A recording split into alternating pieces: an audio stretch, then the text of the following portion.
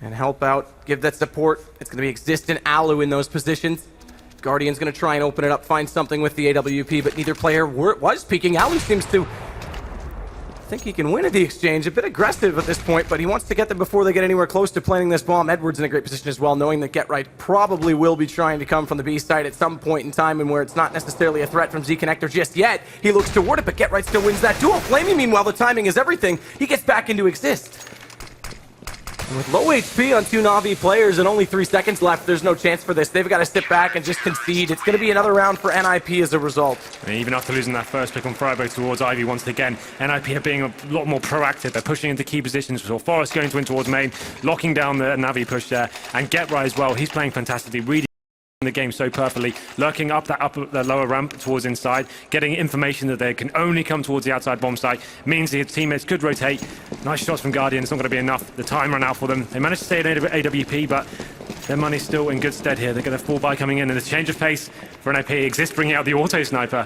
Can be very viable on this map, so look out for that one. NIP is one of the people that used to love using it on this map as well, so going back to an old faithful quick pop flash from Get Right, that does actually catch most of the Na'Vi players, in fact, so they slow it down. Zeus is going to stand in the flames and take the duel regardless, wins it convincingly, and this will allow them to push aggressively. Look at Zeus, he's going all the way up toward the mid-trains on the inner side. This will allow naturally a plant and a much harder time for NIP to get in position to go for a defuse. He's going to go through the smoke as well. He may slip behind them. Freiburg, he's not going to hear him coming. This is just absolutely perfect, or is it? Alu finds him, so Flamey does get at least one trade, but it's still possible right now for NIP. Watch Seized. He's doing the same play he did last time. He's going to catch them off naturally. He has to. It's a 2-on-2, but he needs to go now, because if they get closer and his teammate goes down, he can bait this out. He does pick up one, it don't exist. And Alu, he's got to be a sitting duck at this point. The nade may do it alone, and Edward, in fact, will. It's going to be 11 Na'Vi. They've stretched it back just a little bit. Yeah, really impressive play there. Zeus going through those flames, just showing no fear. Get Right obviously expecting to be able to fall back, but sometimes that can be the most clever play whatsoever. You go through, go for that pick, spray them down, and he survived as well. Once Get Right went down, the auto sniper comes in from outside. That's the position it needs to work. He did some decent damage, unable to find the kills. And Navi, the good thing about going inside is when you get the bomb down, you need to be pushing forward. You need to be locking down any snipers that may be rotating, make them feel uncomfortable. That's exactly what happened. We go into this last round now. No money available for NIP, just some pistols and armor. And Guardian once again opens it up, takes down Alu, bringing it down to the 5-on-4 situation. And this is it now. NIP needs to once again be pushing key areas and getting information. That's what's Get Right doing right now. Push towards the inside. He's only got a 5-7 in hand though. Gonna have his work cut out for him. He's gonna find a frag here. Zeus is gonna wait for this as well. On the off chance that he does show up, bomb still out towards T-spawn. All signs point to an A take with a 3-pronged approach. Pop flash goes down. Get Right should have heard that from his position, so we'll see how he times his flank. But again, they still have attention toward him because they're aware that he likes to go for these plays. And Seized, who's been quite sneaky, he's going to try and quietly walk in Ivy. There it is. Zeus goes back and actually gets Get Right all to his own before the play even materializes. Takes the fight aggressively. Nice shot from Freiburg with the deagle.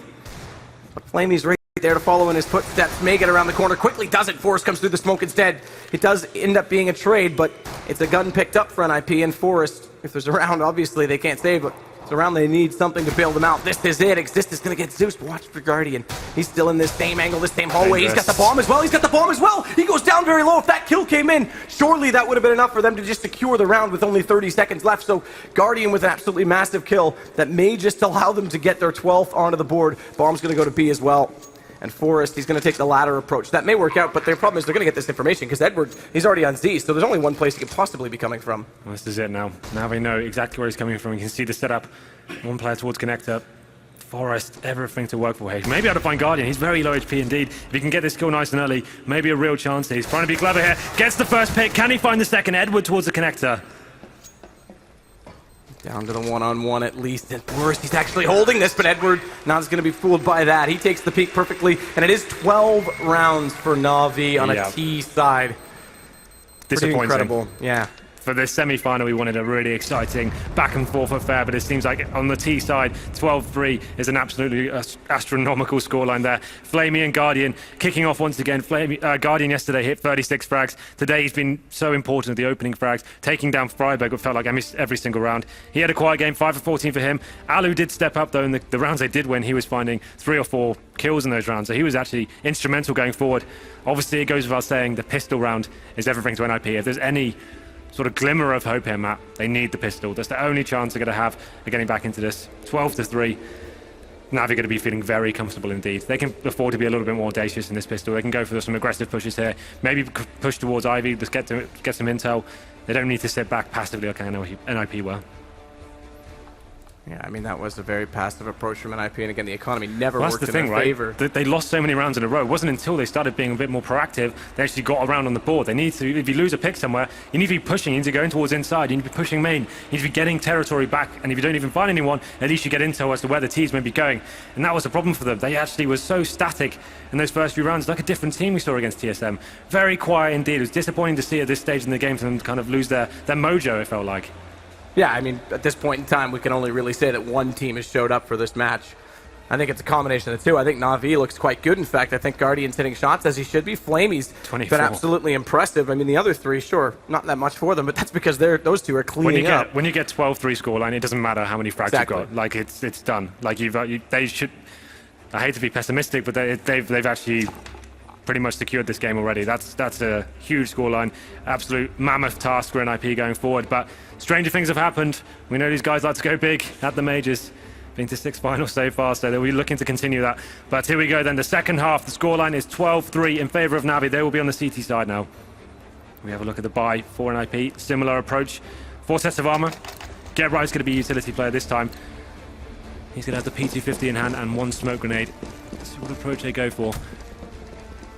Looks like they'll be going for a very fast main take here as they make their way outside. With the decoys at Ivy as well to try and sell it, to hold the rotations farther back, give them more space to walk in toward the trains, toward quad. That's where they're going, but Seized is still able to open up. Guardian, he follows. Seized, a third for him. It's only 1 in return from NIP, so naturally, maths leave us at 4 versus 2. Low HP on Guardian, but that may not be enough. That may not be a hope for NIP at this point. They need a pick regardless, and they're going to get swarmed. It's a knife as well from Seized. He's going to pick up the extra money, and they'll close this out. If it wasn't convincing before, it definitely is now. Yeah, that's an audacious play to say the least. Had he have felt that knife, that round could have slipped away from them. He didn't care though. He wants the money, he gets it, and that's going to be insult to injury for NIP. I think they have no choice but to force buy into this one. You can see them contemplating right now. It's a decent approach for them, go for the main push, just lost the first frag. I think Caesar was the one that opened it up. There it is on your screen. Took down Get Right, and then it just kind of fell apart from there. And there is the knife onto Forest. That really did set the tone. But they're actually not going to go for any sort of investment here. Full Glocks. Not getting a bomb down. I would assume they're going for a big investment next round, probably Galil's and Armor next round. So let's see what they bring at that point. If they can get a bomb plant here, that'd be absolutely fantastic. I'm not sure how they'll do it, but they're giving it a go. And you would have thought they'd go very quickly toward B and try and just win the bite, the initial point of the bomb site to allow the plant, but they are splitting up still. They're trying to sell this. They want to force these rotations into plan onto A. The bomb is waiting by E-Box, but the only support system that Alu, or rather, that Get Right had was Alu. He's gone. Get Right gets a kill back to Flamey, so that's not even going to happen, Henry. Like you're saying, this is going to be a very desperate buy in the next round. I don't blame them for going for it, mind you, with this scoreline, but a bomb plant would have made so much difference in terms of utility. This is it. Get Right. 55 seconds on the board. P90 in hand. Has found 2 frags so far. Picks up an M4 as well. I think that would be more viable for him right now to save that if they're going to be forced by next round. He's got such low HP. No bombers on. When down he goes. That was kind of predictable there. So there we go. 14 rounds on the board for Navi. It all comes down to this one. NIP going to be investing everything they've got. They had about 3,500 average. So some players who got kills will be able to afford AK-47s. That's going to be Exist, Freiberg and Forest. The other guys down to Galil's and Tech 9s. So Navi probably going to read this. They're going to be potentially pushing, going for their own bit of information. Let's see what NIP are going to bring to the table. Looks like 2 players heading towards Ivy right now. That's going to be Freiberg and Get Right looking for that first pick. It can be so important opening this map up. Guardian, flash out, smoke already in play as well, so the 2 players at Ivy from NIP, they're limited in options. They spot Alu jumping across to try and get information, but none to be had. And both teams have actually been playing this more passive approach to the A site. No one trying to push up toward those ladder rooms.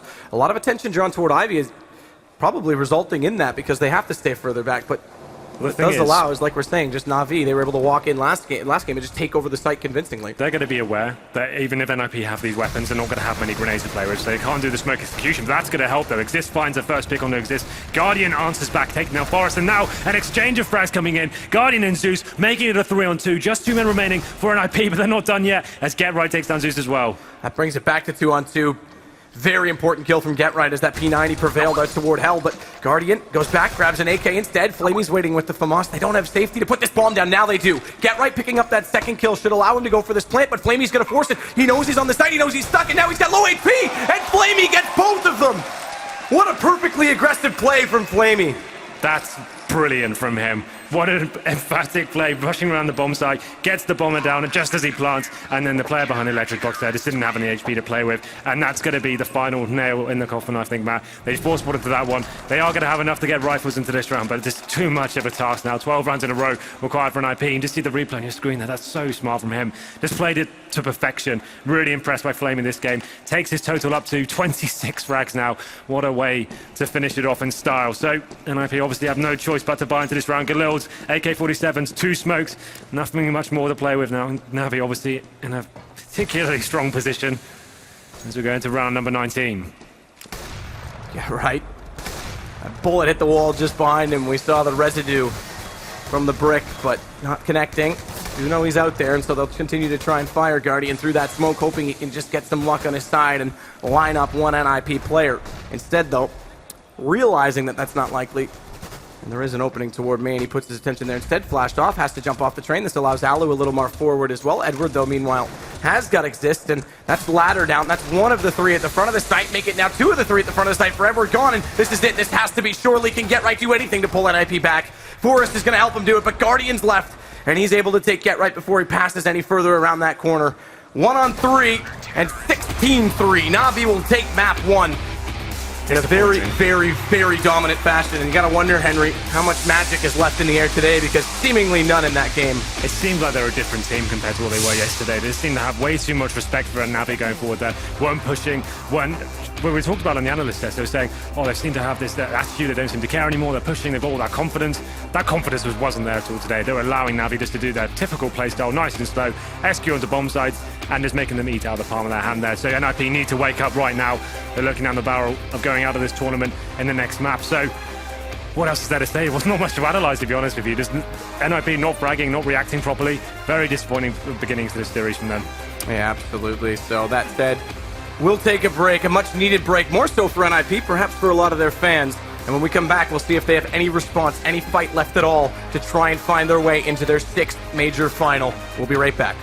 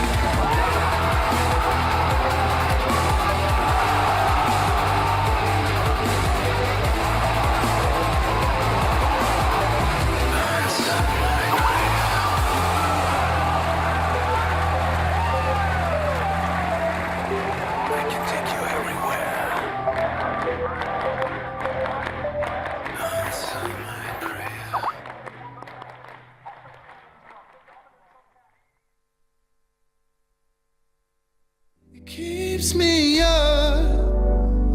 I can't rely on you to understand, so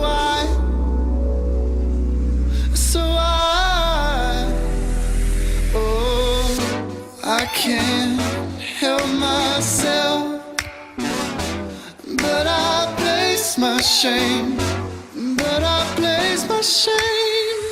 on you.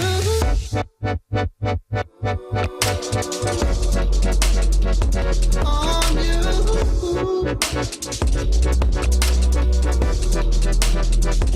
On you.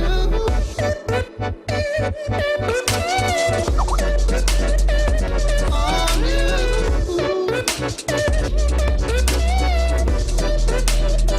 There's no way out.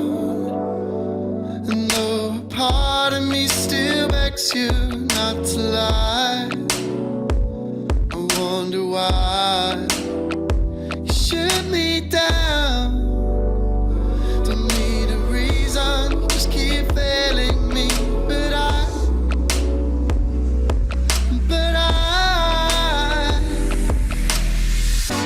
I can't help myself, but I place my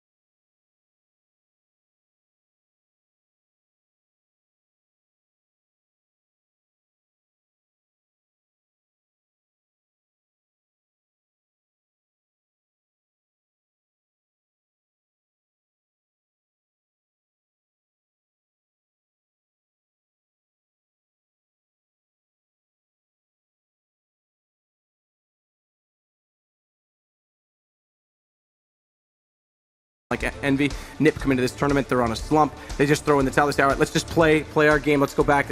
Like we were saying, they seem to not care as much. They get more of a loose, more classic NIP style. But suddenly, they find themselves in a semifinal that potentially they didn't expect to be in at all. Obviously, they were going to aim for it. All the goals to come here and win, but didn't really expect. And as soon as they see light at the end of the tunnel, they seize back up and go, okay, whoa, let's exactly. focus. And maybe you get a little bit too tense, you overthink it. I think that may be right. So obviously they get this far and they think, okay, now we need to start really going for this one. I think like they just look so static and like a little bit scared perhaps. It just seems like Navi had full control and at not any point it looked like they were going to lose that one. So here we go, then we go into Dust 2. It's going to be the second map in this series. Navi starting on the CT side, obviously NIP on the Ts. Ladies and gentlemen, can you make some noise? Let's build some hype here as we go into this game. It's going to be armor buys coming in for Get Right and Forest Exist. Let's see what the rest of the guys are going to bring to the table. Most of this time these guys are actually dropping P250s for their T sides, but this time I'm going to be going for Freiburg with the smoke and flashbang and the CT push up onto short from Navi as well. It's very standard stuff, going to gain that information, but NIP expecting it. They're holding back towards the top of mid. Watch Get Right. He may get caught here by Guardian. We saw them run this exact setup last night against Luminosity, and it worked. That one got a headshot. Edward, it was exactly this, fell back, and then Guardian picked up the other, gave them a huge lead early in the pistol round. And by the way, just speaking about that P250, Forrest is the only player that does have one on the T side. They're going to try and push from long. Hugging that right side wall from our perspective from Zeus to try and get much closer before they get confronted. Massive gap in that smoke, and Alu's blinded. He just sits in the open. Guardian and Zeus, it's a crossfire. Slaughter Exist goes down as well. Freiburg at least gets back into one, but Edward, he's quick to rotate. Get Right needs to win this battle immediately with Flamey if he wants to do anything at all. And in fact, his teammate Freiburg's already gone. He can't give him help. He can't give him support. It's really just a matter of how long before he dies, and it won't be very long at all. It's actually a really nice approach from NIP there. So they worked out the short pushes come in, Get Right giving the call to his teammates. As soon as they got that information, they pushed out to long. Full-on long push, just got straight up there. The smoke that was placed on the crossover was pretty awful. Like, there was a huge gap left in it. They tried to cross, got mowed down, and then pincered by the CTs coming in, and then just Get Right left in that unwinnable situation. So they will be force buying into this one. Scout purchase for Freiburg. Interesting decision to give hit to him. But there we go. It's going to be the rest of the guys, P250s, Tech 9s, and some armor as well. Thing is, Navi have predominantly gone for rifles. Just one P90 on Zeus. So they're going to keep things nice and long range, you would assume. NIP haven't got any utility to play with, so a mid split. It's just going to have to be based off one flashbang here. Looks like they may be setting up for that. 2 players towards mid so far. Bomb going to B tunnels. What can they do here? Navi not showing any signs. They've been showing a face in any of the key areas on the map.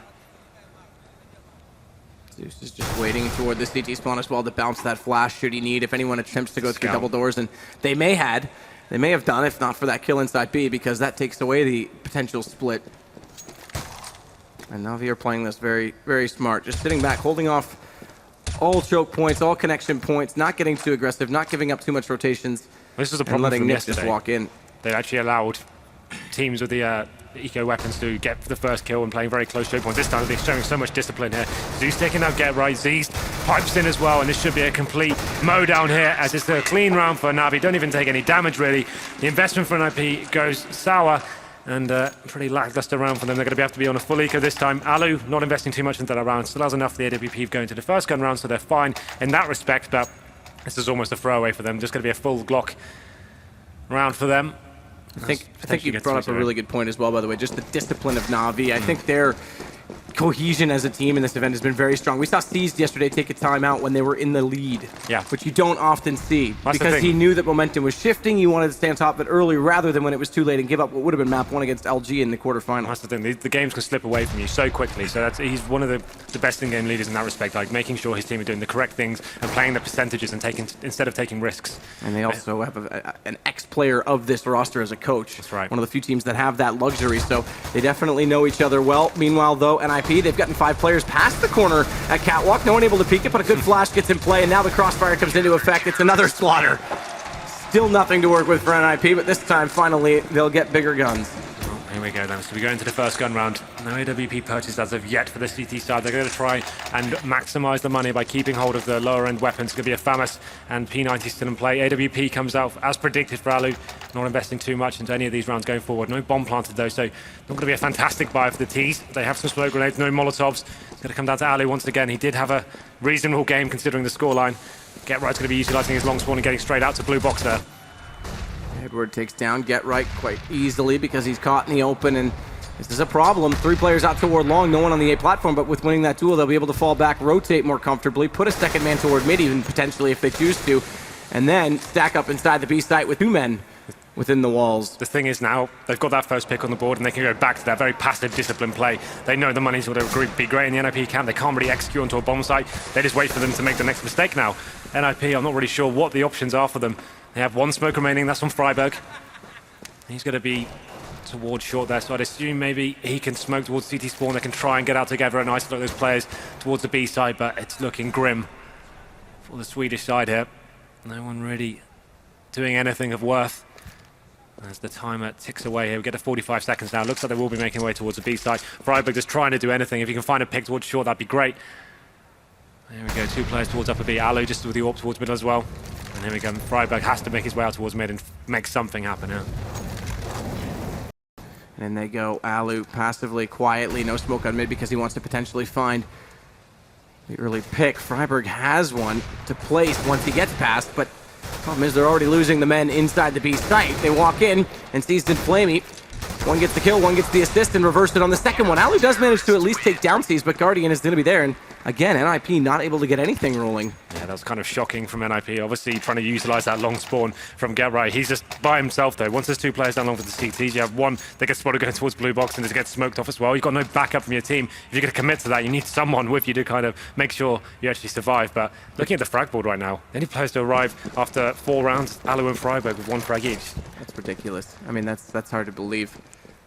This is Na'Vi more of the same. Well, Navi's not giving anything up again, and we're going to see it here. The nade from Zeus takes down 2 after the initial damage from Edward, who picked up one of his own, and bombs dropped on the inside of the doorways. It's looking unlikely Nip can even secure a kill in this round. Navi are just playing so smart, setting up crossfires, using utilities, and again, that discipline is just absolutely outclassing NIP in this case. And again, another round, 5 men up. The economy is swelling right now for Navi. And the problem is as well, Guardian taking down Alu in the last round. He gets the AWP. He's going to be sat on 10k. That goes for the rest of the team as well. Average of about 10k across the board. Now then, NIP changing the pace. Get out of jail cut, perhaps getting the double AWP set up on Forest and Alu. We know these guys can be incredibly strong. Dust 2 is the map. They actually 16-2 Titan on, so let's see whether they can get back into this one. No damage done on the cross. They're going to be aware of the situation though with the AWPs and the buy. What's the play from Navi here? Seems like more the same. They have moved the player towards middle this time though. To predict the change of pace, perhaps. It's going to leave Edward alone towards long. So this could be a really fantastic read for them. Yeah, this is, if they can get up catwalk as well, though, for NIP, it could actually work out extremely good to take over that A site quickly. They're going to go for the corner boost here. It looked like they potentially thought of it. Instead, they'll just sneak back across over in towards CT spawn to get back to a more standardized formation. And now they'll put pressure on long. A little bit of a dance done between both Edward and, Get Right. They spotted each other within the gap at the doorway, but all amounts to nothing aside from NIP knowing that there is at least someone waiting at long. And Alu's going to try and creep toward that platform. And again, I said this was the opening about 30 seconds ago. That's since dissolved because now there's a player on Goose in the form of Zeus. Zeus the Goose. Forrest, though, meanwhile, going to try and get through mid. Smoke off on the left. That covers anyone peeking out from the B window, so we can try and peek through CT. Seized was on the box, but obviously undetectedly so. And Zeus could definitely still be an absolute massive point in this round because his patience could just pay off. He's yet to expose the fact he's there. Good pick from Forrest this time on the second effort going through mid. They're actually going to take that invitation because they've lost the man on catwalk, so it's going to try and be a dual-pronged approach on the B. The problem is that Flamey was waiting. He caught out both of them. Alu unable to react fast enough to his teammate's death to avenge his loss, but there it is, Edward again. I mean, this is now 6-0. More kills that time, in fact, equaling their total in that round NIP, but 3 members stay alive again, and the money stays above 5 digits on everyone. I'm just trying to work out what the objective was for NIP that round. This seems a so slow pace. They give themselves no time to enter the bomb site. You can see them just trying to get into the bit as quickly as they can. Can't even check that box outside the platform. So it's really disappointing. Once again, they are going to be quasi-buying into this one, making sure they're a full lost bonus so they can justify something. Get Right has a Galil. The rest of the guys on Tech 9s and P250s going into lower B. Guardian's going to be waiting for them though. Presumably going to get this first pick. There it is. Takes down Exist, and now he can just fall back, giving a decent call off to his teammates as well. More damage done in terms of that grenade. And this should be another round falling away from NIP. We should be going to 7-0.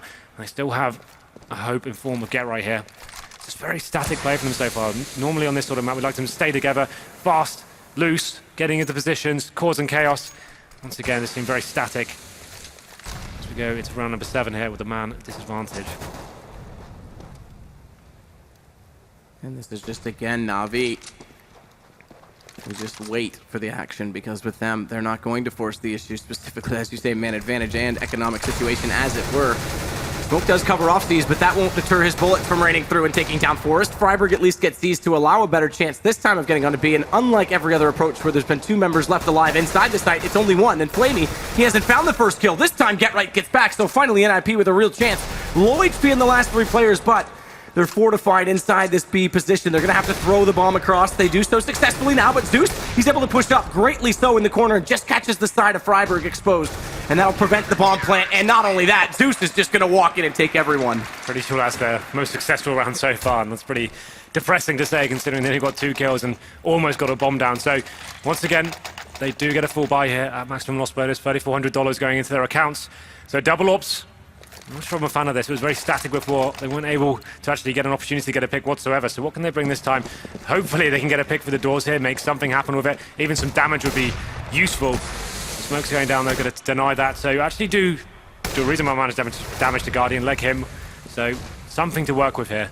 As Freiburg, now this is better. He's actually showing some assertiveness here. Getting up to short fast, getting information. 3 players going to join, and this looks a lot more objective than previous rounds. Let's see what they can do with this one. Molotov on the platform trying to force Zeus's hand, but he's playing on the ramp instead, so he's still got the mobility required to control the peak. Instead, though, Get Right takes Guardian because he's not exactly in a position with that smoke to cover off his teammate. And now, finally, this may even be better than the last round as Forrest picks up Edward. That's 3 kills for NIP. So only the 1 so far from Na'Vi. And Forrest is going to wait in middle. He knows Flamey's there, so he's going to cut off the rotation. Not only that, win the exchange. And I think we might have to hatch that egg and see if there's any magic inside, because this is going to be the first round for NIP, but they're going to need something desperate again to pull this back. Not only it's the same situation as what we saw on Train, as these will knock down another gun, which goes to the point I'm about to make. The round loss bonus is about to be reset. Yeah, well, that's the problem. The good news is if they did 2 AWPs, so that'll be a nice stead for next round, but that was much better. Keep it like that. Stay in the bragging unit, have 1 player lurking, 4 players stay together, simple smokes and flashbangs, and allow your players to even have a chance to work these kills on bomb sites. And the thing is that Na'Vi are playing so passively and not giving them anything, they can't work these picks, they can't rely on that. They need to just force the issues themselves and push themselves onto bomb sites, and that's what it's going to work for them. So that was much more positive. As soon as I saw Freiburg being more assertive there, I knew the round was going to be a lot better for them. So that's what they need to try and do. They've got a decent long spawn this time, could potentially work with that. You can see Freiburg looking towards it as well. I think he will fancy his chance going into this round. So, here we go, number 9 now, he's going to smoke off the corner of long. Whether he'll go for the pick is yet to be seen. No damage done this round, but Freiburg will indeed be going for this pick. He actually goes out the doors as well. Freiburg is passed, but there's 2 lined up, and that smoker might line up for him. It's only 1 to go down, and it's actually the one behind Edward, Zeus, that falls. So decent trade. If he picked up both of those, a really, really good chance, again, like you're saying, to open up a quick bomb site. Instead, 4-on-4, low HP on Edward. They're going to try and go back toward mid NIP. Smoke off towards CT, flash on the corner, Flamey, he'll hug the wall, they won't be able to push him fast enough before his vision is restored, so he goes for the counter peek and no one pushes through. Smartly so. Now they'll be more calculated about it. Guardian on top of the box, while Red over top of the smoke takes Exist, and Flamey's just waiting for them to get around that corner. They may not even do so because Guardian, he's completely intimidated them. One has snuck by, mind you, Get Right. He could absolutely sneak in on Flamey, but Flamey, he's ready for it. In fact, Zeezed is there to get the kill, sneaking through the door. Now they turn back. They know the last 2 players have to be in the tunnels. They know it was going to be a split approach. Edward goes for the flank. Forrest at least turns back. He's got a chance with the off. Where's the kill? Zeezed, that's a blunder. He runs out of ammo, and Forrest pulls this back to a 2-on-1. 37 seconds as well with bomb, 16 HP only, but a chance to try and cross back over. Good play from Guardian. This is a great read. He's not actually peeking toward the spawn, mind you, so he could still get the cross here. Well, the thing is, the time is ticking away. That's quite clever. So they've taken away from the vision towards suicide. You saw that on your screen. So 20 seconds remaining. He actually will go back to B. The problem is, Flamey is sat there. He knows he needs to wind this clock down and not get picked here. That's absolutely vital. Sit there where you are. This should be a run. There we go. Yeah. It was a nice try from Forrest, but ultimately amounted to nothing. Got 2 kills, but the money should be, I think they can get it by still. Actually, they can't. Obviously, the money's been reset, so 2 players will be Forrest and Get Right on absolutely nothing. Only getting $1,400 this round. They could get some Tech 9s out and try and balance the money out, I guess, but there's not really much they can do with this. 8-1, Navi answers straight back as we go into round number 10. PT-50's purchased for NIP, 1 smoke grenade on Exist. Desert Eagle comes out for Freiburg. Very quiet game so far. Only one round on the board. They had to wake up. So far, that's not really happening. Yeah, absolutely not. I mean, considering that they took down TSM on this map, who have been the class of the field on it over the last few months, and then this performance to completely contrast it. It definitely highlights... Exactly. I mean, it definitely highlights the fact that not only NIP, or rather, excuse me, Na'Vi playing well, NIP just are not in this game at all. And Guardian, he's able to control the angle again with the AWP. He doesn't even necessarily need the support from CT Spawn, which he will now get in the form of Zeus regardless. But they'll just clean up. All 5 alive yet again. 9-1 Na'Vi. I really hope NIP get into this. This would be such a disappointing way to end our casting out on this 2-0 and 2 really one-sided games. I really want them to step up. They're going to be going for 1 AWP this time, just on Alu. He's on 1 for 9. Really is a problem in terms of the fragging. Looking at the scoreboard, Exist 1 for 10, Alu 1 for 9, Freiburg 3 for 10. None of the key players stepping up here. This is the T-sided affair. They need to be pushing in, making things happen. There we go. Alu takes down Guardian. Is this a chance now for them to get the second round on the board? Mistakes for the CTs need to be made now. And Zeus pushing up towards the top of middle. He's reacting straight away. GetRight's not going to be expecting this. Down he goes. Almost didn't as well, but there we go. NIP neutralizing the situation, bringing it to a 4-on-2. And that was Bomb, so if he was able to stay out alive, or even the second player in the lower tunnels stayed alive, they might have been able to catch off NIP trying to re-grab it. Instead, those 2 kills immediately were countered, and NIP find themselves in a 2-man advantage in this situation. That could have been absolutely disastrous. They're walking onto the A site. There's no need to force this either for Na'Vi. They know the situation. That leg shot through the edge of the wall from Alu allows Freiburg to clean it out. Pretty good read by Alu, and he'll follow it up. Flamey to go down, NIP now with 2. I'm going to go then. So coming into round number 11, that pick coming from Alu really did open things up, force the CTs to try and make something happen. So Zeus pushing all the top of mid there. I actually really like that. GetRight didn't see it coming, but good communication. I mean, his teammates in lower B managed to answer back and get them back in good step for that round. They're going to go back to the double AWP setup. Going to be Exist with that long spawn this time. He fancies his chances of getting the long pit. They're not going to smoke the corner this time. He wants to have full vision of when he goes to this pick. So let's see what he can do with it. Out he goes. Going to have CTs on the screen, but gets absolutely destroyed there. Headshot from Guardian. Opens up the round, and this could be disastrous for NIP. They're going to be going up short fast as well. Forrest leading the charge here, but Guardian wants a piece of the action again. As he does drop down, decides better of it. Guardian was stuck forward, or rather, excuse me, Forrest was stuck forward of that Molotov too. So if Guardian had gone a little bit further around that corner, almost about an inch, you might have spotted him just waiting for that to dissolve, to extinguish themselves. Now a smoke placed in front of him, just using all the utility Na'Vi to buy more time, but it's going to be NIP's approach toward middle. Bombs on Cat. They may try and fake this. In fact, they're going to go for this left side smoke.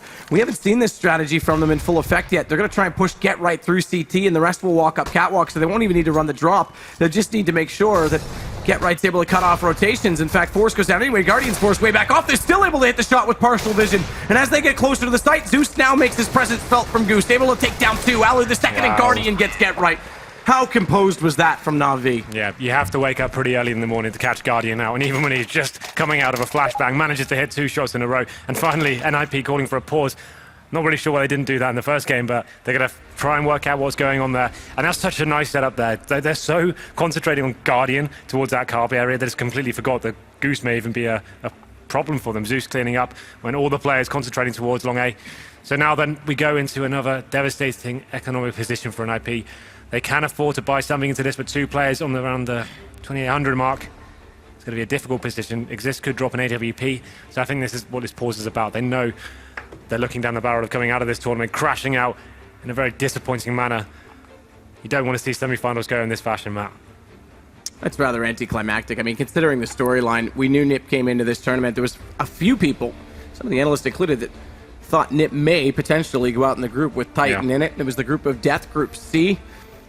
They managed to make it through that and then surprised us all by making it into this semifinal against TSM. That was quite a win in very convincing fashion. Again, that second map, only 1 round against them, and it was the most unlikely situation. So at that point, they'd convinced everyone, but here we are again where, and perhaps convincing themselves and tensing up a little bit too much in the situation. They're significantly behind Na'Vi, who want a berth in a major final, going up against someone who's very familiar to it as well. Envy, second time straight they'll be in a final. Absolutely. This is looking like Na'Vi all day long. They're currently at 10-2 on the CT side of Dust 2. Money's not in a great position for NIP. Their best players aren't turning up. Exist, not fragging. GetRight, not fragging. Alu, not really doing anything with the AWP.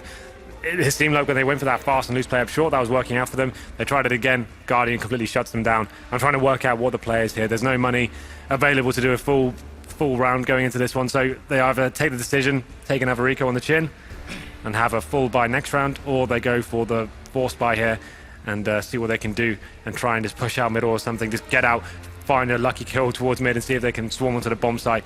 Looks like they will be doing the eco roll here. They'll be going for P250s, so smoke grenades, flashbangs, looking to the future. They know they need to at least get 4 rounds here, so they'll take the 11th one in favor of Navi and hopefully get the last 2. Let's see what they can do with this one. Should be unpaused shortly. There we go. So 4 P250s purchased. Get right, just going to be on the Glock and smoke. Replay now of that really nice pick from Guardian there, and this play from him as well. That was so calm. Look at all the players, they're so... They're not even aware that Goose may be a problem for them. The Zeus just clears up and Guardian finishes off his style. He's having another great series here. 11 kills for him. Zeus with 16. The talisman of Dust 2 so far. And Guardian got a very good spawn. He was actually really early to long, considering the last 2 players were intending to join him, but significantly behind. Doesn't really matter. No one came through the cave. They're going to put pressure again toward middle. Well, what's gone from Zeus means that they can't necessarily push through just yet. It may actually be Catwalk. And there is no one else this time to support Guardian, but it's Pistols versus AWP, and he's going to play from Car. I'd say he and Cajun B might be the 2 best in that position. They're going to do a wall of smoke play here. They just want to get the bomb down and give them a good, nice position for next round. So smokes into the bomb side, try and flash off, drop some players down towards CT spawn, and see if they can find that kill on Guardian and get a plan out of this. Here we go. This means Zeus has a significant role in this round. If they do go for the drop, he's the one down towards CT. Again, Pistols up close.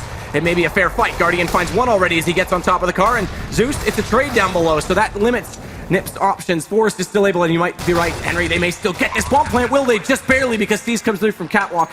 And although they're all dead now, they still are going to get that extra income. That's all they wanted from that round. Like, they knew they were going up against Guardian, and Zeus on the A-bomb side did everything they could just to get a bomb plan down. It was successful in that respect, so inject the money back into this 14th round. It's 11-2 favor of Navi, so they will get the AWP out once again. I wouldn't like them to get the double AWP set about. Hasn't really been impressing me too much. Keep to the rifles. They've gone for double AWP, so Alu and Forrest once again.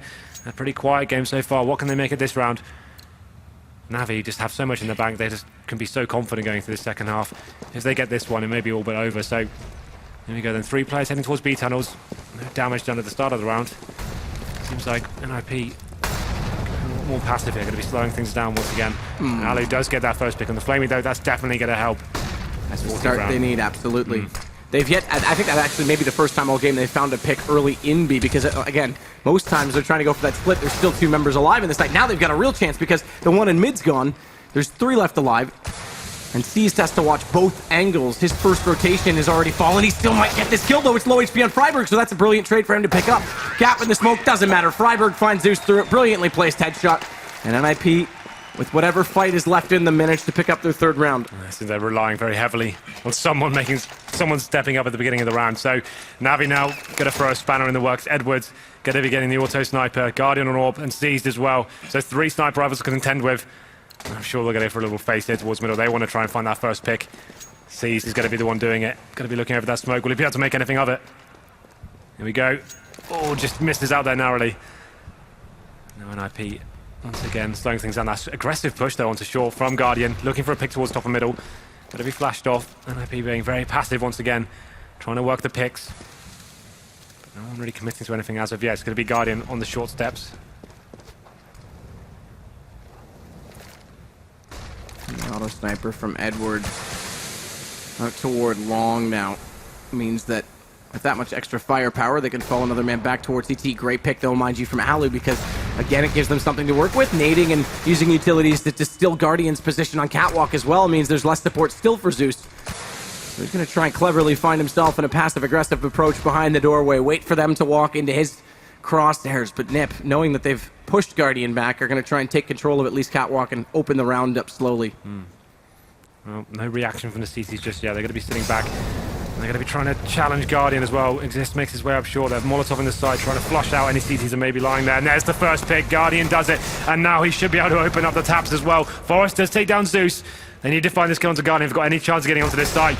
Not going to happen though. Quickly up on top. Bye-bye, Alu. And a potential for more. Guardian finally goes down, but Edward, there it is. The auto sniper catches Get Right. And look at the HP. It's 1 for Forrest, 38 for Freiburg. Although they've got a bomb down, this is going to be a very grim situation.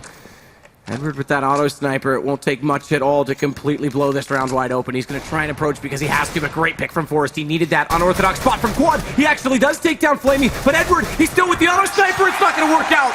Freiburg will give NIP a real chance, but they're going to need the next pistol. Absolutely. So 2 rounds.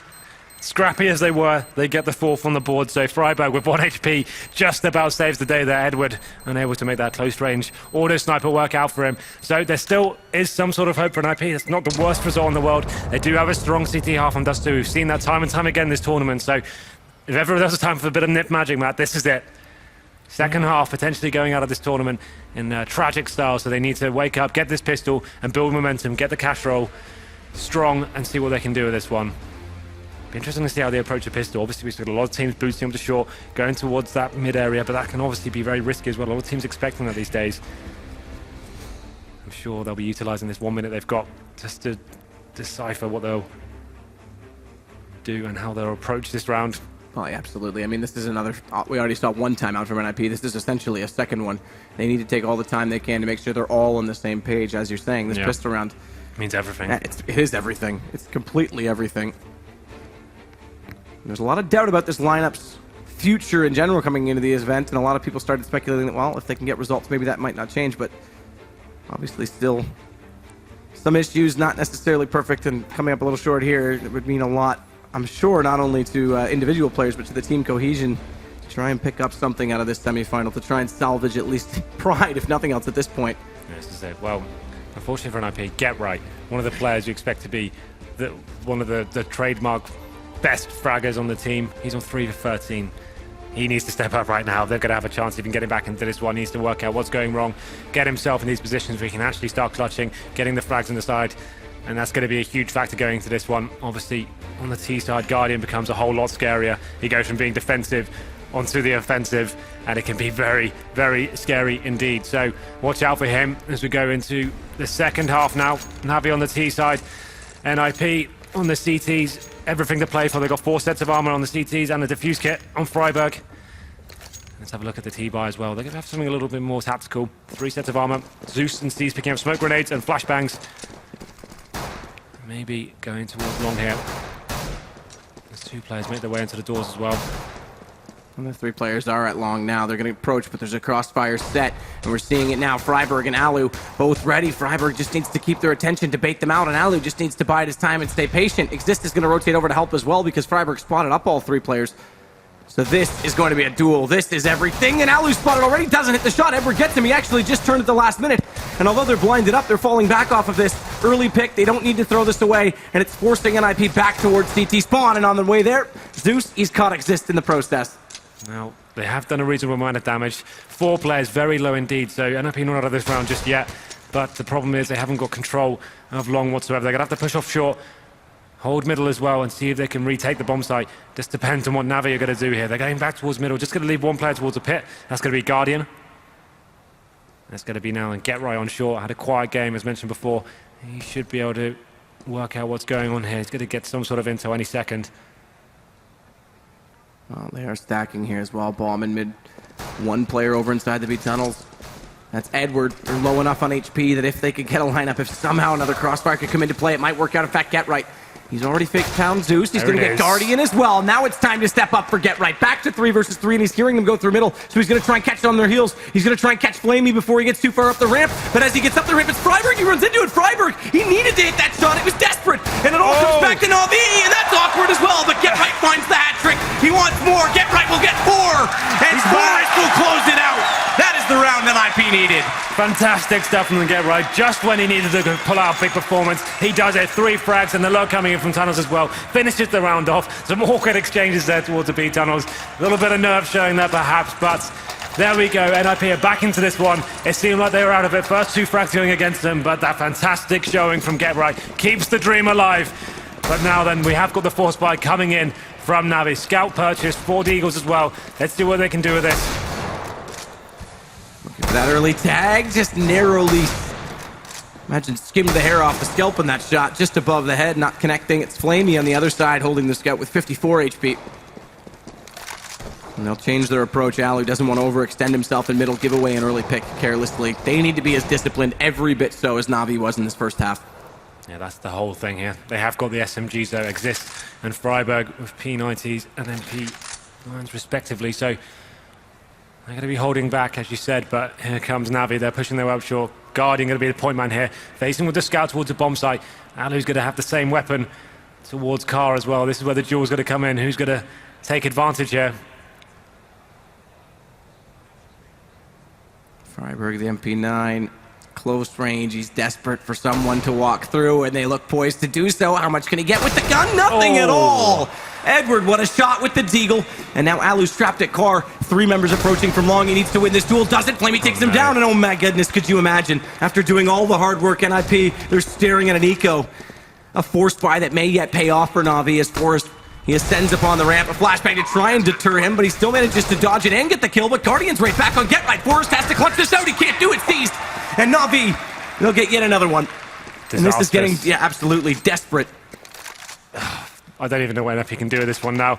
They probably have to force buy into it, get some 5.7, some P250, see if they can catch Navi when they don't have too much of an arsenal. They're going to have SMGs. They have purchased some AKs as well, though. Here comes the force buy from NIP. Going to have 5.7s, Desert Eagles, armor, but not much utility. Going to have a difficult time crossing towards B there. 3 players committed towards long. Same for Navi as well. Here comes the exchange about the fires going on. And Seas and Flamey taking out existing Freiburg. Alu gets 1, but it's going to be the advantage going in favor of Navi here. Should be a pretty simple round from this point. And also forcing NIP onto a full eco next round. Push through the smoke. Flash did catch them off, but not sufficient enough for them to allow a kill. Let's Get Right in Forest. If they could pick up one there, might have had a small chance. It's not to be. Get Right, he's about to get pushed from mid as well, and it's Edward that does so. 13. 3 to go. Navi looking for, again, that first berth, in a major final. Well, they're very close now. Touching distance, I would say. Seeing as NIP have this disastrous situation, have about 2k average across the board. Can't really justify force buying into this one. They need to allow Navi to the 14th round and then try and make the gun rounds really work for them. So not even going to purchase anything whatsoever into this round. It's almost a throwaway round as we go into number 19. Navi are definitely aware of the situation. Look at NIP, they're pushing off towards short. If they're going to need to make a pick here happen right now. They actually headshot Zeus, take him down as well. Is there a chance for this round as they keep going towards the top of middle? And Edward, he just walks out and lines them up, sees the one tap onto Forest. Not really much of a chance, despite that first pick. So now it's just Get Right and Exist, and they're split up right now. One on either side. Good push from Exist to try and force the issue. Had to do something, had to come up with something brilliant and off-key to make sure that it worked out, but it's not to be. And guns will come back out, but again, this is going to be desperate and very narrow margin on how much they're going to be able to afford for utility on the CT side. This is the thing, they've got no incendiaries, Get Right gets 1 kit. He's on the FAMAS though. Only saving grace is they have got Alu on the AWP. He needs to go big. He did get some impressive picks on train. Similar performance required. Going to be sending 3 players towards long here, but maybe the wrong position considering the T's look like they're setting up for a more mid play here. Guardian's going to try and get above the smoke as well toward middle with the AWP. He may yet spot a player because, if I'm not mistaken, it is Forrest that's in the top of mid right now. And look like he may go back down toward that slope instead. Rather than he going down, they brought Exist over. So they'll set the crossfire. This means Exist needs to get the read, though, because if the pressure comes onto Catwalk like it's looking it may do, Alu's going to need all the help he can get with this AWP. And right now, his attention's not even fixed on the Catwalk. It was still through looking for mid. So for some reason, NIP, they seem to believe that's exactly what Navi want to do. That's the thing now, they've got no smokes, no HEs, just 2 flashbangs to try and hold off this full execution. We know how methodical and tactical Navi can be. Just going to be allowing Guardian to scope out some of the key areas of A bomb site. And you assume it's going to be an execution here. As Edward is towards long, they'll be pincering the site, it seems. Are we setting some sort of distraction there? Will he be going out with the smoke as well? He will. So his teammate's going to join him. Prime are going to have a real difficult time holding this one. He goes down, headshot from the hand of Edward. Alu forced to rotate back towards long as well. He's stuck in the smoke. This is a horrible scenario for him. It may not be, though. Cease doesn't know this. They may go right past him. He has the potential to backstab them now, but he needs to make sure he's efficient on his shots. Finds 1, and he gets 2. Well done from Alu, but it's Guardian on top of the site that turns his focus firmly on Alu. How heartbreaking. It looked like that could have been an absolutely concealed smoke and mirrors play, and now it will be semi-final point for Navi. Yeah, unfortunately, I don't see this game going any other way than Navi's favour. It's just a matter of time. Obviously, NIP have no choice here but to buy everything they can. Pistols, shotguns, anything you can find in the basement. Let's get it out. As they get an MP7 onto Freiberg as well. That play from Alu, like he said, could have done something with it. Got 2 frags, just wasn't enough. Needed to find 3 at least. And now 3 AWPs coming out from Navi. So they're just going to be playing a very slow picking game here. Obviously the CTs need to make something happen. They're getting close to the B tunnels. Forest trying to spam through the smoke there. Not going to amount to much though. Interesting, we haven't seen a lot of attack or rather aggression at the B tunnels from either side, and usually if there's not on the T side, you might expect the CTs to start pushing it, but NIP never really took that initiative to go on the hunt for information early or try and get that map control. They tried to stay just, again, maybe playing a little bit timid in this situation inside the site, and they're down a man already. Oh, it's just a matter of time this round. They're just waiting for the CTs to make the mistakes, so they know they need to do something. They've got pistols. No nades. They need to be finding a frag here, and Navi are well aware of that. Just gaining positional control of short. Getting calls to certain positions are covered. You can see Edward as well. Back in T-spawn, looking towards long doors, waiting for any sort of aggression coming in from the CTs. And if NIP are to stay alive in this tournament, someone has to go absolutely huge. Good dink in the tunnels, but it doesn't amount to a kill. This does get down C's. For NIP, Forest, he's got another one. It's got to go down. Where's the shot? Zeus, he's expended all his ammo, and it comes very narrowly against him, but he does end up getting the kill. Follow that up. He's got Forest as well. It's down to Alu, one-on-one with Flamey. 22 HP for Flamey. That bomb's in mid. Alu doesn't know this, but if he did, oh my goodness, he could have snuck up, and the shotgun at that range would have been more than enough for him to win the round. Instead, that's been recovered, and he's going to have to play a retake. Swaps over to the AK. Give himself a much better chance. More of a range game in doing so. 6 seconds. Flamey's got to hold this. Alu still has a chance to go in on it, but he's not. Flamey didn't hold it. This is all over. Flamey expected Alu to try and go in, and that actually was too much mind game from Flamey and gives NIP the round. To be fair though, what does it matter? You can see NIP still don't really have enough to buy into the round. Flamey keeping his gun, took the weapon off of Alu as well. It's a really nice play from Alu, well read, didn't commit to going in and potentially losing the round, so he knew the situation, read it well, but headline is Navi still are on semi-final points here. And now then the more desperate bite continues here. Famouses, P90s and Mag 7s. A recipe for disaster, I would say, but they're holding on just about. Additional smoke applied inside the B tunnels. But again, Navi, there's no sense trying to read exactly what they're up to because they're just going to take their time, as always. So they are making presence towards mid. There are 4 people there committed as well. There's one player that's watching long for the push. Now I'd assume they're going to just walk out and try and smoke off towards B, it seems, and maybe try and bait a CT spawn play coming in. Yeah, it looks like they did take a step forward. Get Right didn't spot it. There's 2 members past the door. They've since fallen back, and it looks like Catwalk's where they'll go. There's no one on the A platform because they're putting a double stack toward the long position right now, so it actually would mean they have to essentially play a retake to claim their own territory back from Navi as Guardian gets further around the corner. Get Right is below with that shotgun, but he's got to nail a jump shot, and he's going to get spotted up doing so. Flamey saw that coming the whole time. And then Molotov Goose as well. They shouldn't need to check it. Flamey will just in case, but it's again the perimeters. That's all they have to work with right now from NIP. Sees will take down Exist. Flamey with another. It's going to be this round. It's got to be all over. It's down to Freiberg. 1 versus 5. And NIP, well, they may have surprised us, but they will not make it to yet another final. It's Navi on their first appearance against Envious. It's a shame we finished like that, man. We expect the semi-finals to be the most climactic games of the entire tournament. Honestly, NIP not the same team they were yesterday. They get absolutely destroyed on both maps here. 16-6. Never really seemed like they were going to do any better than that. Unfortunate, but congratulations to Alice Sincere. Looking very strong indeed, and they will join Envy in the grand final. And what an exciting prospect that is. The man on your screen right now, Guardian, head-to-head with Kenny S. That's going to be great. And although Envious, when they were formed as LDLC in the former organization, has won a major, Kenny never has, and Guardian's in that same position, so that's going to be a display that you will not want to miss. That specific matchup is exciting in itself. Hopefully that final goes all the way. It's going to be another best-of-3 series going forward. We'd like to see that one go to 3 maps, but 3 maps with 3 overtimes in each map. That's what we need. Would be perfect, but well, I mean, it's a matter of what we get from Navi, because obviously in this game they showed a ton of class, a ton of performance, and sometimes that's been in question. And going against the form like Envy, who are a favorite in this tournament, they're going to have to play their best. Paul standing by with Guardian. Congratulations, a fabulous victory.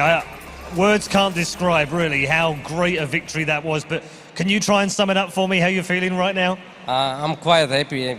We finally fixed all our communication problems, and yeah, we've done a great job, and I mean, we haven't made so many mistakes, even though there were some mistakes. But yeah, we were the better team today.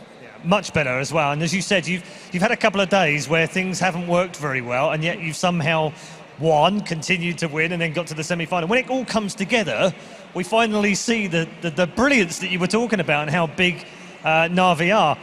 Obviously, playing NIP in a major, it's always tricky, but did you feel maybe they didn't play as well as they should? Of course, some of the players underperformed, I think, and yeah, I mean, we were shooting our hits and they didn't, I would say. But you obviously were playing very well. Tell me what it means to Na'Vi and to the players. You've wanted this for so long right now. What does it mean to finally make a major final? Well, we've been playing a lot past 2 months, like 10 hours per day, and we wanted to be in the finals at least. Now it's something we cannot describe, and yeah, hopefully it will be a successful day for us. So yeah, we are happy. All right, well, congratulations, well done. And we will see you in the grand final. Ladies and gentlemen, Na'Vi are our second finalist. And, thanks a lot for that, Paul. Hugely impressive performance there, and fortunately, it now means you've only got 2 bald idiots on the desk. You know, they say good things come to those that wait, Richard. But I mean, let's just address the elephant in the room. I mean, how do you go from dominating TSM in the fashion that you do, unthinkable, to capitulating like that against Na'Vi? Almost like someone overperformed. No, I mean, you have to look at it at 2 ends of the spectrum here. The TSM performance was a massive overperformance. Yeah, you can say like back to their best and all the rest of it. That was a different world when they were on top, back when they were all wrecking like that, and Freiburg could drop 30 kills and Exist could body on T-side. That was kind of out of the blue, that performance there. This one here, admittedly, this isn't their normal performance. This was below. I mean, they had real big problems. And what's funny is what they did to Titan earlier in the tournament, where once they'd wrecked Titan on the first map, well, close one. The second one, they just gave up. It looked like NiP gave up on the Dust 2 game this time. Well, it looked like NIP were basically at TSM yesterday, and now we're that NIP. Yeah. Missing shots left and right, not really doing anything together, just getting wrecked completely. I think that Guardian and Flamey had like a total of 50 frags after like 14 rounds on train. This is the part that Esk I'm most looking forward to. Moses? Well, I'm not gonna sit around. Tell you what, Moses. For the first time in here, I'm just gonna spare your blushes. We've got Sir Scoots ready with an interview with that Guardian.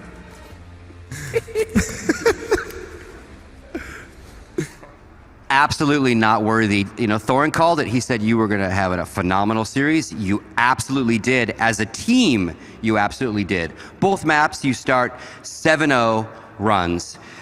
You blanked them several times on the first map, and the second map, you blanked them 5 rounds. Started out 7 rounds in. After the 7th round, they only had 6 kills total. Well, that's something actually I didn't see personally, so I don't know how many frags did they have. But yeah, it feels good, and finally the communication was on the top level. Nobody was trash talking in game, and finally I would say when we are communicating in the right way, then we can play calm game, and that happened now. Again, there's not really much to break down. I mean, it was consistent. They would get a gun round off you here and there, but you would always turn it right back around again by blanking them or shutting them down. I think one of the things that does stand out is obviously your own personal play. I know that you said to Red Eye that you guys have a team has been practicing about 10 hours a day. What about yourself personally? What kind of time are you putting in away from team? Well, like last month I was playing until 5 a.m. and then waking up like 8 or 9 a.m. and playing, I don't know, against bots or FPLs or some mixes. So me personally, I was putting a lot of time into it, and finally I hope I can carry my team to the finals. No, we are in the finals already, not to the championship title. So yeah, we will see, and I hope I can do it. Now let's talk about the finals. Tale of 2 teams coming into this finals. You just now had a fairly easy road into it. Envious, on the other hand, scrapping and battling for their life in the first semifinals. Did you get a chance to watch much of that?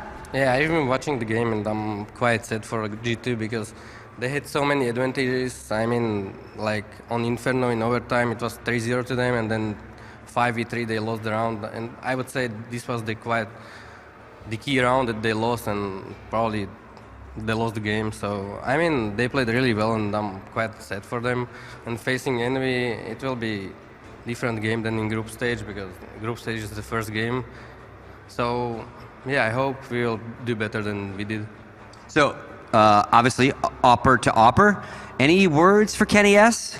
I don't know because we are rivals. We like to play each other, but I would say it will be about the respect, and who shows the less respect, then that sniper will win, I would say. All right, thank you very much. Congratulations on making your first grand final of a major. That's going to do it for us in the mixed zone. Commercial break, and then the boys will break it down, although there's not a whole lot to talk about.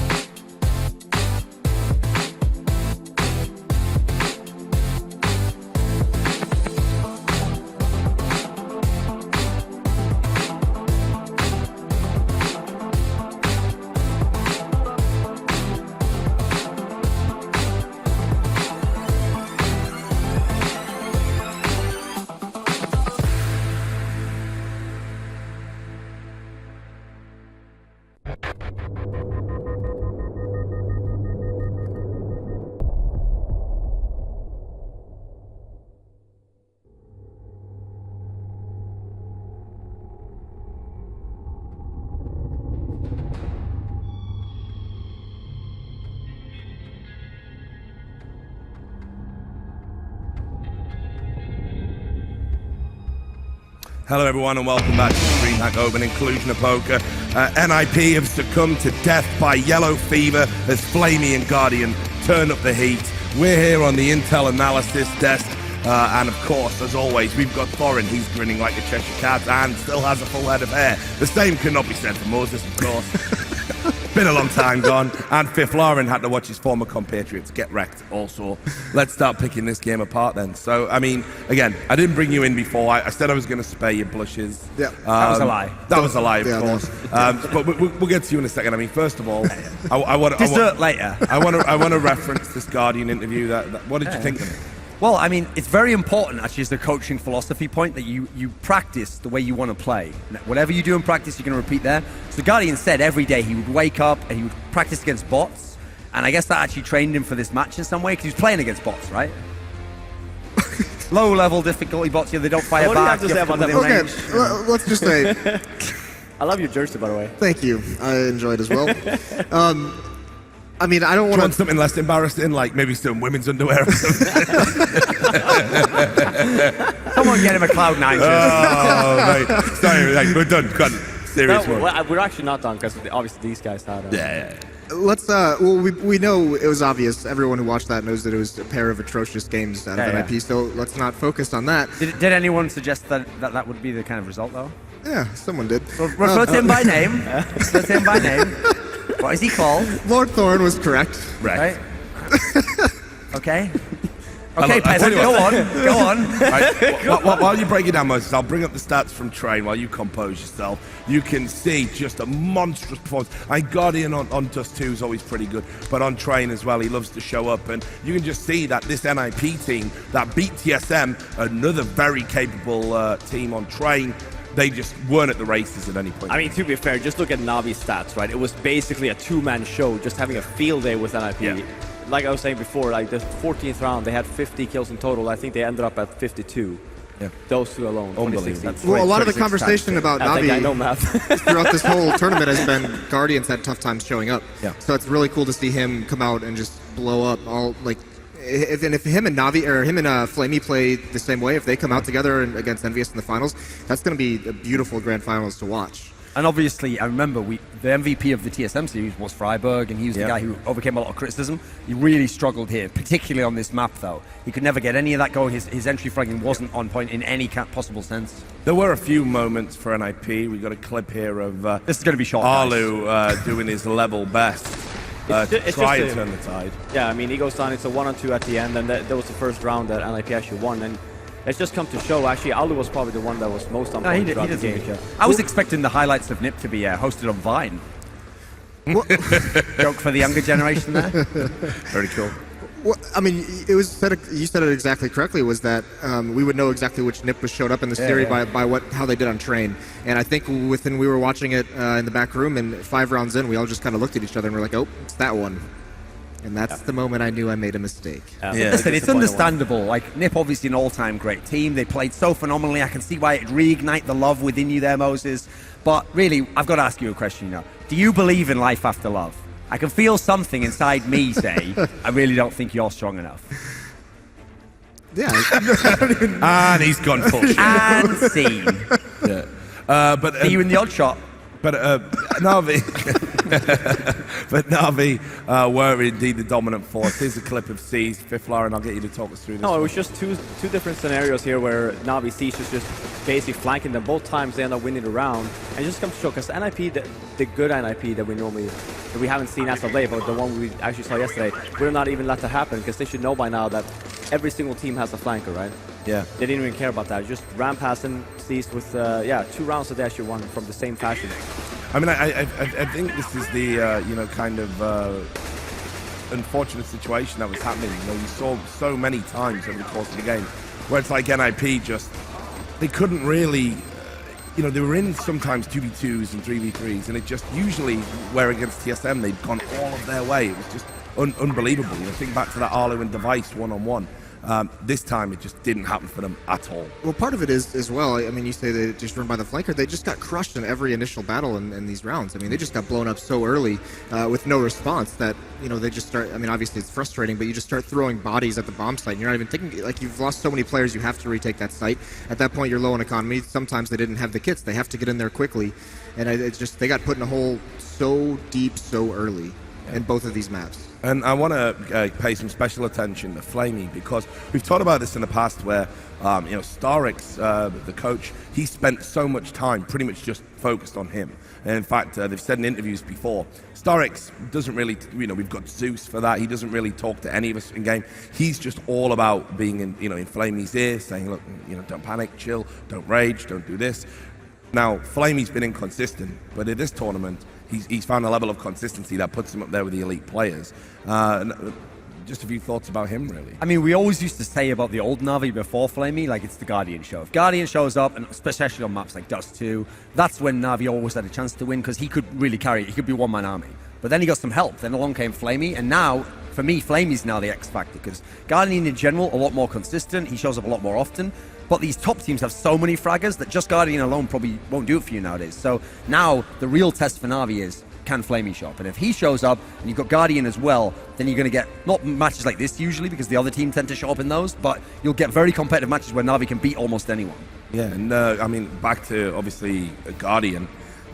This is the sort of first major we've really seen him do Guardian things. It's like the first major where he's actually at the level of a number one AWPer. We've got a clip that's going to demonstrate this point. It's just nasty. This one is just what? I didn't even know you can wall there. I didn't even know that. Look at that. That's unreal. And in the head. That's when Alu just drops his mouse. Yeah, look at Alu's perspective here. He's like, oh. He's like, damn you, Here's Moses. the interesting thing, okay? you know you're effed. Yeah. When even that happens, right? Here's the thing, okay? That is hands down. I've actually referred to this on past broadcasts before, but Alu's a really confident guy, okay? So actually, when I've talked to him in the past, even when Kenny S was in God mode at the beginning of the year, he was telling me like, no, I'm better than Kenny S, actually. Every time I take on duels with Kenny, I feel like, he has to shy away from me, he has to go away, because I win those duels one-on-one.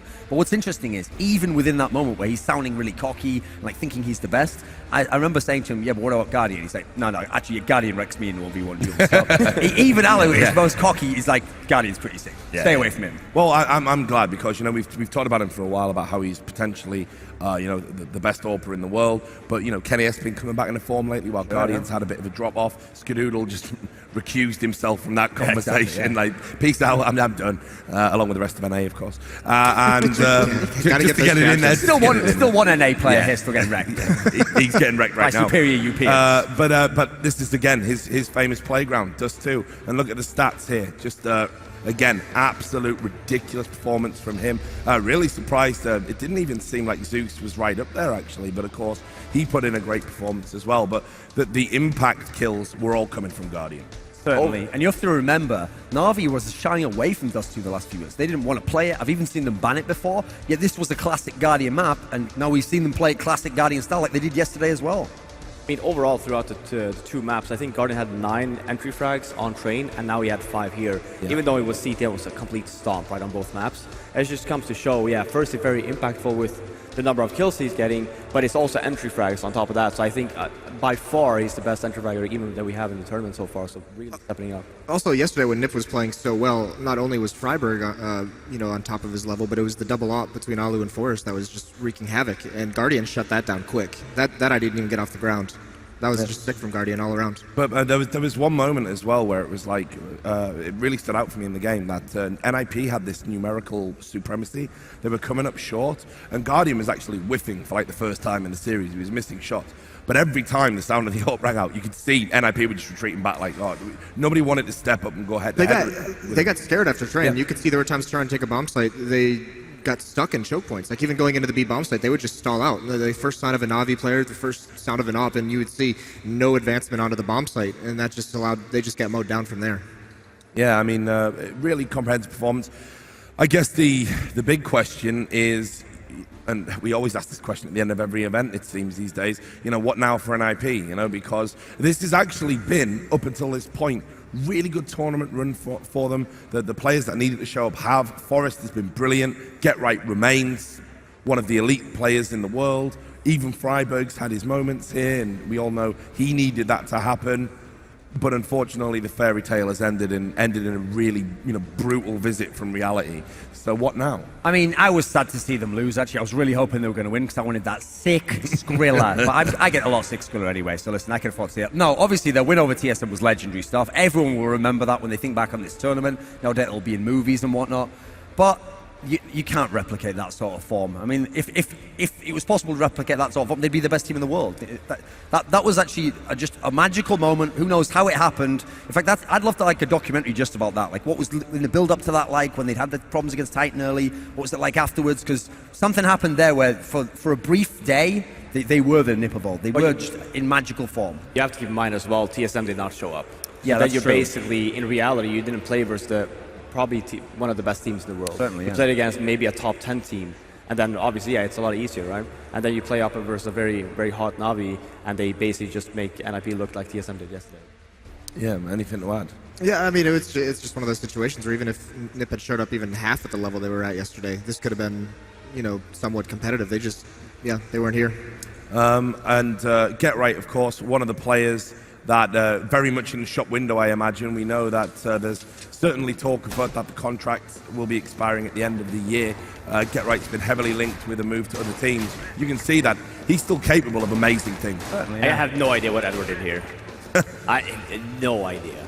But yeah, it's a sick fork. Yeah. I mean, listen, I'll always appreciate Get Right's game. He is the greatest player in the history of the game. He's still got some left in the tank. Maybe it'd have to be the right sort of team around him. Maybe he could go to a good team like G2. Brutal. But cold face. Yeah, cold face. The thing is, they both finished same place, right? Third, fourth? Yeah. Doesn't matter how you got there.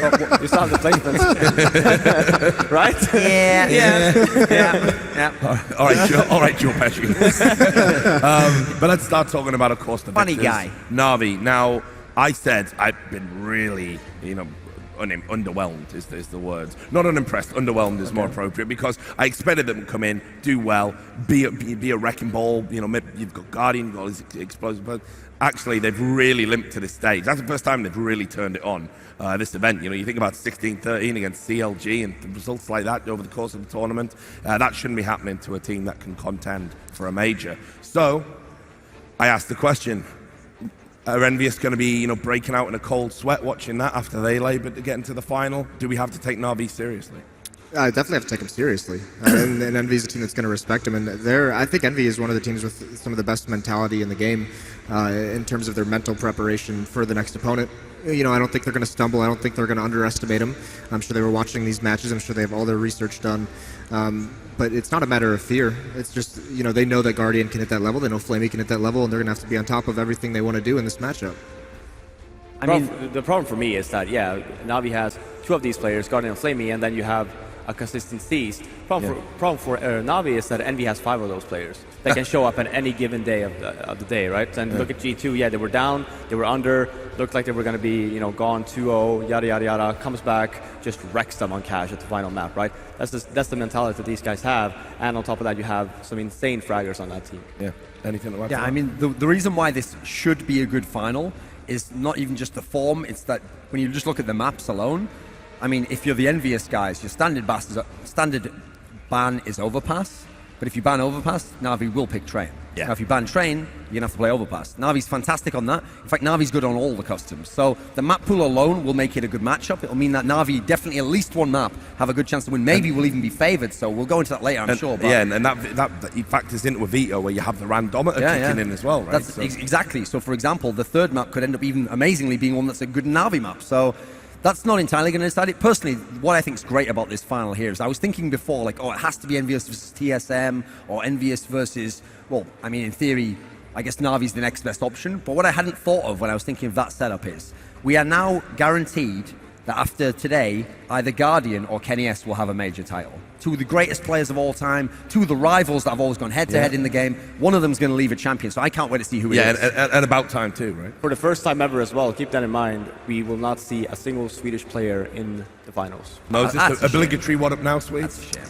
What up now, Swedes? Yeah, you can't say nothing, mate. Anyway, let's bring up set him up. Oh my Nobby. God, Let's bring up the MVP. Rest in peace, Moses. He was a great analyst until 2015. Grab someone a pillow. Guardian's second MVP, I believe. Bite Couldn't the be his pillow, third Moses. of the Bite the tournament. pillow. But just an incredible performance. Damn, from him. homie. And he's turned up. Thanks for being my hype man. He's turned up in a big way this tournament, and I don't think we can really argue with that again. No, I mean, it's clear he was the MVP there. Phenomenal 2 maps, and it's always been the case. Where Guardian goes, that's where Navi's going to go. And you're just hoping, since it's taking place on the same day, he comes in this sort of form for the final. That would really be a spectacle. Because right now, I mean, from what we saw of Envious today, Guardian could come and be the MVP of the series of the final. Yeah.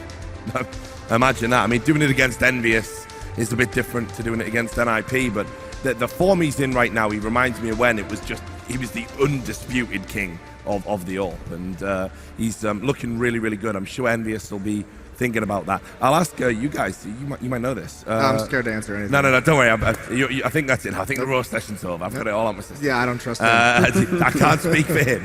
Hold him back. Anyway, typically when Guardian goes up against Kenny S, do you know how they've done? Who generally has the better of that particular duel? It's usually actually Guardian in terms of one-on-one. The thing is, Guardian for me is the best, like I alluded to with the Aloe story.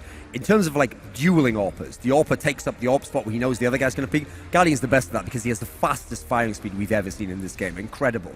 Difference is, this is what I said to Aloe as well, when Aloe was telling me that he always used to win the duels versus Kenny S. I was like, oh, I'm not saying you don't, okay? I'm just saying the reason why he's better than you is you can kill him in a duel, he kills all the rest of your team and wins the whole game. That's the difference, okay? Is Guardian is an incredible AWPer, but Kenny S at his peak at least was just, forget AWPers, he was just the best player.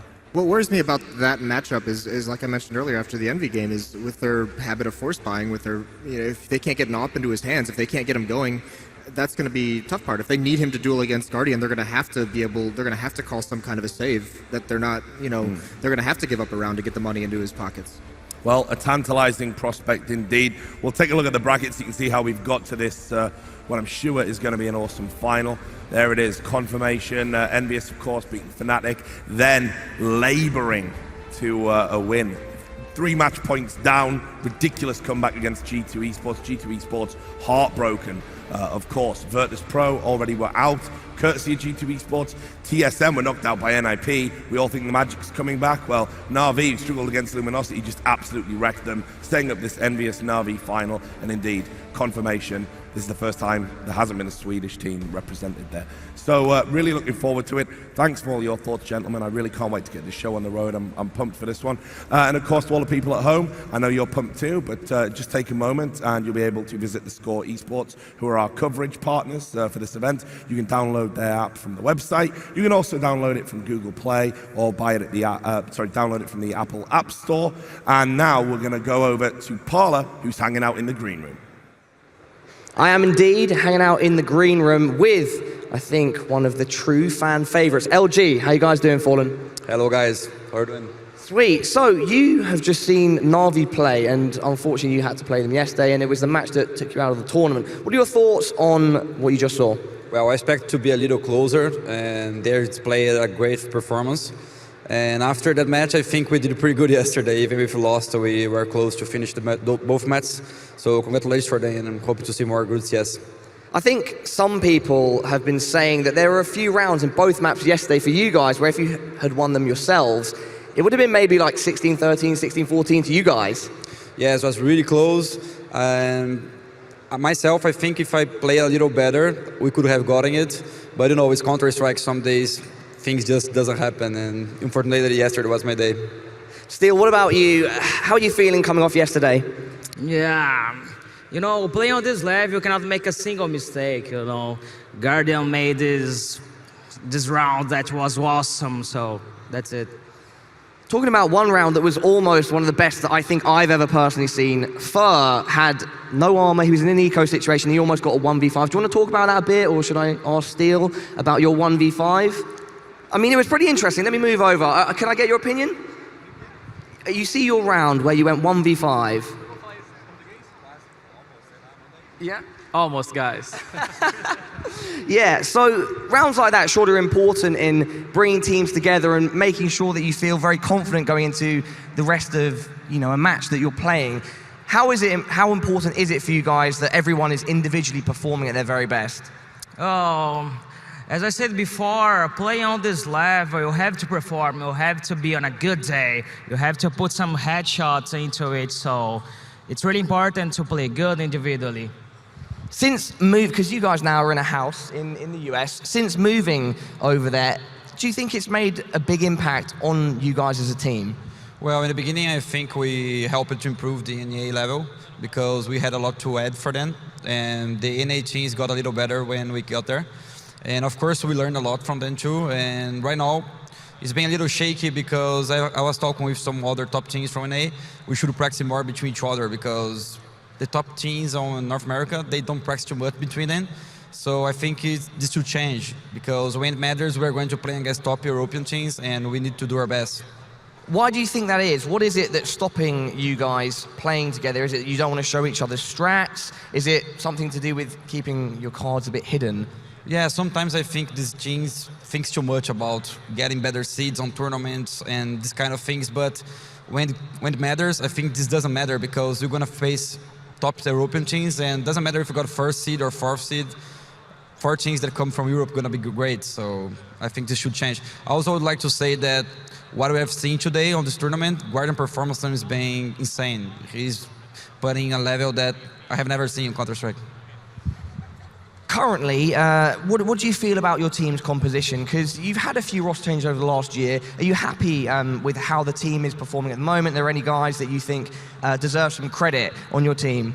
Yeah, I feel good because we already played 3 majors, and you know, we came as a challenger, become legendary, and we played 2 more. We're still legendary. People still do not believe us, and I like this because as many people do not believe us, it's better for us. You know, it's like how can I say that?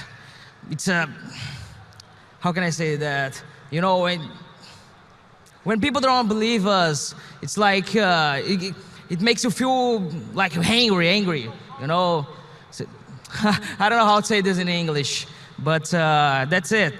Well, how important then for you guys is the fan support? You are like the primary Brazilian team in CS, and I know that the Brazilians are crazy fans of anything that they support, and so what's it like and how important is it to have those guys and girls behind you? I think in every competition, the crowd, it's important, you know. Yeah. All right, well, thank you very much from you guys. I've just seen someone come over who wanted a bit of screen time, so we're going to move over. LG, thank you very much, guys. Jordan, how's it going, mate? I sent out a little tweet, see if anyone wanted to come down, and we've only got a second. I've got to send it to a commercial, but Jordan, how are you doing? You know, I just love going out of tournaments early so I can hang out with you, you know? I really appreciate it. And Thorin, of course. Me and him like to hang out when I lose. Well, I really appreciate that. How are you guys feeling at the moment, in all seriousness? Motivated, I guess, to kind of turn over a new leaf as a team, kind of rebirth most of what we've been doing, get back to the momentum we had during the summer, and try to, you know, have some fun playing the game and get some good results. All right. Well, last thing. Well, how do you think you stand now in NA? You know, you, CLG, Liquid. Well, what is the pecking order in your opinion? Would you say you guys are still on top and going forwards? What are your thoughts? I mean, I don't think we necessarily have the right to call ourselves the best team in NA right now, but at the same time, none of us went out of groups, but Liquid's beat us in the last couple games we played them, so honestly, our concern is just to get better. Our ranking hopefully goes up with our real improvements, so we really need to improve, and yeah, I guess that's all I can say about that. Well, as we all know, you've got a bunch of awesome fans out there, just like the guys in LG, and thank you them for their time, and you for yours. Thank you for coming down. And I think we are about to head over to a commercial break, and we will be playing the final out in about 10 minutes.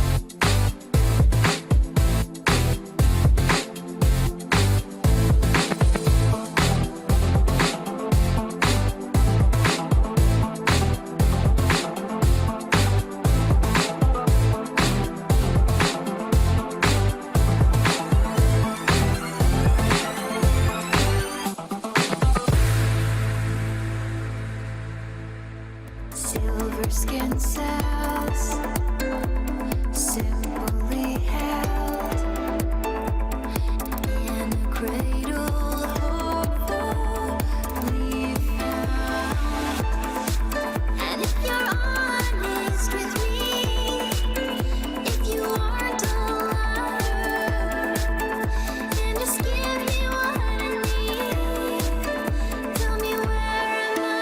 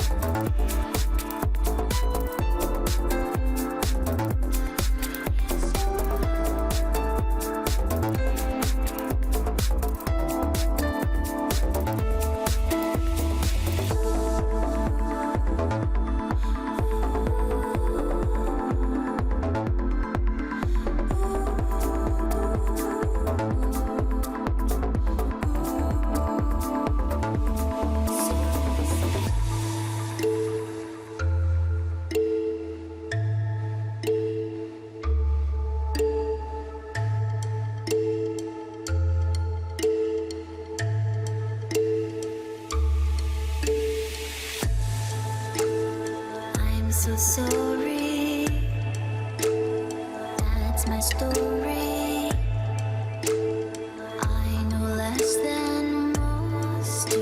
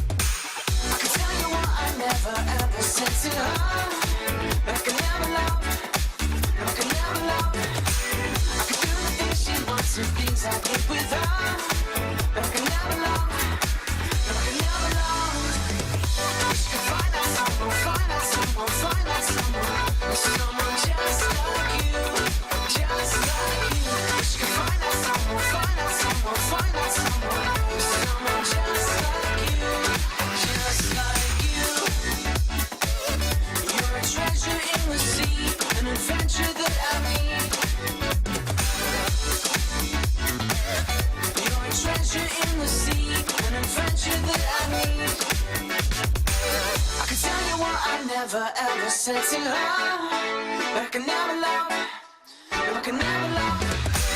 I could do the things she wants, the things I did with her, but I can never love, no, I can never love. Wish I could find out someone, find out someone, find out someone, someone just like you, just like you. Wish I could find out someone, find out someone, find out someone, someone just like you, just like you. An adventure that I need. You're a treasure in the sea, an adventure.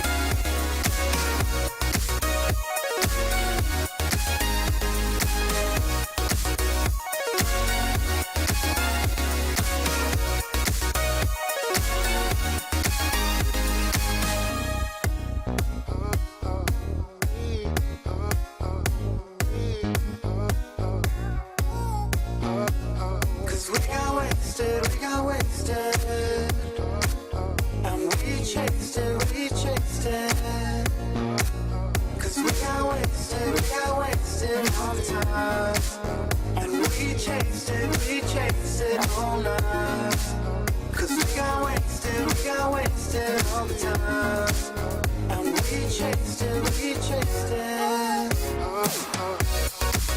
Been trying to work out what we did just the other day. Don't give it up to care. Been trying to work out what we did just the other day. Don't give it up so bad.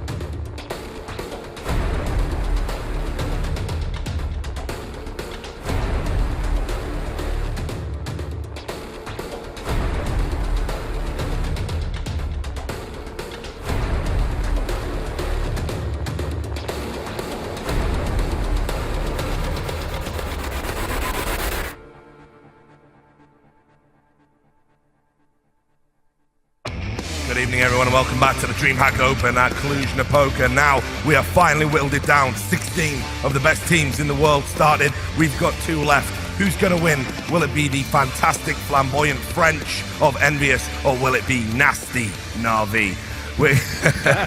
Everyone's laughing. Let me do these things, guys. It's the final. Man up. Okay, we're on the Intel analysis desk. We have got Duncan Thorin Shields, the world's leading CSGO analyst. We've got Natu and Fifth Lauren joining us. We tagged Moses out. He was clearly delirious. Anyway, guys, I am absolutely pumped for this final. Obviously, got a slightly vested interest in it because, for me, I said Envious were the team that were going to win it. I said this months ago. I believe in them. But you know what? They haven't made it easy to believe at times. Bit of a wobble against Fnatic. Massive wobble against G2 Esports. I had my head in my hands at one point, but they battled, they've got here. Meanwhile, Na'Vi have showed up in a big way in that game against NIP, and I'm sure that's going to give them something to think about. How do we see this one going? Tell me about these two teams. I mean, on paper, I would have said Envious, overwhelming favourite. I mean, there's only a couple of teams could even hope to beat them, and Na'Vi wouldn't have been on my list. But you look at the matchup, you look at the form coming into the final, because remember the semi-finals will play today. That's crucial. There's not a night for things to reset and to look up a lot of tactics and stuff.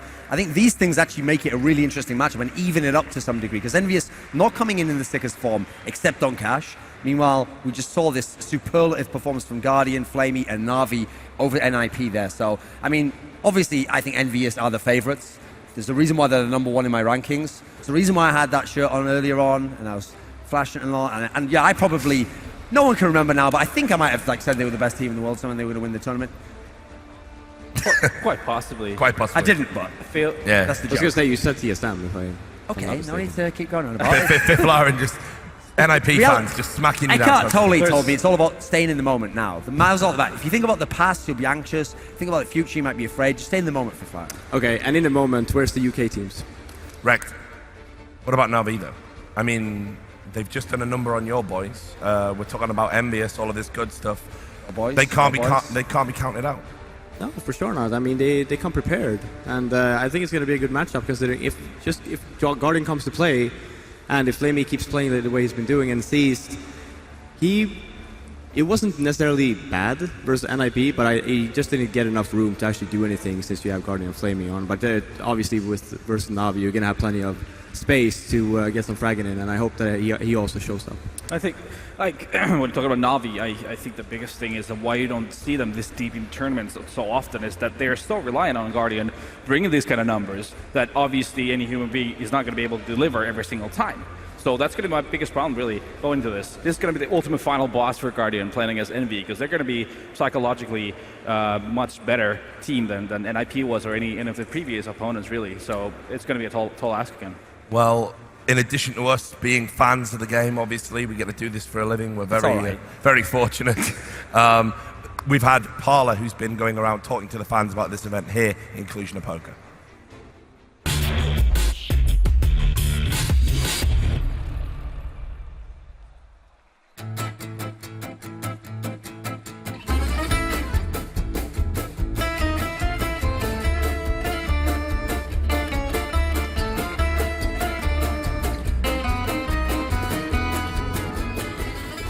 How is it to have this amazing event in Cluj and in Romania?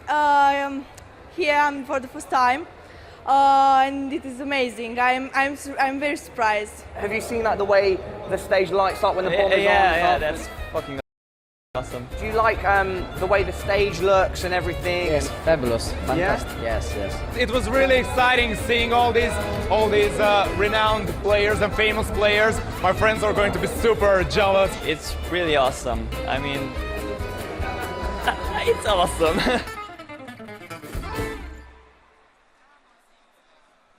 And I've had a great time meeting some of the fans as well. I know people have been critical, saying, oh, why haven't there been more people there? Well, let me tell you, the fans that have been here more than made up for it. The atmosphere has been fantastic. And everybody who's here has been a massive, Counter-Strike nut, same as all of us. So anyway, let's turn our attention to the final. I guess the point that you first brought up before we did this segment was, Guardian and Kenny S, the majors have eluded them. One of them's going home with that prize. And who do you think's the most deserving ultimately? Well, here's the thing. In terms of career, probably Kenny S. He was the greater player. At one point, he was the best player in the world. So you kind of feel for him that when he was at his peak, he didn't have a team around him that was capable of winning a major. So it really felt almost unfair, or it felt like, just such a shame to not see that talent blossom within a team vehicle. But you think of this, Guardian, obviously a very decorated player, being part of very many underdog teams. Think of this. If Guardian was to win now, this is the side of it people probably aren't thinking of. Remember Kenny S.'s tears when he lost in Cologne. Remember how crushed he was, and that was supposed to be his chance to win the major. It would surely be only even more crushing this time to lose, not even to other elite level teams, not to TSM, not to Virtus Pro. So it's a lot on the line for both of them, because for Guardian, I don't know if he'll ever play in another major final. His team, it was a shock they even made it here because of the way the bracket had to go and upsets.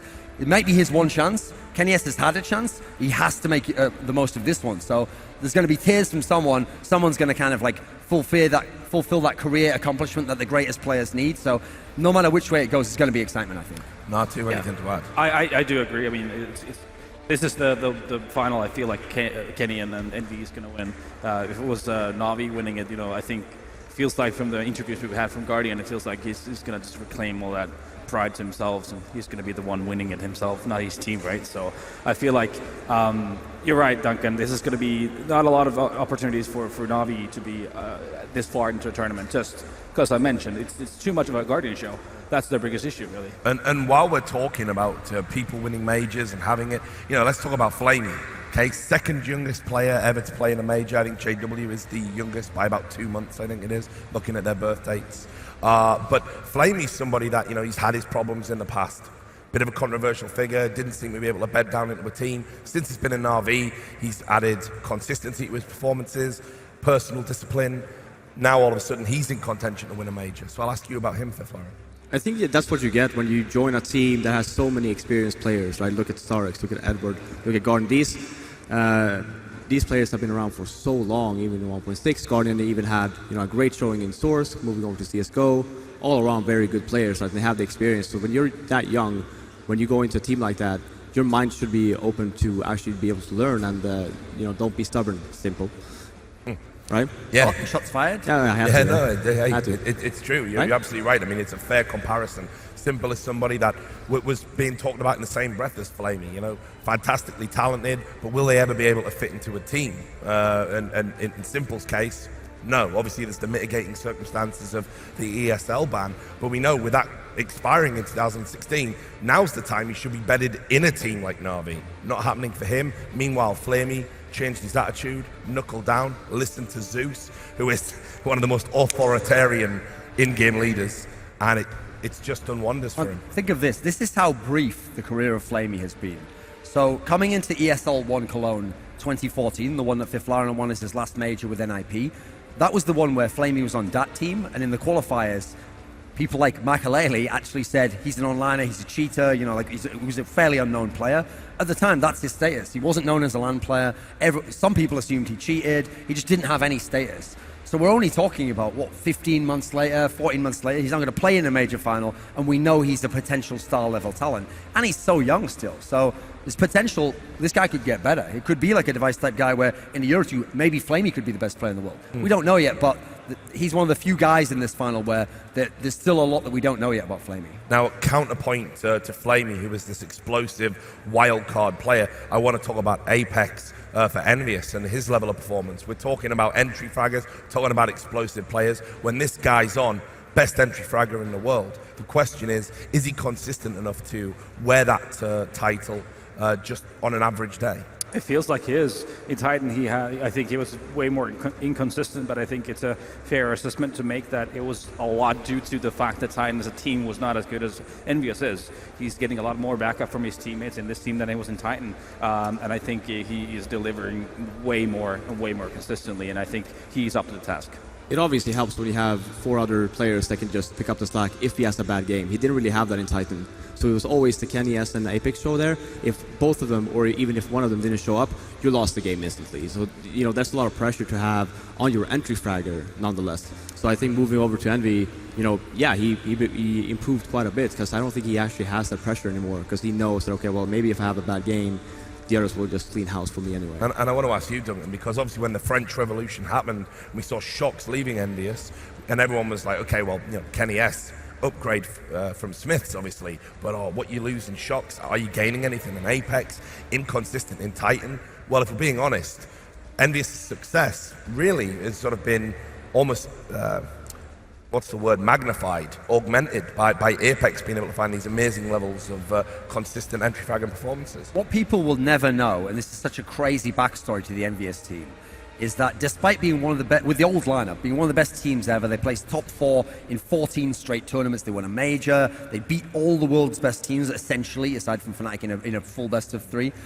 They were one of the great teams ever, yet they were dysfunctional the whole time. Like, the whole time, there was always the battles over, like, how are we going to use Shox in the team? Is Smiths working well? Can he AWP anymore? And so, actually, Shox never wanted to be an entry fragger. He never wanted to be the guy going first. He never wanted to be the guy going with Kiyashima. His classic role as a mid-round player, leaning more towards a lurker, having a very free role within the team, kind of dictating what he wants to do. So part of their success in getting it together as a unit was kind of convincing Shox, like, just do it for now, like, it'll work. But as a result, that was only going to work while they were winning. Once they stopped winning, or they started getting frustrated by key losses, I mean, they lost to Cloud9 a few times, now there was big problems, and as a result, Shox goes out the door. The difference is Apex coming in, Apex has not had the career Shox has. He's not been as great a player as Shox. But Apex is an entry fragger. Apex is an entry fragger crying out to play in a team that wants an entry fragger and can give him entry fragging backup. So as a result, you put Apex with Kiyashima, yes, it's a more deadly entry fragging force, because now they work as a tandem.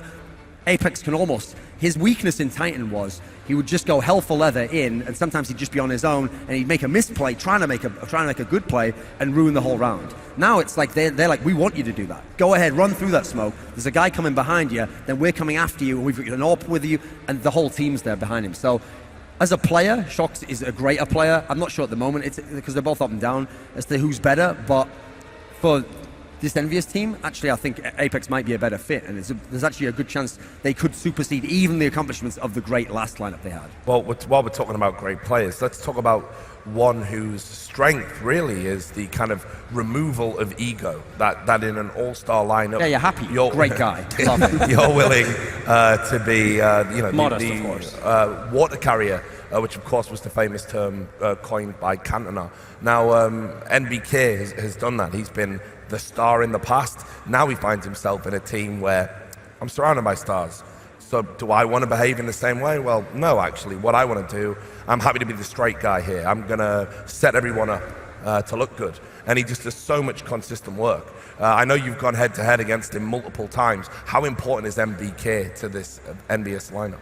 I mean, very important. If you look at the positions that they give him, he's the guy, think of Crims for Fnatic, where you leave this guy alone on a site, and he would make damn sure that he either, kills a bunch of people or he stays alive for your teammates to actually come in and help him out. And he does that a great job. One great example was, that's why it was always so hard to play versus Very Games back in the old days on Nuke. Because he would just be all alone on the inner bomb site and just keep on staying alive. And it went to the point where it's like close to impossible. You have to, if you don't get an instant shot on him, everyone else would just fall in and then you end up dying. Look at Inferno, same way. He just sits there. Today we saw him with the auto sniper, even very, very impactful player in that sense. And then on top of that, when you have players on the T side that you can do the entries like Apex, and the second guy in Kiyoshima, and for NBK, he's not necessarily a really good T-sided player. He's just very good on their CT side. So we're going to get a closer look at the players now because we're ready to send to the stage. Red Eye's going to introduce the teams here in the final at Cluj-Napoca.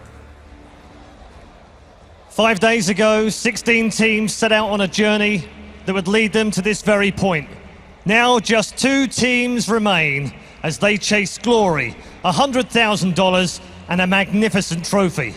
But more than anything else, the chance to call themselves the Counter-Strike World Champions. Ladies and gentlemen, welcome to the Grand Final!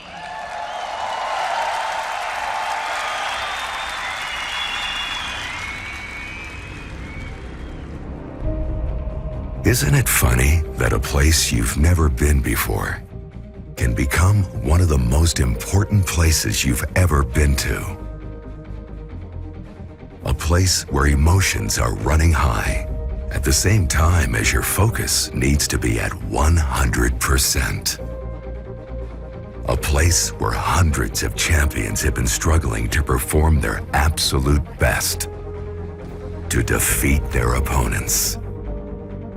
A place where champions strive to become legendary.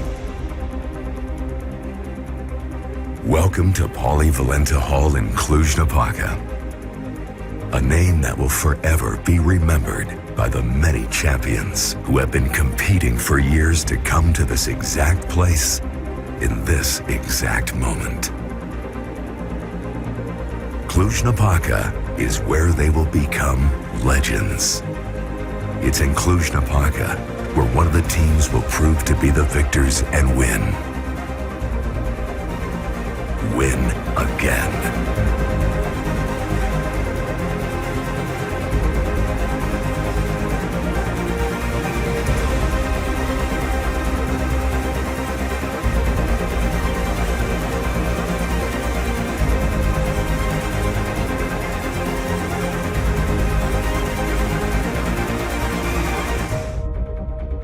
After living in the shadow of Fnatic as the second best team of their era, this team is now seeking the crown for themselves with their most skilled lineup ever assembled. Welcome on stage, Envious.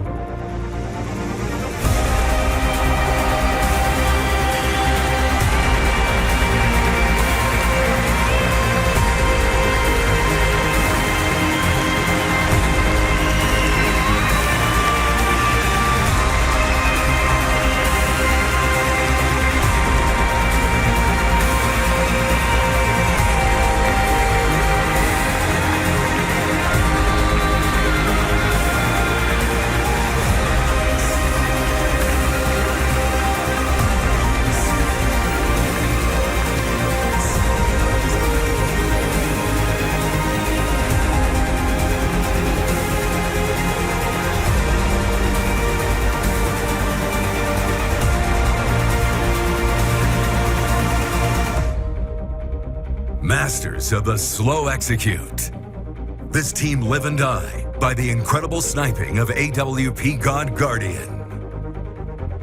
Their team leader is former player turned coach, Starix. Welcome on stage, Navi.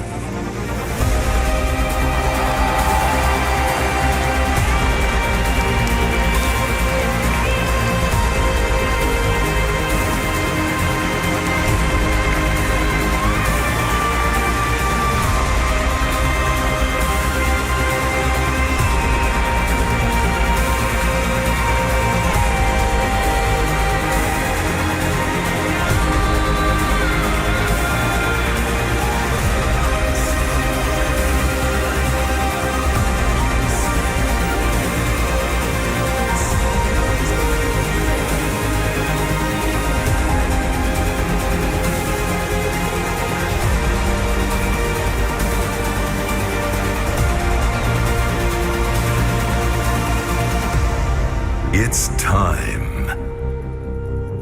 Let DreamHack Open tell us the story of which team will win and become legends in Cluj-Napoca.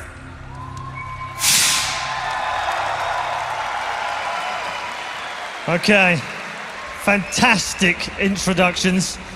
Very, very quickly, I don't want to keep you guys here very long. Just give me the final thoughts of you guys ready, obviously, to go head-to-head with a very great team. What's the feeling in the camp?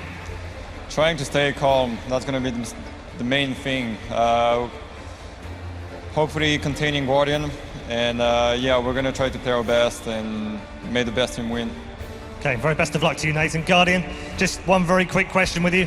A lot of people have built this up as the Guardian versus Kenny S show. What do you think of that? I'm going to win. I love his confidence, ladies and gentlemen. Navi versus Envy. So there we have it then. I'm going to win. It doesn't really get more confident than that. I mean, with a personal duel, I think perhaps that's possible. Navi winning the major? Yeah. I mean, well, I think I would have it said can it was happen. unthinkable at the start. But. No, that's the thing. Coming into the tournament, I would have told you the only teams who could be envious is maybe if Fnatic summoned everything they had in the locker, you know. TSM, if they could overcome that mismatch that we've seen there. Virtus Pro, obviously an incredible team. If they hit the plow, the full skill ceiling, maybe these three teams could do it. I just said Navi, outside chance. They'd need like a really great streak of form. They need every player to be on fire. Well, that's all happening today, right now. They've got a great matchup in terms of the maps. Guardian's in God mode completely. You look at Flamey, he's right up there with Guardian, having an incredible series. They're ready right now. They're the team that right now is coming into the final with the form. Actually, Envious is coming in as the better team, but the form actually is on the side of Navi. So I don't think they will, but I think they can. I think the difference between these two teams right now in this situation, how their semifinals went, is that Navi, you know, they cruised over NIP, but they were playing excellent Counter-Strike. They were playing flawlessly. At the same time, you have Envious, and they were struggling a lot. They had to really fight for it. They were on the brink of elimination on that Inferno. They fought it back, and they got things really going on Cash. So it feels like, you know, Navi, have they peaked today already? Envy, they've been in this situation before. They're a championship level team. I think it's going to be a very tough for Navi. In terms of pressure, though, Fifaran, I would say there's more on the French. You know, this is meant to. As soon as TSM, Virtus Pro, Fnatic, as soon as they're all out of the tournament, you know, I believe an analyst might have even tweeted this at them. Congratulations on winning the event. That's. I wonder who that was. Yeah. Some smart fella. He should get paid double. Yeah. Not really. So I mean, I think they're under immense pressure here, and perhaps that psychology could affect them. Fifth. Yeah, of course. Look at it this way. I think I talked about this briefly during the last major, and I think I talked about it during the group stage as well. Kenny S during finals. That's the reason why I got booted off the old Very Game squad. He didn't really perform during finals. He was never really that go-to player that you saw him be throughout the tournament, just during the final. Last major versus Fnatic in the final on the last Cobble game, he was not there, right? Yeah. So if this goes into a three mapper in the finals, then I think hopefully that he doesn't put too much pressure on himself and he actually comes and delivers. But that's something that has yet to be seen. Yeah. I mean, he's got some demons he needs to lay to rest. However, he's not in our featured matchup. we've gone for Happy, who has picked up some MVP awards along the way, and of course Guardian, who's coming into this spitting red hot fire. I mean, yeah, obviously Guardian in incredible form. Happy consistently throughout the tournament. He's been very good. The thing about this Envious team, more so than the last one, is that because they have so many star players, you do see them rotate game after game who's the best. But ultimately, I think stats-wise, at the very minimum, Happy will usually come out on top in that sense. He has the role for it. He has the players with him. He plays with MBK in so many sites. Orping obviously is always going to be so up and down. It makes sense overall, I think, to call him the best player in Envious. Anything to add to that, Martin? I mean, yeah, it was just the way he was the one that really dragged Envy over the finish line against G2. Yeah, I mean, he went 45-ish. Yeah, 44, I think it was. And it was only, fitting that he was the one getting that last 3K in cash as well, lurking of all things in middle. Lurking, of course. Yeah. Which is how Happy does his business, But I mean, look, Thorin sometimes gives him a little bit of criticism about how it's almost like he sets his team up to be fodder so he can go and get these big numbers, but equally he plays really intelligently, and in that G2 game he's the guy who digs deep. For me, I think he showed great tenacity and just a great captain spirit. At 3 match points down, it's your in-game leader you're looking to, and also the depth in the team, like Kirishima as well. And on top of that, he's probably the only in-game leader we have that is also the lurker. Yeah, think of it this way, guys. Yeah, go forward towards B. I'm just gonna be A here lurking, getting some free kills, of course. Yeah, of course. Do your thing, do your thing, boys. I like the way he went into like Set a up the kills redneck to me, accent in Vietnam. They're like, come on, go down. But that really, but I can't to do be a able to French do one. that requires that there's a player in that front line that is able to dictate the plays, that is able to do the calls. Obviously, this team has that kind of thing going on where Happy can do that because he is so successful at it. You have to understand, Happy's not the mastermind in-game leader who has the tactics down to a position thing and he's going to go here, it's going to be timing based. He's not the guy who's like, cheer up, we're going to do well here. Instead, he's the guy who, because he's the best player and the team's set up around him, he's like the emotional leader in terms of like, we're going to win and everyone follow me. Like, if you do what I say, then we'll win this game. And so he's more like the pump you up in terms of like, just follow this guy. He's like the model that you follow in that particular sense. I mean, there are very few in-game leaders that can actually, if they need to themselves, grab a game by the scruff of the neck, and Happy can do that. Whereas most of the time you're relying on your in-game leader, to make a contribution, but ultimately to outthink your opponent, or at least to motivate your teammates to do the damage. Happy's a guy who's like, okay, all my team are dead, I can still clutch. And in fact, I can't think of many players I see make as many smoke shots as him. Maybe Flusher or someone like that. But Happy just seems to have this uncanny ability to be so positionally aware, so aware of what his enemies are trying to do. So, I'm a big fan. I think he's one of the great all-rounders. And he's evolved immensely in the past couple of years. Like, he's been the lurking kind of player for a very long time in CSGO, but he was not actually very good at it initially. But he's just evolved into this monster when it comes to lurking. Yeah. On of course, the other side, Na'Vi, I mean, they've got to really, I think, play aggressively. If G2 Esports have shown us anything, it's that right now you can get in Envious's face and you can rattle them. We actually said in our analysis, to be fair, that if you do that, you're probably going to get wrecked. Well, I think G2 Esports proof of concept, right? That you can get to Envious if you come out all guns blazing. Yeah, but as we saw in that series, it's hard to do on 3 maps. Yeah. So really, the big problem actually I thought for G2 in the semi-final, if we're being realistic, is that all the maps were going to be competitive to some degree for Envious. So they could afford, to a degree, to lose a map. G2 pretty much had to in those first 2. You saw the way the 3rd map goes. So the difference is, if you're someone like Na'Vi, you better get at Fnatic right immediately. And if you have a chance to win a map, as G2 taught us, you cannot let that go because you might never get that chance again. Yeah, I think that there's a huge difference in play style between the 2 teams here, obviously. I mean, Na'Vi, very slow. They'll try to build up the rounds with getting that entry kill and then building some kind of a fake and then go from there and out. While you have Envy playing really aggressively, they're not going to really let you set up in that manner. They're going to try to straddle with you before you even get into that point. So I think if you just look at it from play style point of view, it's tough for Na'Vi. Yeah, I mean, that's an interesting point that you're talking about there. Right now, I would say maybe with Virtus Pro, although not at this event, But Envious are playing the best T sides. They're really doing these unbelievably hard to stop, perfect executes, entry fragging. The way they just move around the map in a pack, and Apex is usually the point man. But if he goes down, you've got an MBK, you've got a Kiyoshima, people who can take you down. Kenny S from distance with the. I mean, TSM was also a very good team. Rest in peace. So enough about that. Light a candle. Yeah. So used to be.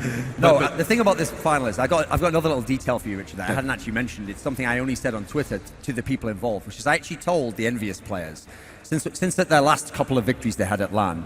I was talking to them in the bar afterwards, and they gave me a glass of champagne, and I talked to them. I said, okay, tell you what, if you win the major, I said this on Twitter, you can all look it up. I said, if you win the major, I'll buy the champagne next time. So I'm not a fan of any particular team, okay? What I want to see always is great Counter-Strike. So I hope that this is going to be champagne Counter-Strike. It's going to be the best. Both teams come at maximum force. They play their best on their best maps, and let the team who plays the best leave with the trophy. Well, I'll bring you in at this point, Fifth Lauren. When you've got such a irresistible force in a T side that are just going to try and run all over you, and you've got Na'Vi, you've got this solid CT side. They're slow, they're methodical. I mean, who do you see sort of in that clash of styles coming out on top most of the time?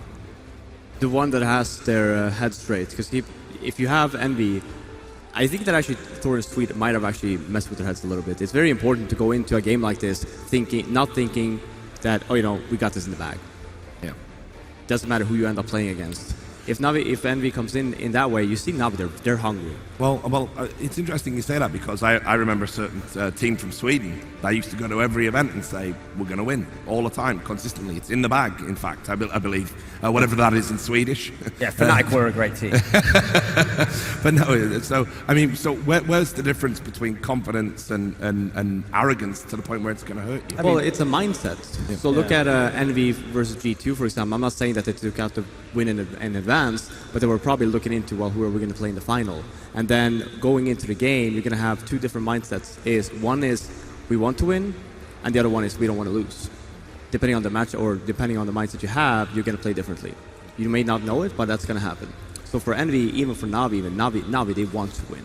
Whereas now it's up to, does Envy want to win, or do they just not want to lose? Well, in terms of will to win, one player that it's bizarre actually, Navi have got all the way to the final. We've actually not done any talk about him at all. That's of course Zeus.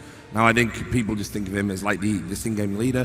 This event, he's actually added some decent fragging to his arsenal, and he does have that capacity. He's played in great teams in the past. So let's talk about him, because he's a very different kind of style of in-game leader to what we're used to seeing. You think about Karrigan at TSM, he came in and replaced an authoritarian tyrant in the form of Fetish, right? And he gave them some tenderness, some loving care, and told them, play your own game. Be confident, it'll work, and turn them into a, not at this event, but a championship contention side. Now, Zeus isn't like that at all. He's like, you do what I say, when I say it, and if you don't do it, I'm going to get in your face, and I'm going to do it in the middle of game. You heard Guardian saying how his team are like flaming and raging at each other. Is Zeus sort of an outlier in terms of being a successful in-game leader? Well, remember, for this particular event, he doesn't actually call. It was recently announced that StarX is actually the overall in-game leading caller. So I wonder actually what the dynamic is there, because interestingly, I could actually see there being more flaming to a degree, because in a way, it's almost worse. You've had a guy who was like the dictator, and then you just say, okay, you're going to keep playing, but you're not the in-game leader. They can't turn that part of their brain off. They'll probably still be saying, like, what are you doing here? That's not their role anymore. So actually, that's going to create more conflict. I think in a way, though, that's what can be good for these guys. If StarX is the calming voice. Well, look, here we go. The veto has started. So here's the problem, by the way, guys. No surprises here whatsoever. Spoiler, Na'Vi will pick Train. Yeah. And that's where it gets interesting, because Train is not a good map for Envious. It's not a map that you've seen them lose against Virtus.pro, Fnatic. They can lose this map for sure. Navi's very good on it. They showed NIP today. So I think Na'Vi can win this map. Now, I'm expecting from Envious, Cobblestone. Very good map for Envious, probably best in the world, but it's not a terrible map for Na'Vi. Yeah. It's actually not as much of a disparity, so there we go. They get that, and of course, here's the interesting thing. The randometer. Here's the thing, though. That means Na'Vi get to have Train, their favourite map, and then start CT on Cobble. So that's going to be very interesting to see what they can do in the first 1.5. If this randomizes Mirage, that would be the dream. The Yeah, dream is Na'Vi we're fans hoping, are gonna go electric. believe it or not, it's Mirage and Inferno we're hoping for. If it comes to us too, I know you're thinking, well, great, I just saw Guardian going off. No, that's the thing. Both of these teams have been shaky on Dust 2. If it gets to Dust 2, I guarantee you, Envious isn't thinking, awesome, great map for us. They've lost a whole bunch of these Dust 2s. If it's on Navi's side, yes, Guardian can win this map. There's a reason they at times banned it over the last few months. So I think right now, both teams are kind of looking at that veto going, okay, we got something we want. Envious got their best map, Navi got their best map. No one really wanted that third map, yet there's a good chance we can go to a third map. So I got to ask you, Fifth, the veto. Because I'm kind of thinking it might slightly favor Navi. I'm thinking the same, because you have Train, Envy had a choice when maybe they play Train, but they're not as good on it. And then they play against a team like Navi, who, you saw the stomp that you just gave NIP, just a beating. So even if they end up losing that, okay, sure, you might think, okay, Cobble, that's our best map. Yeah, but you have to keep in mind, you're playing against Navi, get to start on the CT side, you possibly being one map down, that's going to be rough. The fans are taking off here. We've got a Mexican wave going on. We've also got 60 seconds to phone in our predictions. Fifth, what are you going to do? I still think that Envy will take it 2-1. Not too quickly. I agree. 2-1 Envy is going to be the storyline. 2-1 Envious. Yep, Envious win, 2-1. Train goes to Navi. Yeah, that's exactly my thoughts as well. So we're going to have egg on our face if we've got it wrong. Thanks for your thoughts, guys. We're going to come back between the map. But now, what a great day for Counter-Strike. What a great day for a final. It's going to be Envious versus Navi, cast by Anders and Semler. Take it away, boys.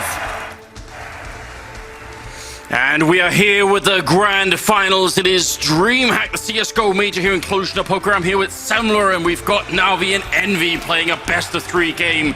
And look at the crowd. They're getting fired up now. Semler, you ready for this? Oh, yeah, boy.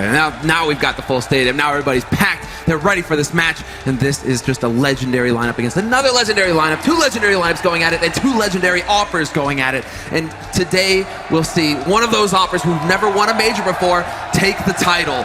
So this finals, Anders, it's hard to top.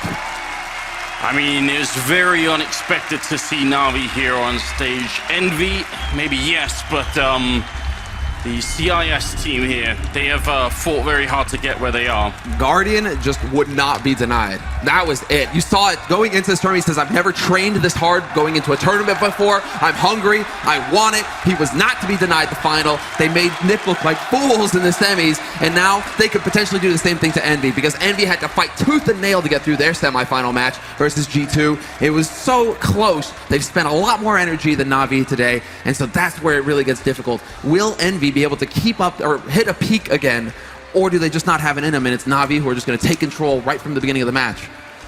Navi coming off of that high of beating Nip as convincingly as they did, and then a bit of a cool down before this match. Not too much, luckily. They actually managed to just, maybe get a little bit to eat and drink, and now they're back into it here. Envy, they've had a long cool down since their match. You got to wonder if that's going to, have they sort of reset themselves, or are they coming into this a little bit too cold? There's so many questions to be answered like that. It's going to be on Train versus, you can tell, Envy, starting on the CT side and Navi on the terrorist side here. And apart from Guardian, we should also point out that Flamey went absolutely ham against Nip as well. It was between the two of them. They carried Navi through right at the beginning. Both of these teams have that one-two punch combination, Anders. You have Kenny and Apex, the two godlike players over on Envy, who I think are the linchpins. Kenny to back up Apex, his forward rifler, his entry fragger, the man who's going to be here to make the plays for Envy. And then you have, NBK, Kiyoshima, Happy. They're the backup to all of these guys, to these two. Navi, they have Guardian and they have Flamey. The godlike offer, just incredible performance from him today so far. Flamey as well, right up there with him with the rifle. And then, of course, you have Seized, you have Edward, you have Zeus backing those up. So both of these teams have 2 players who have just had outstanding performances. And I'm very much looking forward to seeing to what extent Starix and the backlines there has been able to counter-strat Envy. How much is he going to be able to do mid-round calling against them here?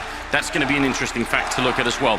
Right now, it looks like Navi have picked up 4 armors, and Zeus, I'm assuming, is going to go for a little bit of utility. And on the Envy side, not quite decided yet here, as we are just about to get ready with it. Some really great signs. The crowd have been amazing at coming up with all these signs, so keep it up, guys. You're doing a very good job indeed. And I hope all you guys at home out there on Twitch are first and foremost spamming the chat away, but also inviting all your friends here to join us for the grand finals. First round is coming up, and they are already leaving the bomb behind Navi, so kind of showing us that they're just looking for a way into this round. Already a change in tendencies as well. Edward is not, he has not been made the raid boss. He doesn't have that Tech 9. It's just a Glock and Kevlar for him. It's Zeus going for the extra guns, and Guardian who's been given the P250. So even Na'Vi now they're saying, actually, we kind of just have to put it all on Guardian. Guardian, go do your work. We're going to give you the best possible situation. I mean, apart from Flamey dying early, Guardian is still capable to do massive damage here. Right, and that was Kenny with a headshot down at Ivy, opening up the round, favoring Envy there. So that's definitely going to be important. That also slows things down a lot more for Na'Vi, who are already very slow on the terrorist side. I think we've been sort of reiterating throughout the whole tournament that is their style, it's the format they like to play. So 45 seconds, there's still plenty of time here for the terrorist side to make a move. They've got one smoke for sidewalk here, and they're going to put it up. Happy won't be able to see what's going on, and then response, he's going to move closer while shooting blindly and not connecting with anyone. They're going to make their way to the site. The enemy rotation is already coming in, and they're ready for it here. Bomb is probably going to go down, but can they actually hold the bomb site? Na'Vi, they don't have great positions. Kenny going to hit one more headshot there, taking down Zeus, and Happy charges through. Guardian's going to be gone. Cease dies as well. Happy ending up with a double, and Kenny with a triple. That's a fantastic start here for the Frenchman. Semler, nobody even died. Yeah, this is a really surprising result, actually, considering how much Envy seem to struggle with their pistol rounds right now. It's all, you know, they're the legendary team to come back with the second round when they go for the force buy with the CZs and the Kevlar, couple of nades. No, Envy this time right off the bat. Everybody survives that pistol. Everybody gets a piece of the action. They all have the money to go for whatever they want here in the follow-up round, and that just leaves Na'Vi stumped. Although, as I say that, they get the bomb plant, but that doesn't stop Na'Vi from actually investing in this round, and it's full deagles. Yeah, 5 deagles across the board here for Na'Vi. Are Envy about to just walk into a freight train? Quadruple deag coming at Envy. They're no strangers to the deagles, so I'm hoping they figure out how to play against this. Happy, it's one of those things that I always worry about. He's sort of recommitting to the fight, and all you have to do is peek out once and you're going to get your face blown off. It might not be worth it. They have to get on and get the bomb down there. As Apex taking a fight, and Zeus instantly going to punish him, although Zeus and Guardian are very low on health. Here's another shot from Edward, taking down Kiyoshima, and Envy are giving it to them. They are taking these fights rather than waiting for them to get close to the site, using their grenades against them. They're sort of relying on just the aim skill here. Kenny must have been noticed as well. They have, exactly, there we go. Kenny managed to pick up one, but they do have the utility, Envy, so they need to stop taking these straight up fights. Happy's going to take out Zeus as he goes through, and then Kenny gets the drop on Edward. Nice shot there. That leaves Flamey and Seas. That's the last 2 alive here for Na'Vi, and a spray fight there from Seas. Double kill for Seas, and Kenny, he's the last man alive. He's turned it into a 1v1, but with 7 HP left here on Seas, he's upgraded to the rifle. He chucks out an HE, hoping to get something done. But with 35 seconds left here, the only issue is that the man alive, Kenny, he's got the bomb. So Seized, he's hoping for Kenny to make a mistake to try and go and push, but Kenny, all he has to do is sit here and wait for Seized's hand. I almost wish that Cease would actually use the deagle instead, because I don't see him winning a spray fight with Kenny right now. One bullet is going to be all it takes, and Kenny comes jumping around the corner. Nice job here from the Frenchman, and someone that we're looking for to go huge. That's a quad kill on the round, barely saving it. Na'Vi did make it super expensive here, and they could actually afford an AK, but they were going to do it. All right, it's grand finals time. They're not going to save anything. They go for double AK and then buy up on everybody else, and that's just a sign, a recognition of how much damage they did in that last round. Yeah, it's that no fear moment. All right, we know it's a 1v1. You guys don't have much money. Kenny was 7-0-0, by the way, at the end of that second round. He's got the money for an AWP. So this might actually catch Na'Vi off guard a little bit here. Na'Vi, though, going for their default. 2-1-2. This time, though, Apex not waiting around. He picks off Edward immediately. Does manage to get out of there as well. 2 players that have been spotted over at Alley as well. So now, really, Envy, they got that first pick. Now they can fall back onto the sites and really force Na'Vi's hand. I like it. It's the reverse James Bond score. Agent Kenny with a license to kill everybody. Edward is going to be the first man down here, so a bit of a shame there. Also, no armor on Sue, so if he runs into a rifle, it's going to be a little bit less comfortable for him. The aim punch and also just the straight headshots are going to be a little bit more damaging. Kenny got to be careful. He's moving close, and he's got a little bit of backup on the other side in Kiyoshima, who only has a pistol, though. Kenny looking for the shot. It goes down to Flamey, and so does Kiyoshima, and a great return into the round here for Na'Vi. That was very frustrating. That was very awkward, actually. Kenny, just that timing, goes for the double scope, pays for it. Sees, gonna get spotted out by Happy. Bit of a sloppy spray there, but Happy gets the job done regardless. And we're into a 3-on-3. Bit of a backstab possible, but MVK still on that B site, holding it down. So no joy for Zeus. Return kill, though, from Flamey. And now we're into a 2-on-2. And Na'Vi are gonna start trying to press up onto that bomb train. Envy should have an idea of what's going on. Yeah, exactly. They're trying to change up their position now. They're wrapping back through CT, trying to get those long lines to make use of the rifles that they picked up. And it's the deadly combo. That's their Flamey and Guardian. So I wouldn't count them out just yet, even if they have a little bit less to work with here. Flamey in the corner. That grenade gave him away, and MBK knew exactly where that was coming from. He's got the double. He's going to get the triple as well. And Envy are going to win the round one more time. But again, Na'Vi, they take out 3 members. They put the bomb down as well. I'd be surprised if they don't just buy one more time here. That was very well done. Yeah, they're going to try and keep the pressure up here, Na'Vi. This is an issue, though, because when Na'Vi get into this kind of strategy, they're denying Guardian the AWP. They need to win a round and steal an AWP off of Kenny, basically, because otherwise, look at this. The money for them, they're barely cracking $4,000 right now, so that AWP, it's not going to be there for Guardian. Yes, he can do incredible things with the AK, but it's with the AWP that he dominates. It's with the AWP that he really gets to shine. So Kenny, MBK managed to save his AWP in the last round, so he'll be well equipped. Guardian, though, still on an AK. Oh man, that one flashbang there that Flamey put out, that just let NBK know exactly what was going on. There's 4 AKs and 1 Tech 9, a single smoke, I think, maybe to get into that B bomb site. If they put it down sidewalk, just like they did in the pistol round, they can certainly get down and put the bomb down, and especially with the setup that's here right now, just NBK holding tight. They do line up for him, and he's going to get one. Very nearly a double. Molotov goes out as well there, and Zeus nearly burning to death. Got 11 health up on the ladder to try and escape the fire, but there is no escaping this. Zeus is going to be going down as well here. NBK with the shot and seized. Well, he's the last man left. Well, I'm surprised. Kenny must have missed the shot there. He's capable of doing this. He takes out Apex as well, who decides to challenge on his own. No refrag possible for his teammates. Attempted mid-shot spray there by Seized. But it's the 1-on-2, and he's trying to bait them out into the open. Takes the fight with Kiyoshima, but both Kenny and Kiyoshima were in position that time to face him at the same time and get the kill. So, no joy. Again, just so close for Na'Vi. They keep getting so close, Anders. But no bomb plant. So they don't have enough money, it seems, to go for the rifles. Or they're finally deciding, okay, the Force hasn't been working for us. We've given them 4 rounds. Now let's take it easy, and let's finally take that step towards getting Guardian that AWP. And again, because we always have new viewers, which we very much welcome here, just to catch everybody up. If you put the bomb down, even if you lose the round, you're going to get an $800 bonus on each member of the team. So that's what Na'Vi are looking for. Without the $800 bonus, it puts them just shy of an actual rifle buy. They kind of even it out with Tech 9s and armor here, so this isn't like a full commitment. They're just trying to see if they can get a little bit more out of it, and I mean, that money is going to stack up over time. So even if they can't win this round, which they can, but even if they just get the bomb down, they will still have accomplished something. And look at MBK, he's got no grenades in this bomb site. Yeah, they're going for an old-style strat now, Na'Vi. They're just going to go down onto this B site and get the bomb planted. That's the whole point here. Get that bonus money. Happy drops the bomb carrier, though. Already doing damage. NBK on the bomb train is going to pick off Edward. This is starting to get a little hairy here for Na'Vi. They succeed in getting the bomb plant, though.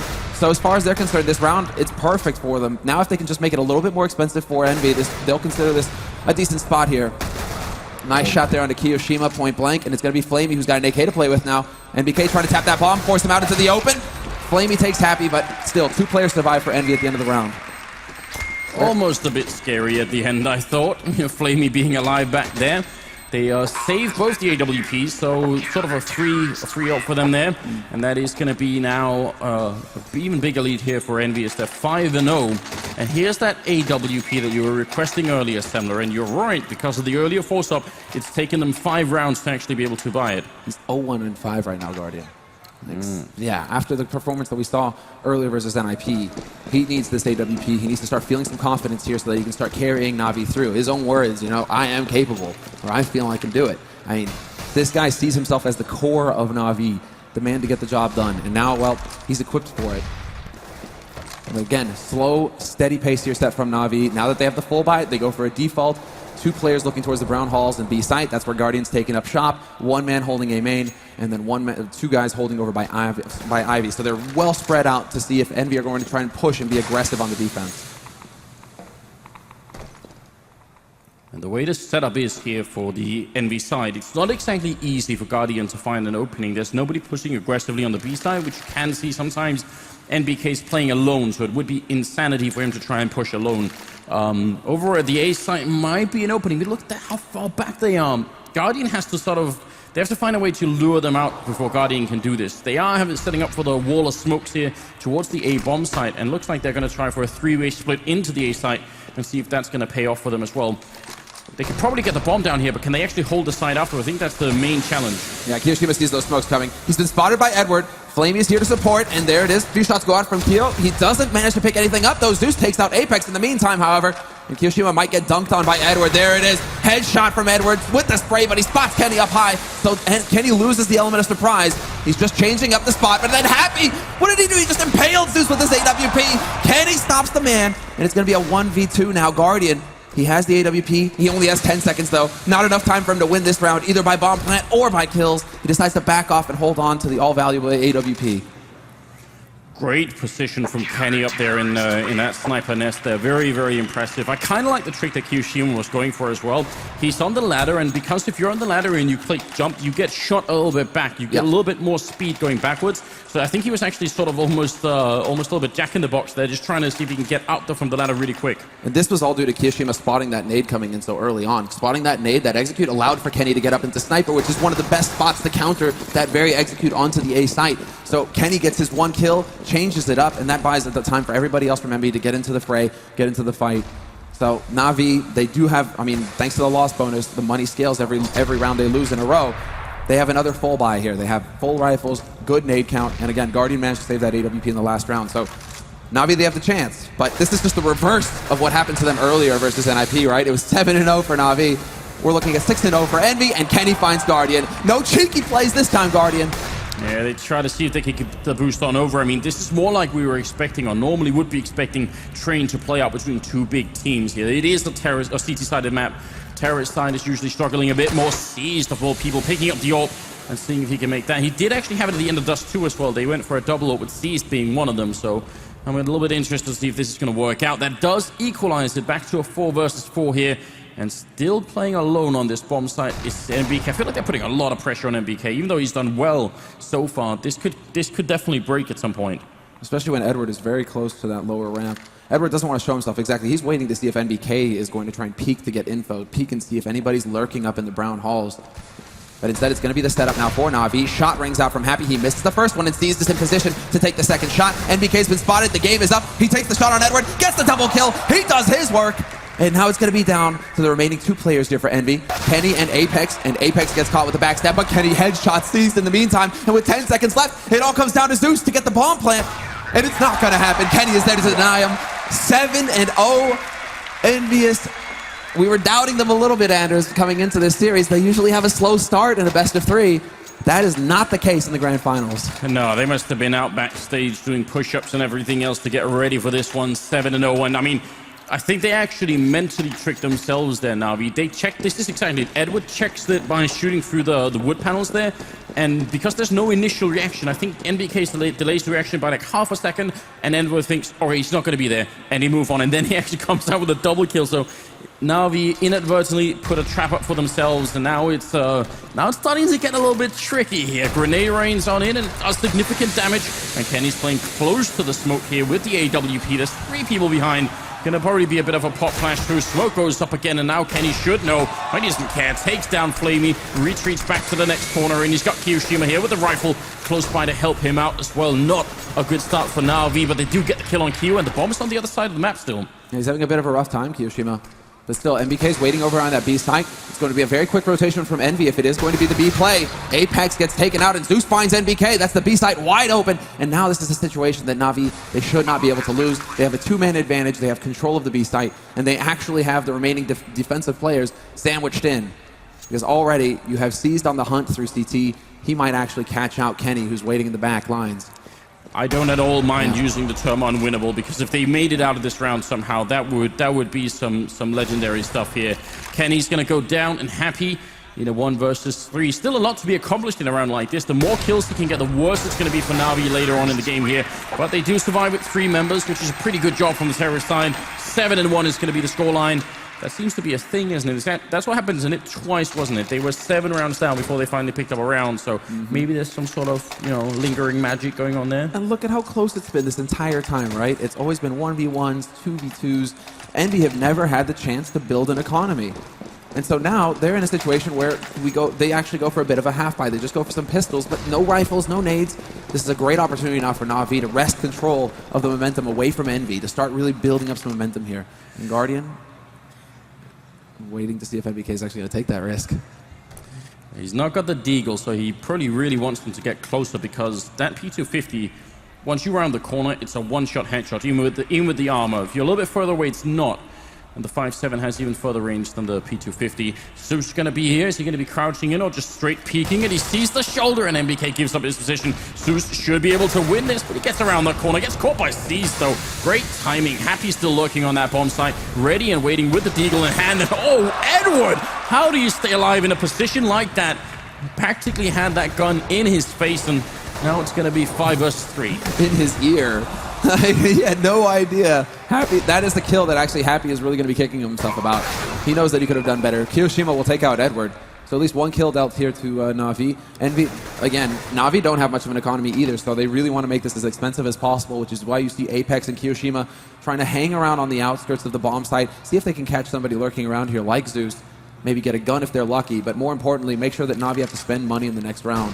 They want to maintain, Envy's game plan on any map is always, well, a desire to maintain the money low on their opponents. They want to make sure that Guardian can't afford to buy those AWPs like at the beginning of the half. Keep them on right at the edge of an eco. That's the plan, basically. You're absolutely right. Well, now we hear the Kiyoshima going go off down. there. Yeah, that pyro work down there is amazing. Now, look, if you are just tuning in here and you see that it's a 7-2 score, and you might be thinking, wow, okay, Envy are just stomping all over now. But the fact is, apart from the pistol round where every single member of Envy survived, they haven't had a single round where more than 2 have survived. It's been down to 1-on-1 or 1-on-2 every single round since then. So it shows you that Na'Vi are very close. Now they finally made a breakthrough and they're actually forcing Envy to eco here at 7-3. I think if they build their way up to around 6 rounds in the first half here, then we could have a very competitive first map on our hands. Absolutely. Bit of the Na'Vi chant going as well here. Right then, yeah, keep it up. But Na'Vi are famous for the ability to grind rounds as well. Even if things are going against them, it's not an easy ride. They still are able to get the rounds. The MBK again attempting to pull a fast one here on Zeus. He does get the headshot, down to 2 HP for Zeus, though cutting it a bit close. Happy this time has changed up his position.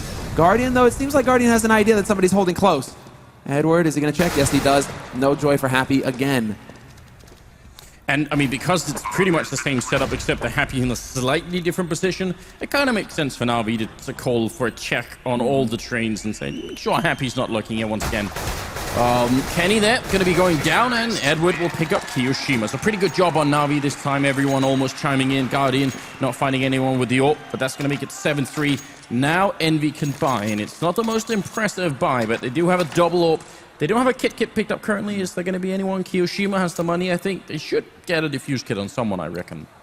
Actually, yeah, Kiyoshima does look like he has the money. Why is he going to hold on to $850 when he can afford a kit? Interesting choice. Interesting decision. At least they have good nades, though. Double op as well. One important thing here is that Na'Vi now have, thanks to these 3 rounds, they actually have the money to go ahead and rebuy in the next round if they were to lose this one. So the easy times are over for Envy. Now it comes down to grinding out rounds on their side, making sure that they can chain them together, and once again put Na'Vi on eco. So we'll see if that's possible. A little bit of a forward flash there, missed on the timing. Similar. If I've learned anything about Counter-Strike Karma, it's definitely that kit's going to be something that they're going to need later on. Isn't that always the case? The one round where you don't get it, it suddenly becomes a crucial tool. It really is important. Half the defuse time, and that can be very, very crucial when you're trying to do a retake. So hopefully it won't come back to bite Envy here. No surprise to see Na'Vi gathering up outside of B as well. So far, I mean, beginning of this half, they kept going on to A site. It really wasn't working out for them. Now, they've had success on the B site, so Na'Vi are just going to say, we're going to keep going B until you teach us to do otherwise. And then we can start trying to change up the game. But all 5 players now gathered up for Na'Vi outside of B. But this time there's a bit of a different setup. Envy, they have the 2 players holding a bit more passively on the site, but they're there on the site already. It isn't Happy having to rotate in, waste time rotating in through connector. And then Apex is going to be able to get here very quickly. Happy missing the first shot, though, isn't going to help things here. And Na'Vi should be able to get the bomb plant. Although, as I say that, Happy, he drops Flamey. Oh, Guardian with a good refrag. Edward going down. Guardian getting a blind shot through on Apex. That's a huge kill. And now it's going to be back into a 3 versus 3. But look at the clock here. 15 seconds. The bomb finally going to go down. Zeus dropping down MBK, and it's Kenny and Kiyoshima left, and now would be a good time. Kenny, he's going to be alone 1v3, and he's in the back lines here. He can't even really make it out onto the site. And are they going to realize where he is? It seems like they've got a bit of an idea, and he's kind of trapped and boxed in, even going through CT spawn. You have to get by C's somehow. And it might be a bit of an opportunity. Still trying to see if he can make it work. And no chance to win the round, obviously. He's a little bit paranoid at the moment, and you can't really blame him. Cease is coming in from one side, Seuss from the other. That's going to be the round. 7-4 here for Na'Vi. Very good job indeed. Yeah, and there are 3 remaining players doing the majority of the work there, but still, this time it's just a complete swap around. Flamey is only on 7 frags, Guardian only on 5. It's C's doing a lot of the work here for Na'Vi, sitting on 13 kills. But that was, I mean, the best call to make there as far as Na'Vi are concerned. They have all the money, as you guys can see here on your screen. A very good economy. So get out there, hunt for that gun. Make sure that Kenny can't do anything incredible here in this round to bring it back for Envy. Envy are going to be on pistols. And now we're actually seeing a little bit more of a fast take here from Na'Vi, or at least it looked like it until a good flash actually stops them short. We've got to point out, it's rare to see Envy ecoing as much as they are right now, and especially not winning those ecos. That's usually where they sort of derive so much of their strength from, is the fact that they get so much mileage out of these pistols. That hasn't really happened so much yet in this first map, and I mean, I say it could be right now. Na'Vi have done a very good job of staying together as a unit. I think that's the main thing here. That's the usual anti-eco formation. When you're running into pistols, you want to stay together so that you can refrag quickly. When Envy seems to succeed with the pistols is when you would have players like on Na'Vi spread out across the map. It's a single man here, it's a single man there, and all of a sudden Envy have a man advantage, and maybe they pick up a rifle as well, and that's where it starts to get really scary and get out of control. Na'Vi now, when they go into these kinds of takes, although right now they have spread out, at least up until now they've been very good at staying together as a unit, Anders. Seized. Well, Flamey getting an opening down on Ivy there. Really good cross that they had going on. And Na'Vi weren't just vandalizing the map there. Shooting out those windows allows you to put up that smoke that's actually to the right of Seized right now. So gives them an opportunity to get out. So even though they're halfway across the map from each other, they're still helping each other out really well with long-range smokes there. So pretty nice defense, or pretty nice, attack coming out from Na'Vi. It's going to be down to Happy in a 1 versus 4. He does get a headshot on Seized, but what else could he do? Flamey can't really challenge. He's only got 8 HP. But now they know where Happy's playing from as well. You can see bomb gets planted. They immediately start hunting for this gun Na'Vi. They have all the money in the world. And Happy gets spotted by Edward. So no joy here for Envy. Na'Vi are really starting a great comeback here in this first half. And a team ace as well. I was somewhat criticizing them for splitting up, but still it ended up being the 2 players going together onto B, the 3 going out through Ivy, always able to just take point and step in for the refrag if anything got out of control. So Na'Vi, they finally found themselves here.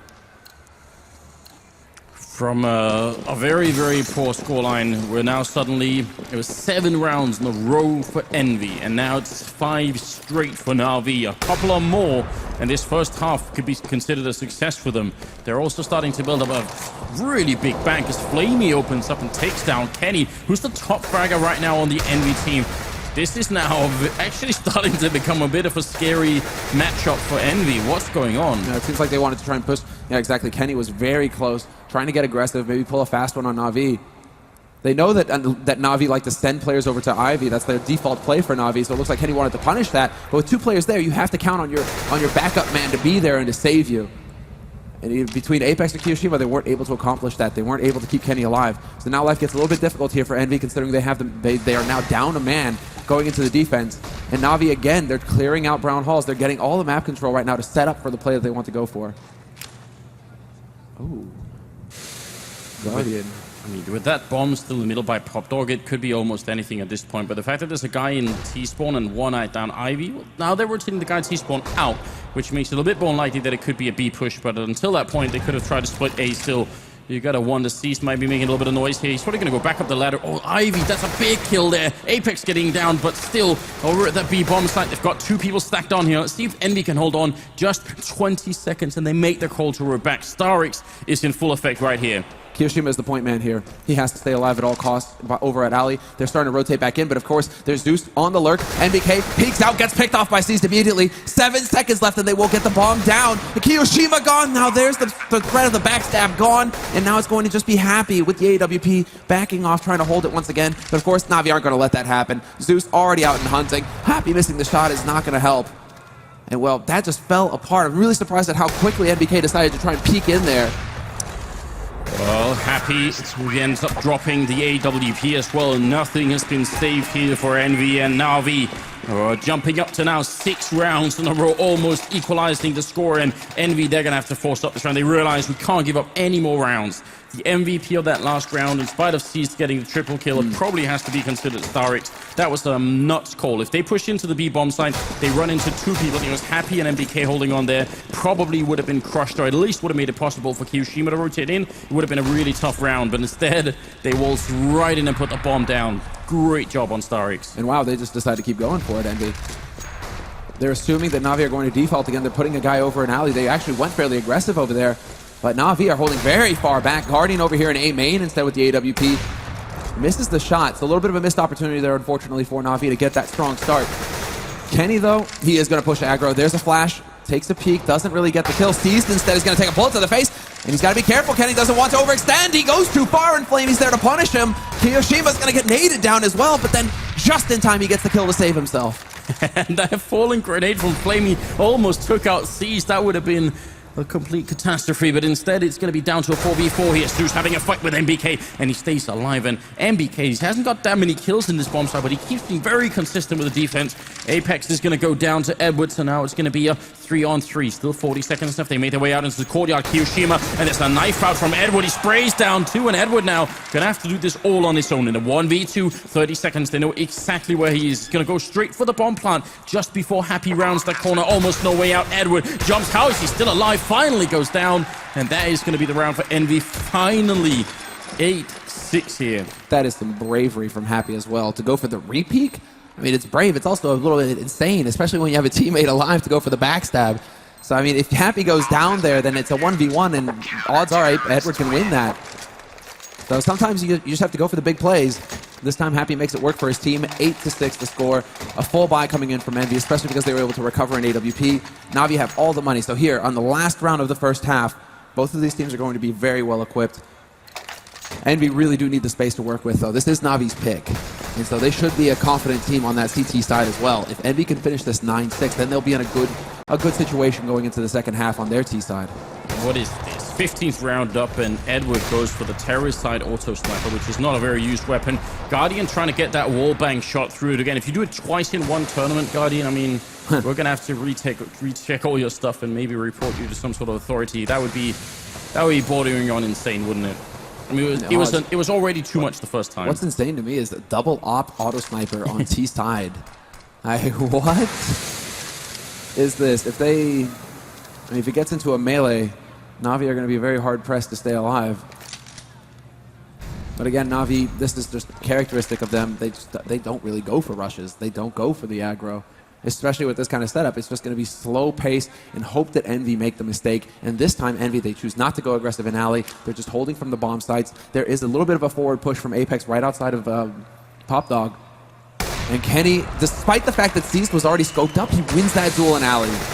Yeah, you would think he had the advantage, but not against Kenny. It's going to be Edward going down next, and that leaves them in a 3 versus 5 with only 30 seconds left. This is going to be almost impossible here for the terrorist side team. I think 6 rounds is enough for Na'Vi, but a 7th definitely would be very valuable. Still 2 people stacked in that B bomb site, 3 out in A. Very, very good spread here for the French side. Stu's looking to open it up, but Apex says no, and Guardian now trapped behind this bomb, or this train, trying to get the shot. He gets one on Kenny. That goes down. Nice quad kill from Apex to seal the deal in the first half. 9-6 overall, I would say a very even scoreline. And that's great positioning from Happy. We saw how close he was to lower ramp on the B site. He could hear movement over in the Pop Dog area, and that's enough to tell his teammates, don't move, hold passive, wait. We haven't got anything going over on B site yet. I haven't heard a damn thing over here, so just stay in position. And so Envy were ready to accept Na'Vi on that A site. Still, Na'Vi, they don't look too frustrated on their side, judging by the player reactions. They're just going to be talking, trying to figure out how they can win this pistol, because if they can win the pistol on the CT side, I mean, the following 3 rounds, that'll put them neck and neck. This is the sort of game, I think, where probably Envy are going to be maybe a little bit more frustrated, even though they got 9 rounds, which is completely acceptable, but it's just the fact that they won 7 in a row and then finished off with a 2-round streak, right? So it's very weird. They probably wish they could have. Look at those excited Na'Vi fans. I love the fact that people are really cheering. There's a lot of Envy signs out there. Well, I've seen, we've got the whole green room down in the middle there, but a lot of the teams, as you can tell, and managers are hanging out and watching this show here. Kenny, he did end up top fragging for his team with 15 kills. It was Seized on the other team with 17, though, actually. Seized and Flamey. Flamey leading up. I mean, a little bit of a slower start for Flamey and Zeus. 10, 11 frags. And then we see Guardian actually bringing up the rear with 7. But let's not forget that Guardian, it wasn't until like the 7th, 8th round that actually got his AWP. Up until that point, I think he was 0-5. So, I mean, 0-5, 0-6. So he had a little bit of a slower start. Now we have to see him really step up on that CT side. If Na'Vi can win that pistol, that's where things get dire for him because Guardian will have the AWP right from the beginning. 20 seconds left, and we're going to be going into the second half here. Still the first map. If you are indeed just joining us here, then it's just in time for the grand finals at this CSGO Major DreamHack Open Cluj-Napoca. And it's Na'Vi versus Envy, of course. And right now, it feels like a very even matchup in spite of what looked like a complete stomping by Envy in the first 7 rounds. I mean, Na'Vi, they brought it right back, and whoever wins this pistol is going to be in a good position to make a full comeback and actually win the map. Now, we were actually having a bit of a clip there from Apex, from the second man on Envy that we were talking quite a lot about going into this match, is the fact that he needs to be on point, and he's only sitting on 8 frags right now. He had a really slow start, really slow first half for Apex, so we need to see him wake up now. He is the entry fragger, which means that he's going to be the first man onto the site for Envy, along with NBK. They work as a pair, as a duo in general. So we really need to see Apex get that strong start here for Envy. If they can win the pistol round, they can just run away with this game, because then Guardian will just, it'll be so long before Guardian can afford to get that AWP.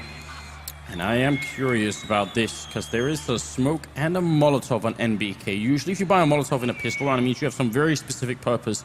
Virtus Pro earlier in the tournament showed that they throw a Molotov that lands at the back of the bomb trainer here by B, very close to where Flamey's standing, but a little bit more to the right, a little bit further up. So I'm wondering if they have like a specialized plan for that particular Molotov.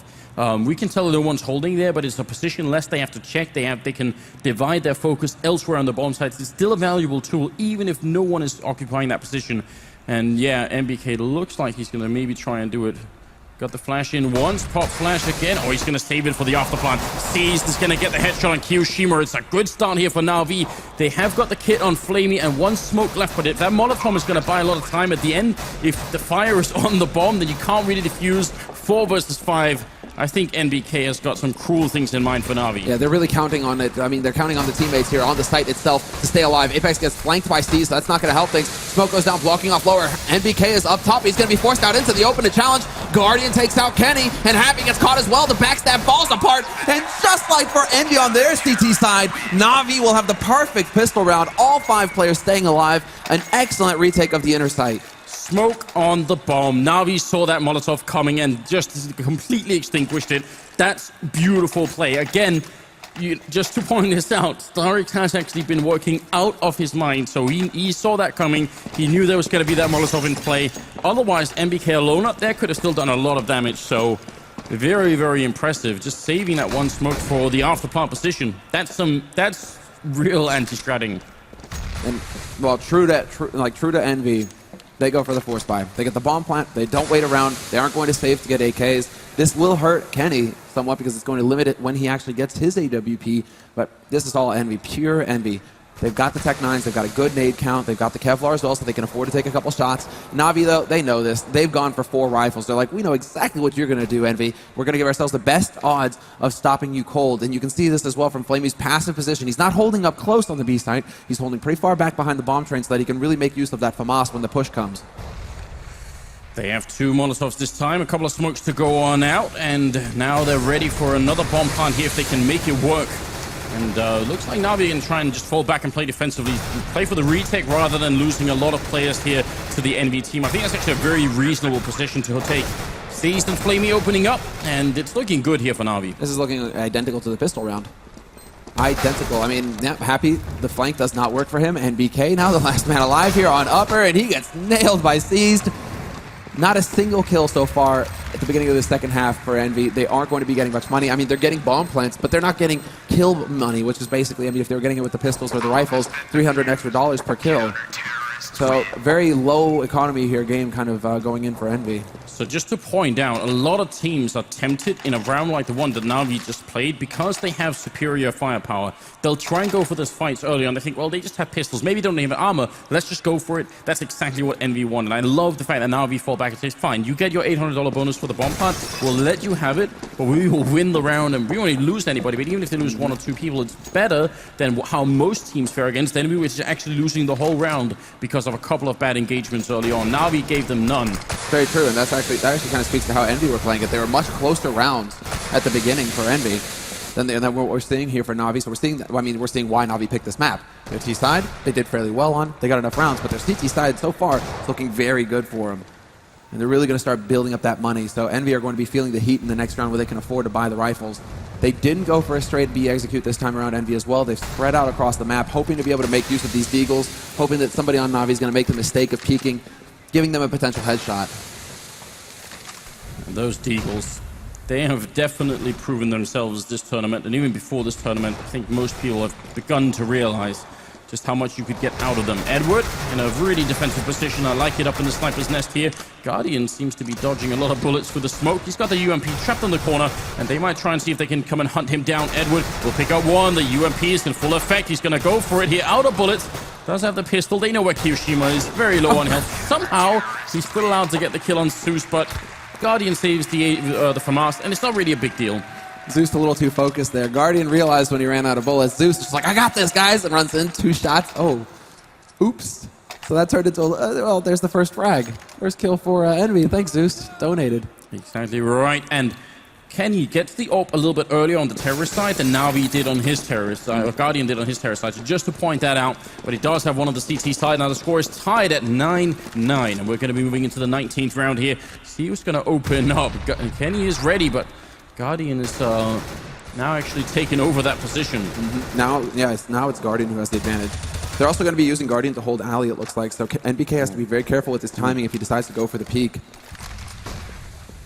They're boosted up to look over the smoke, I think, or at least Kenny is trying to see. Yeah, they were actually standing on top of each other. What? Guardian takes down Zeus. Oh, no!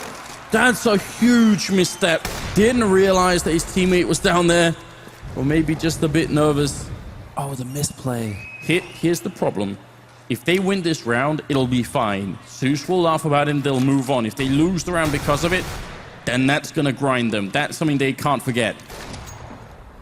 And Zeus is not known for... Did Kenny just shoot someone in the back as well? What's going on? I have no idea at this point, guys. This is the tension. I mean, you're in the grand finals of the majors, Anders. Both of these teams are so desperate to win this. You can feel just how difficult it is. But now Flamey on the B side, holding up close. Excellent anti-flash. He slows down the entire push. Picks up NBK. Picks up a second kill. Could get a third as well. He nearly had it. He actually goes for it. Flamey with the triple. Stays alive. And even sacrificing the god Zeus. They get the job done, Na'Vi. What a play from Flamey, holding the line. The flash, I mean, perfectly timed flash to stop the push and then getting the headshots after it. Flamey, he's maintaining that level that we saw earlier today in the semifinal. Look at this. Oh, does he just walk right in? He actually thinks that, yeah. But he thought he would have seen the FAMAS. Come on, Guardian. Well, so this triple from Flamey is already a huge impact round. It ends up with the Deagle, but in light of the fact that they actually got a team kill in beforehand, Flamey just completely saved them there. That's absolutely magnificent. Now it's going to be 10-9 and a round lead here for Na'Vi. Whoa, Apex. There we go. Headshot from him, but then Steez returns with 2 of his own. He's got the incendiary as well to try and deny that bomb plant. Kenny down to half HP. It's going to get a bit toasty, and he just barely makes it out before Steez uses a bullet to get the job done in the end. Still a single kill here for Envy. They would like to get one more if possible, but it's going to be down to Happy. He gets the backstab, but then does not get the kill.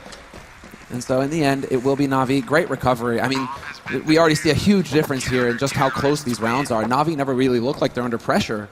And this man here on the camera sees the Russian player 27 kills in 20 rounds against a team like Envy. That is completely ballistic. I have no idea how he's doing it right now. This is a beautiful opening. And actually, normally this is what I wouldn't like to see, is Seized actually going for the fight against those Deagles because it's so dangerous, but he just made it work. Now we see a bit of a timeout from Na'Vi. Yeah, that's what I'm wondering about. Na'Vi calling for a pause? We're going to get a call in a second to see if it's actually a tactical timeout. Maybe they're saying Envy must be feeling a little bit low right now. Let's just give them a moment to think about how much we're beating them. And just soak it in? Yeah. Let them linger a bit. At the same time, you would want to try and keep the pace up. If you have the control, if you have the momentum right now, the pressure is on Envy. Na'Vi wouldn't have given that pause, and that's why it's not a tactical pause. It must have been just something like, oh, my keyboard stopped working for a second, because you don't want to slow down the pace for Envy, allow them to get that breath. You want to make sure that they're choking to death right now. So let's see. Na'Vi, I mean, full buy on both teams. Wow. Kenny once again taking that double nade to the face. They're doing that just to counter him as well, Anders. They did that the last time Envy had a buy round as well. Kenny was up in main, boom, nade to the face. That's not really helping things for him. No, I'm gonna maybe over time and slowly put him on tilt, you know, that annoyance Ooh, there. yeah. But he does reply with a headshot on Zeus, and that's about as good as he could possibly get. Edward playing close to Pop Dog here, and a smoke goes up to help him out, so now he just has to cover the main entrance. Plenty of time still, but look how aggressive Edward. Flamey is being over on the other side. Oh, man, Edward. He actually goes for it. That was... I understand you have to take a risk, but man, that was ballsy. Look at Flamey's position. He's been here all along, so he sees one guy jumping down. He doesn't actually get the kill there. Has to fall back, but because they're so low, they still got to be careful about how they go for him.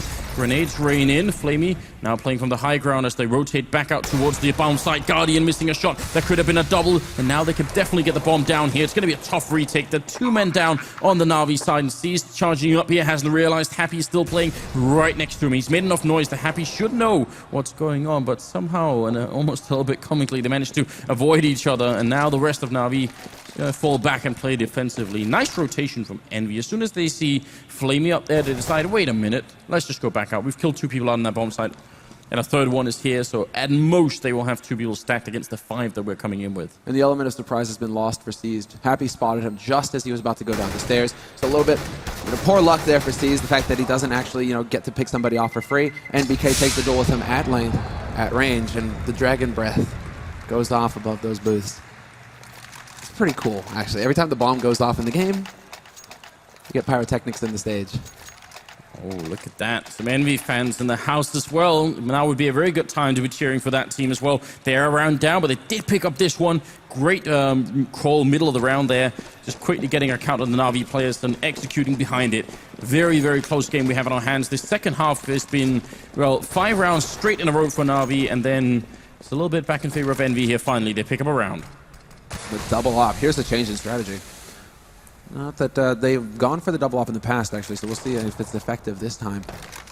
Seized going for it. I mean, he's on point right now, so pretty much give him whatever gun he wants. A pea shooter will do the trick. He's nearly dropping a 30 bomb already. This might be a little tough for Envy to crack. They're going to have to make very good use of their utility to make these Oppers' lives a little bit harder.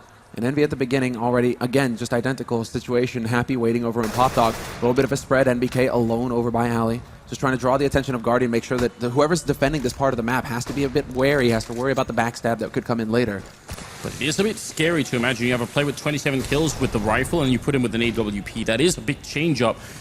Be interested to see if C's can actually continue on the streak with a different weapon altogether. About 40 seconds now to try and execute. It looks like it might be a B push, and Flamey's holding in that similar position that MBK was earlier. He got a double kill. Flamey's gonna have to do just about as well, but Kenny is kind of low. This can actually definitely work out. Seized is covering from the sidewalk as well, and they're gonna make their push in. Flamey looking up. He's gonna turn around for it. MBK comes to check. He was holding that position himself. Kenny takes down Seized, and I'm not sure if they should even try the retake. Certainly not now. Zeus has gone down as well. And there it is. And this time around, everything works for Envy. They don't lose a player early on as they try and rush down the ramp, which is what happened earlier on when they tried to get onto that B site. They were losing Kiyoshima pretty much, I think, and Kenny. They would just get randomly headshot through that smoke. This time the op shot is missed by C's. So that's where you have to wonder, would it have been better for him to hold that position with an M4? Because then you just go full auto spray into the smoke, hope you get lucky, and at least you do some damage. If you miss that one op shot, you've actually done nothing to help your teammate who's on that site already there. And then MBK is like, you think you're going to use my own trick against me? No, checks that angle. Make sure that the side is open, and yeah, once again, the flames go off in the stadium. So, just a quick stat here as well. Envy in the first half, they won 7-1, and by the time Na'Vi won that one round, they instantly had to eco, because they hadn't had any more than 2 people alive for any of those 7 rounds. Na'Vi, on the other hand, their 5-round streak that they had in the beginning here, they had 4 or more alive for all those rounds, and that's why they can still buy. This makes a huge difference. Na'Vi's economic management is so much better in the CC side here than Envy's ever was in their first half, and that's keeping them in the game, because otherwise you can kind of tell that Envy's gaining some momentum here, and once Na'Vi eco, they will probably lose this map. I think the first time Na'Vi eco, they're probably going to be out of it, and Envy will take over. They've got to stop that from happening. Apex is here, and he's got the shadow advantage. Going to be taking down Zeus, goes for a bit of a transfer, takes down Edward with a headshot, and it's a beautiful start here for Apex. Where did that flash come from? That flash just saved Apex life. He's down to 6 HP, but he did his work. All three players now gathered up on the A side here for Na'Vi, expecting Team Envy to try and press their advantage. And it is going to be Happy just straight up taking the fight with Flamey and winning.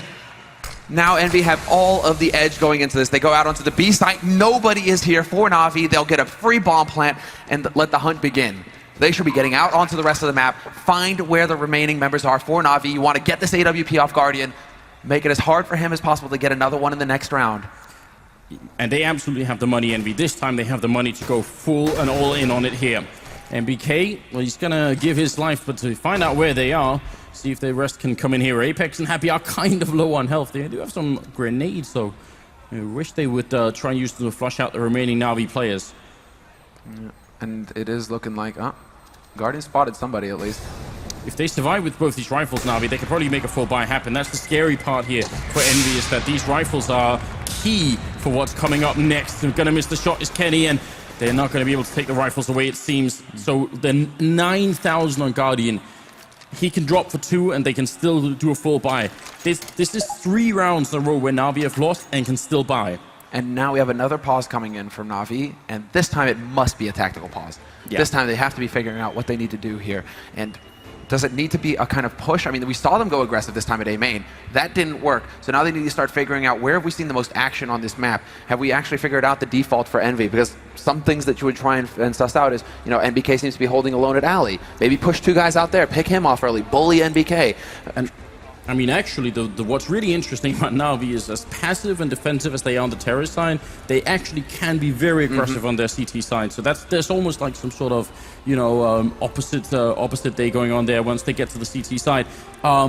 Something that I've seen them do in the past, which I think is a lot of fun, and I've always been a big advocate of, is actually a triple push down Ivy, where you have 2 people pushing and a 3rd guy doing the pop flash.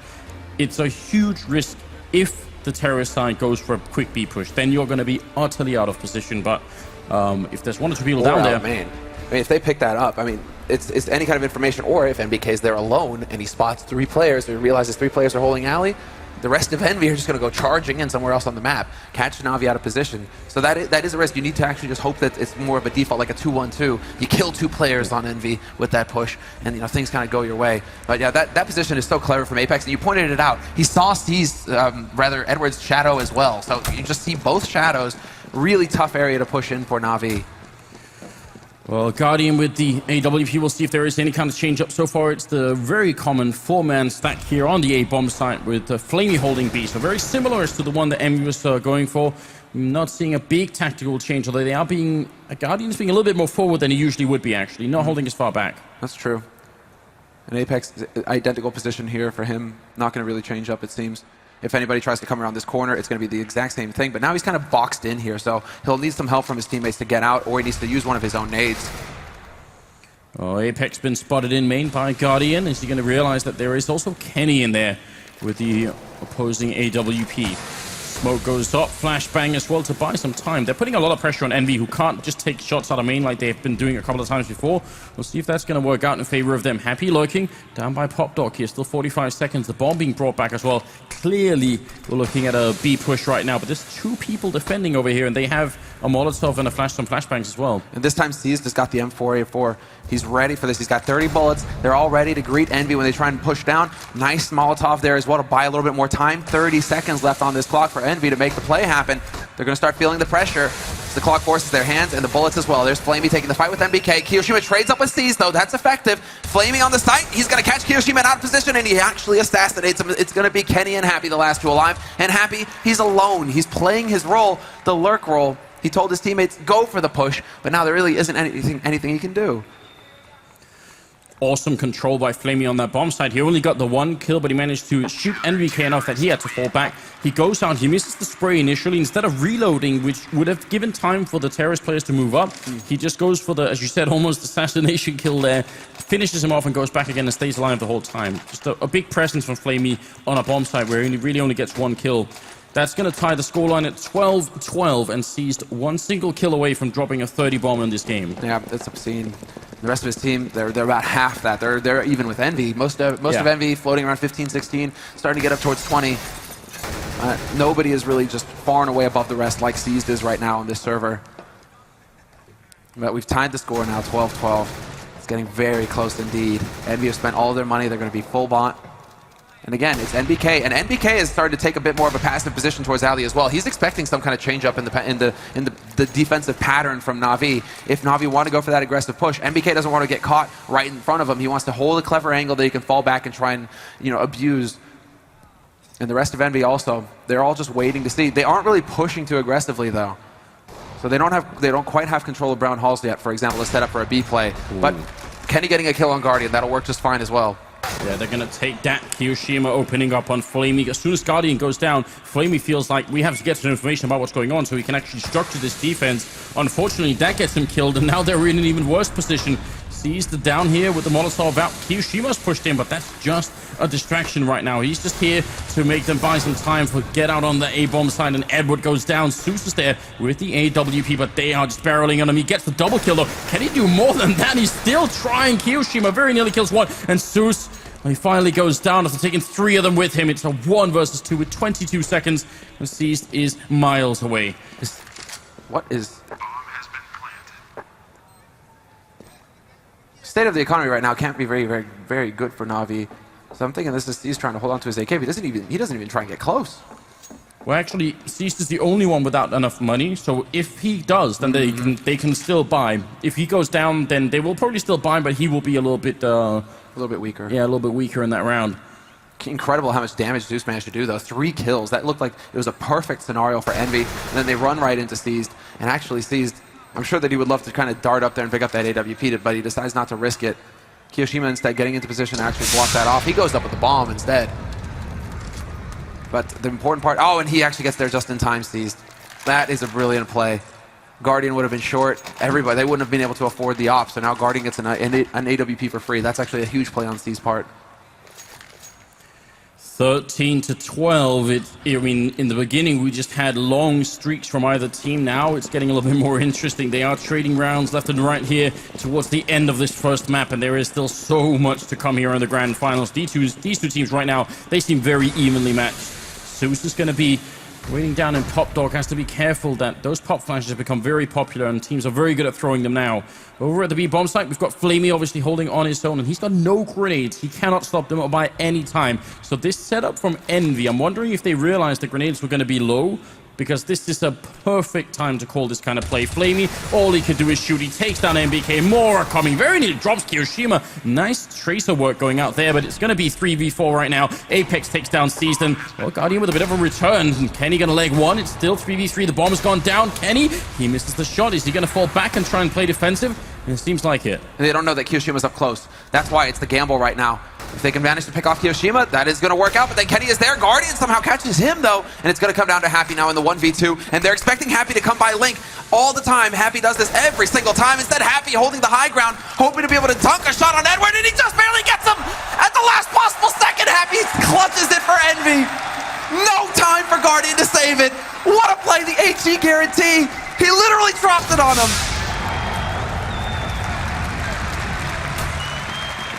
That was his insurance policy. That's what he needed. Perfect play. And Guardian, you see the raw frustration there? He was the knifing the trains. He was even running back and forth. He's like, I can't believe it. We almost had it. Edwards down there. He doesn't have a kit, and that's actually what kills the round for him. I think he would have had the defuse if he'd had the kit there. Wonderful stuff. 14-12. And look at Na'Vi. They know the pressure is on. They forced to buy here anyway, using all of the remaining back to make this work. This round has to work out, or they're going to let go of Train. And this is their pick, Anders. This is the map that they just dominated NIP on. For Na'Vi to be cutting it this close, it's a bit much. It's a bit much. So now let's see. With the 3 rifles that they can afford, 2 pistols, Edward, he was getting headshots early with the Deeg. So, I mean, he is capable of doing some damage. I mean, now would be the time for someone like Guardian to step it up. Seized has already done a lot, and this time he does go down. Big frag, and Apex is going to take out Edward, and this is looking horrendous here. They probably need to save what's left. There's no chance. Envy, once they get just a little bit of traction, you can tell they just get so much speed behind it. And Guardian and Flamey, well, saving rifles, but they're also on opposite sides of the map. They can't even help each other out here to try and put up some sort of defense. Guardian takes one, and well, he's walking right into, ends up dropping to Happy. And Flamey, last man left. It's about to be a map point here for Envy. A terrific performance from the French team here on the second half. In spite of an early 5-round loss, they've now almost won 6 rounds in a row, with the exception of 1 round there that Na'Vi picked up. And that's the key frag of that round is Happy. Edward is playing around electric, sure, but he's not really with the deal. He's not really going to be able to stop the full push. It's the fact that Happy eliminates the rifle and manages to just take that out of the equation completely right from the start. It's just Envy are such an explosive team. They can, as soon as they have that first kill, this is what they're famous for. They just go crashing onto that site. They never really let you catch your breath. Some teams, they'll get the pick. Na'Vi, this was Navi's old style. They'll get the pick, and then they wait 40 seconds. They wait for you to get antsy. You're rotating around the map, trying to guess where the next hit's going to come from. Envy have a complete opposite style. They're like, we got the first kill. Go, smash them. Don't wait. Just completely crash into the defense and overrun them. Oh, looks like they wanted to go fast as well. Apex finding one more opening. This time it's on Edward, and that's a very bad sign for Na'Vi here. The French economy is not that good. If Na'Vi win this round, they can force it into overtime. There's still a chance, but Seized here, he's going to get one refract. Happy takes down Flamey, and they're very low on health on the Na'Vi side. Guardian getting a good kill in with the scout here. It's now 3 versus 3. They need more frags, and Zeus is going to help out on MBK. This is a huge round. This is overtime in the balance for Na'Vi. They just need this one round here, and Envy's economy for the rest of this map is going to be a little bit funky. Apex and Kenny are going to be left open AK and a lot of time. And there's Guardian, and Guardian hits the shot. The key frag of the round, and now he has an AK to play with as well. If Kenny can pull this off, he has 50 seconds, so he has time to play with. But if he can pull this off, this would be one of the most legendary tournament plays of all time. Needs to hit this first shot on Guardian, but he's not going to get the flick in time. Guardian's there to save the day. And yes, a triple kill for Guardian at the end of the round. And really, the frags, it seems, have been really top-heavy here as far as Guardian are concerned. Seized, he's slowed down a little bit, actually. He's been sitting around that 30 mark for quite some time now, so he's up at 31. I mean, it's still, I can't really poo-poo, a 31 frag performance, but at some point, you need some help. And the fact is, the Guardian, on the other hand, in the last couple of rounds, has actually really stepped it up. And he's going to need to step it up a bit more. Kenny going for the 1 AWP to try and see if he can make an open. He actually expends his whole bank doing that, so it had better work this time around. Nobody pushing to give him an opening, though, which he's kind of hoping for here. Yeah, this is going to be a very tight game now. Envy, they will have essentially one more buy. Unless they can get some bomb plants in here, they're going to have another buy in them, unless they can just pull it out with a pistol, which is definitely not unlikely. Which is exactly what they're famous for, right? And there, it is going to be the straight rush. They want the bomb plant at all costs. And Flamey finds the headshot on Apex. He gets a second one on MBK. He could go for Kiyoshi, but it's the fadeaway shot as he gets around the train and drops the bomb at his feet. Falls apart completely for Envy. Now, what can they hope to accomplish? They're not going to get the bomb plant when there's 4 players from Na'Vi sitting on this site camping it. But that last shot, Anders, that was a thing of beauty. The focus on Flamey. He knows exactly what that bomb plan means. It probably means another buy round for Envy. Instead, it's right there next to all those terrorist corpses, and it's going to be Kenny and Happy left. There's not a lot that they could do right now. That's a very, very tight defense put up there by one man. 30 seconds, though. 30 seconds left is not enough time. Kenny has just found the one way out of this, though. Now he can go back into T-spawn and save. Happy should just kind of throw himself out there. Make sure that this AWP stays alive at all costs. That's the goal here. Even gets the rifle, so this is perfect. If they can just hold up and hold on to this stuff. The problem for Na'Vi is they can't even go hunting all that much. The leg shot there on Happy. If they get the kill, it's great, but they have almost no money. If they lose rifles now, they will be in a lot of trouble. See, they're going to try and go for it anyway. They're really feeling it. Happy goes down. Kenny with a refrag once. Still a 1v2. He knows scopes Edward. And this is very, very expensive. And I'm actually sort of wondering if it's worth it, because Envy, they have just enough to buy here. They're going to go for it. Na'Vi, on the other hand, those rifles they lost here could have been converted into grenades, which would have maybe been used to try and stop Envy. I'm wondering about this. They still have 3, but that's Zeus. I mean, Zeus has to go for a 5.7. He can't actually afford a rifle to get all of those nades. He'll get dropped by Seized, in fact. So Zeus has been given Seized rifle. Seized, this is why he's so hot right now. He's like, you know what? It's all good. Here, Zeus. I'll just go get one of my own off of Envy. That's fine. That's fine. Scavenge one. He's gonna make them pay the iron price, Semler. Indeed, the lead. Oh, Kenny. Looking to boost up here. Grenade in once, like they've done earlier. Look at that devastating grenade. But Edward, he gets shot in the face with the AWP. And now, Zeus looking up on the train here, trying to see if he can get a little bit closer. That was a devastating grenade to start off the round with, and it could come back to haunt Envy later. Not fun trying to play after plants if you've got no chance to challenge at all. Zeus, the angle here is very good indeed. He knows exactly where he has to sit, not to get spotted from Pop, but still be able to catch people as they come out of main. He does also have a Molotov, and so does Seized and Flamey. And here comes the fake. Happy setting it up to look like it's going to be on that B site, but Zeus up here gets the early warning, spots Apex, could take out MVK as well. There's the final shot with the final bullet, and it's going to be down now to Kenny to land the point-blank shot on Zeus if he wants to get past this line, because Zeus has done a fantastic job of wearing Envy out. 30 seconds left, and Kenny strikes Kiyoshima with Steez, but then Guardian from the back line, and we're into a 2-on-2. 30 seconds left, and they should be able to get the bomb plant now. Smoke goes down to block off Flamey, and Happy, all he has to do is hold this angle now. Although Flamey going right through it, he realizes it's too late, but Happy turns around. He's there for the clutch, and it's going to be Guardian now. 1v2 to keep his team in this, to go for overtime. Headshot, and it's not going to happen. Kenny is there to lock it down, and in 30 rounds, Envy will take the first map. They will rob Na'Vi of their map pick. Wow, 26 kills on Kenny, 32 on Seized, and Guardian with 24. There are a lot of people coming alive in this particular match, but what a performance. Look at the dejection in C's face. What do I have to do, team? 32 frags. I dominate the first half, and we can't take that win? There's going to be some talking going on here between these map standers, because he needs to expect more from his teammates. And that's a heartbreaking loss. Your own map pick, and it goes that close. When you don't make it, you've got to respect that it somehow has to mentally backfire as well. 30 rounds on the first map. There's Flamey still inside the booth, hasn't got up yet. Probably trying to replay exactly what went wrong. We're going to go to a quick break here. We'll be back with the following map. It's still Grand Finals, a best of 3. So stay with us. We'll be back soon.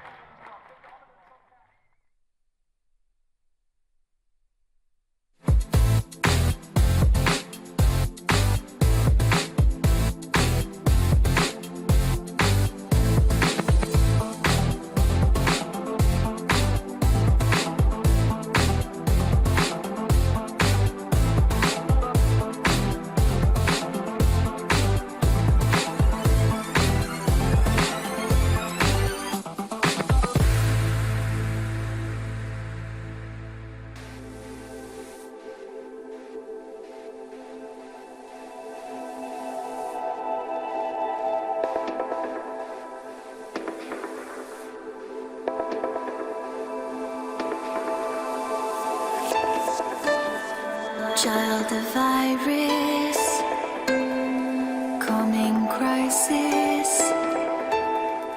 You're invited to come down.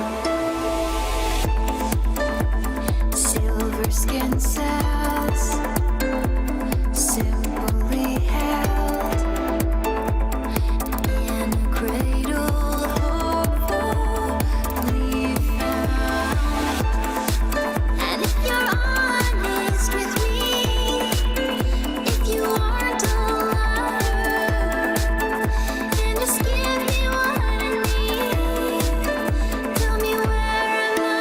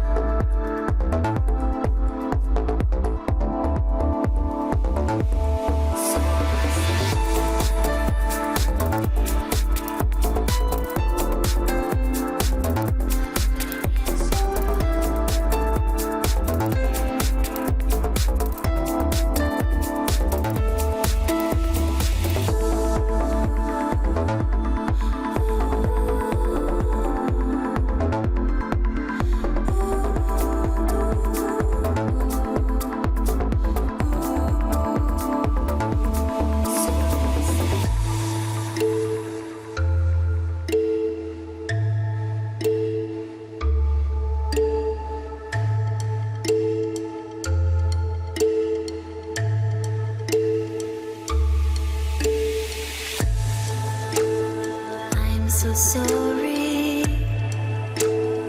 That's my story. I know less than most do.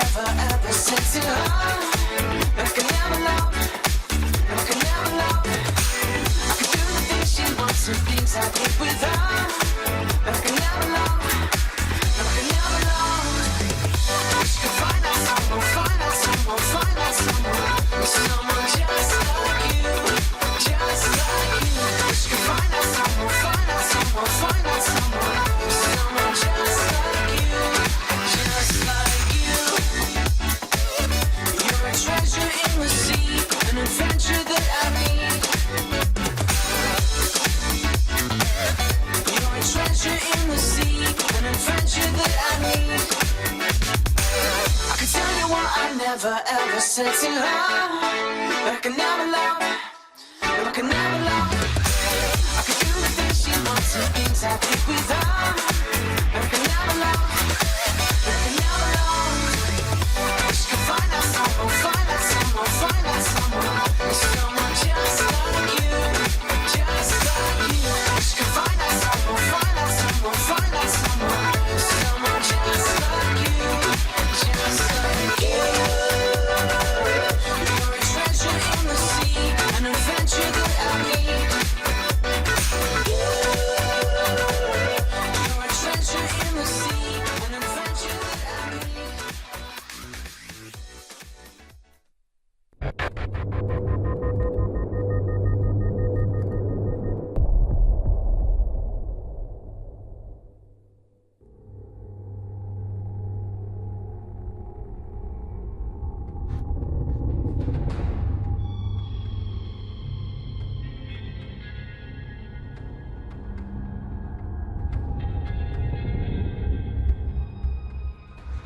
Hello, everybody, and welcome to the Dream Hack Green Room. Well, we could call it the Dream Room, but right now, maybe not quite, because I'm with CLG, and I don't think you would be too happy with, where you've been, or maybe you are. Yeah, it was pretty unfortunate for us, but I'm hoping that Na'Vi could win this. If they do win this, it'll make us look good, and I'm all about underdogs, so hopefully they can get a map here. Yeah, overall, are you happy with your run? Because I know I said, oh yeah, maybe you aren't happy, maybe you're disappointed to be here, but you guys did have a decent showing. You didn't look, in any way, shape, or form as a bad team, like you shouldn't be here. I mean, our ultimate goal was to make it out of groups, and we unfortunately couldn't do that, so it's pretty disappointing. I can't say we're happy about it. Do you think there's going to be a change going forward from here, like in terms of like the way you guys play, your structure, and not as in swapping players out? I don't know what about that. I'm not going to press you about that, but I mean, just going forward, what's the plan? I don't know if we're going to have any major structure changes, but we're definitely looking to a coach, and I think that could help us out a lot. I think that's the next step for our team, finding a coach and having someone from a third-party perspective analyze our game and see what we could do to improve it. All right. Hayes, what are your thoughts currently on the game going on? So yeah, like we established before, Na'Vi are the team that unfortunately put you guys out. What do you think happened there? That was their map pick, but Envious did manage to turn it around in their favor. Well, Envy just pull wins out of nowhere because they're just amazingly talented players, honestly. That's all it is. So do you think it's more a question of individual skill? Of course, they're amazing as a team, but do you think it's more of a fact that when it comes down to it and they're in those set moments as their own sort of, in their own one-on-one situations or 1vX situations, that's what really pulls it through for them? Yeah, they have grace under pressure, and it shows, and that's why they always perform. The French players are amazing, honestly. Talking about amazing players, a guy that you were very complimentary about last night is your teammate, JDM. He had a pretty good tournament. What are your thoughts on your team and maybe other individuals or him? Like, just talk a bit on your team. I mean, everyone's been stepping it up lately. I won't speak for myself, but Josh, man, or JDM, when he rejoined the team, man, he's been fragging hard, and he's made a big impact, especially in our overseas tournaments. And Finesse has stepped up his role big time now that he's lurking, and that really helped too. Yeah, JDM, so are you happy with how you did at this tournament, and what are your thoughts on how you guys did overall? I mean, we took a map off Na'Vi, so I'm happy about that, but I would like to get out of groups. That's the main goal. In going forward, like I mentioned to Tarek, what do you think you guys could do differently? Maybe what could you change to bring you guys to the next level and, potentially beat teams like Na'Vi? I think what he said is exactly what we need, and I'm looking, forward to that because I think something big is going to happen pretty soon. Okay, interesting. Tarek, overall then, this event, just as a spectacle, what do you think of the stage? Like, we've got the pyrotechnics going on, and just everything is looking pretty intense. Like, are you happy with the way everything's going? It's amazing, and I'm glad we can be a part of it. Sweet. Well, I think that's all we've got time for now. And, these events would not be possible without sponsors. And we are going to take a look at an amazing app by The Score Esports.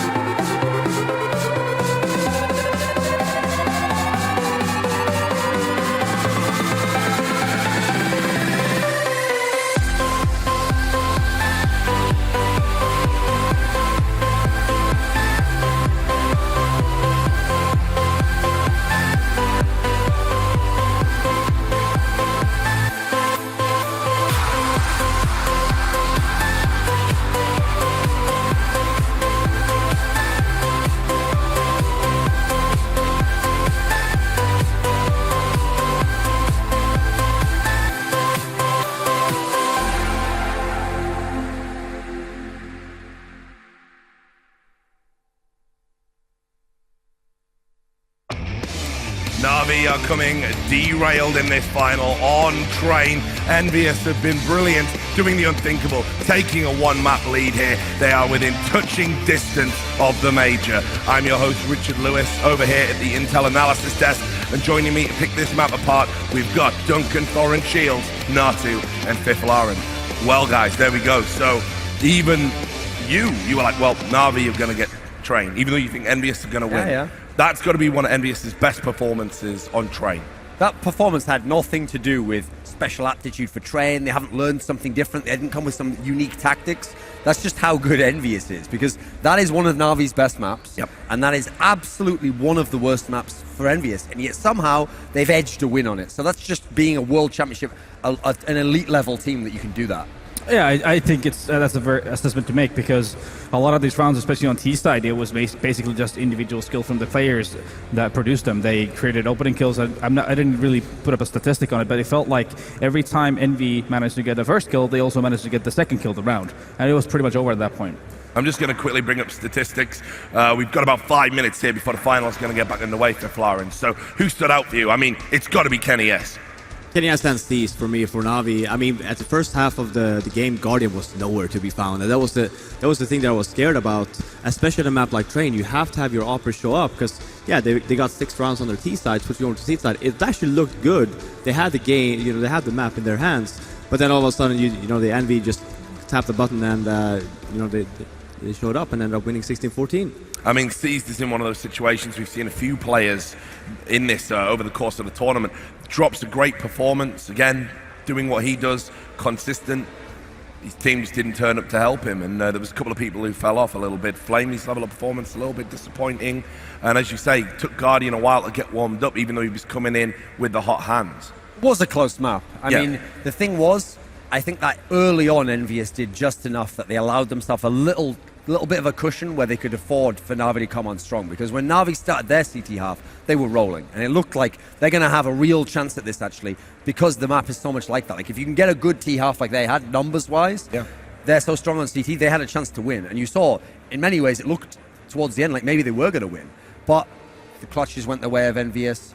Envious was able, somehow, to a degree, to neutralize Guardian. He neutralized himself a little bit, but it's kind of hard to say what it is, because on one hand you think, well, you only lost by a little amount. It was a great performance by Steez. You should be able to feel confident if you're Na'Vi, but that was your best chance to win a map, and even then you still got edged. So. But it was a very small margin. Me and Nat was talking about it. The round that Kenny S saved this op was the op that he ended up getting kills with the next round. We've got a chasing on it. Quick clip to run. Duncan knows a thing or two about being passive aggressive. What we saw here with Envious was the way they switched up their passive style and their aggressive style. Talk us through this, Nancy. Yeah, I mean, was my issue with the way Envy was playing. The first they went on a 7-0 roll, basically because of the fact they were clutching. Kenny basically was winning them a lot of those rounds. It took them all the way to round 13 before we saw this aggression from them that they really disturbed with the attack from Na'Vi, and that's when Na'Vi was in trouble. Before that, Envy wasn't using their grenades, even in a manner that they should have when they play as passively as they do, especially inner side. It was just like a freebie for Na'Vi to go in there. Fiflaren, I'll bring you back in as well. I mean, it was really close. Is there any sort of defining factor you feel that really separated the two teams? Something that was really noticeable? Yeah, the Envy's opera showed up and Na'Vi's didn't.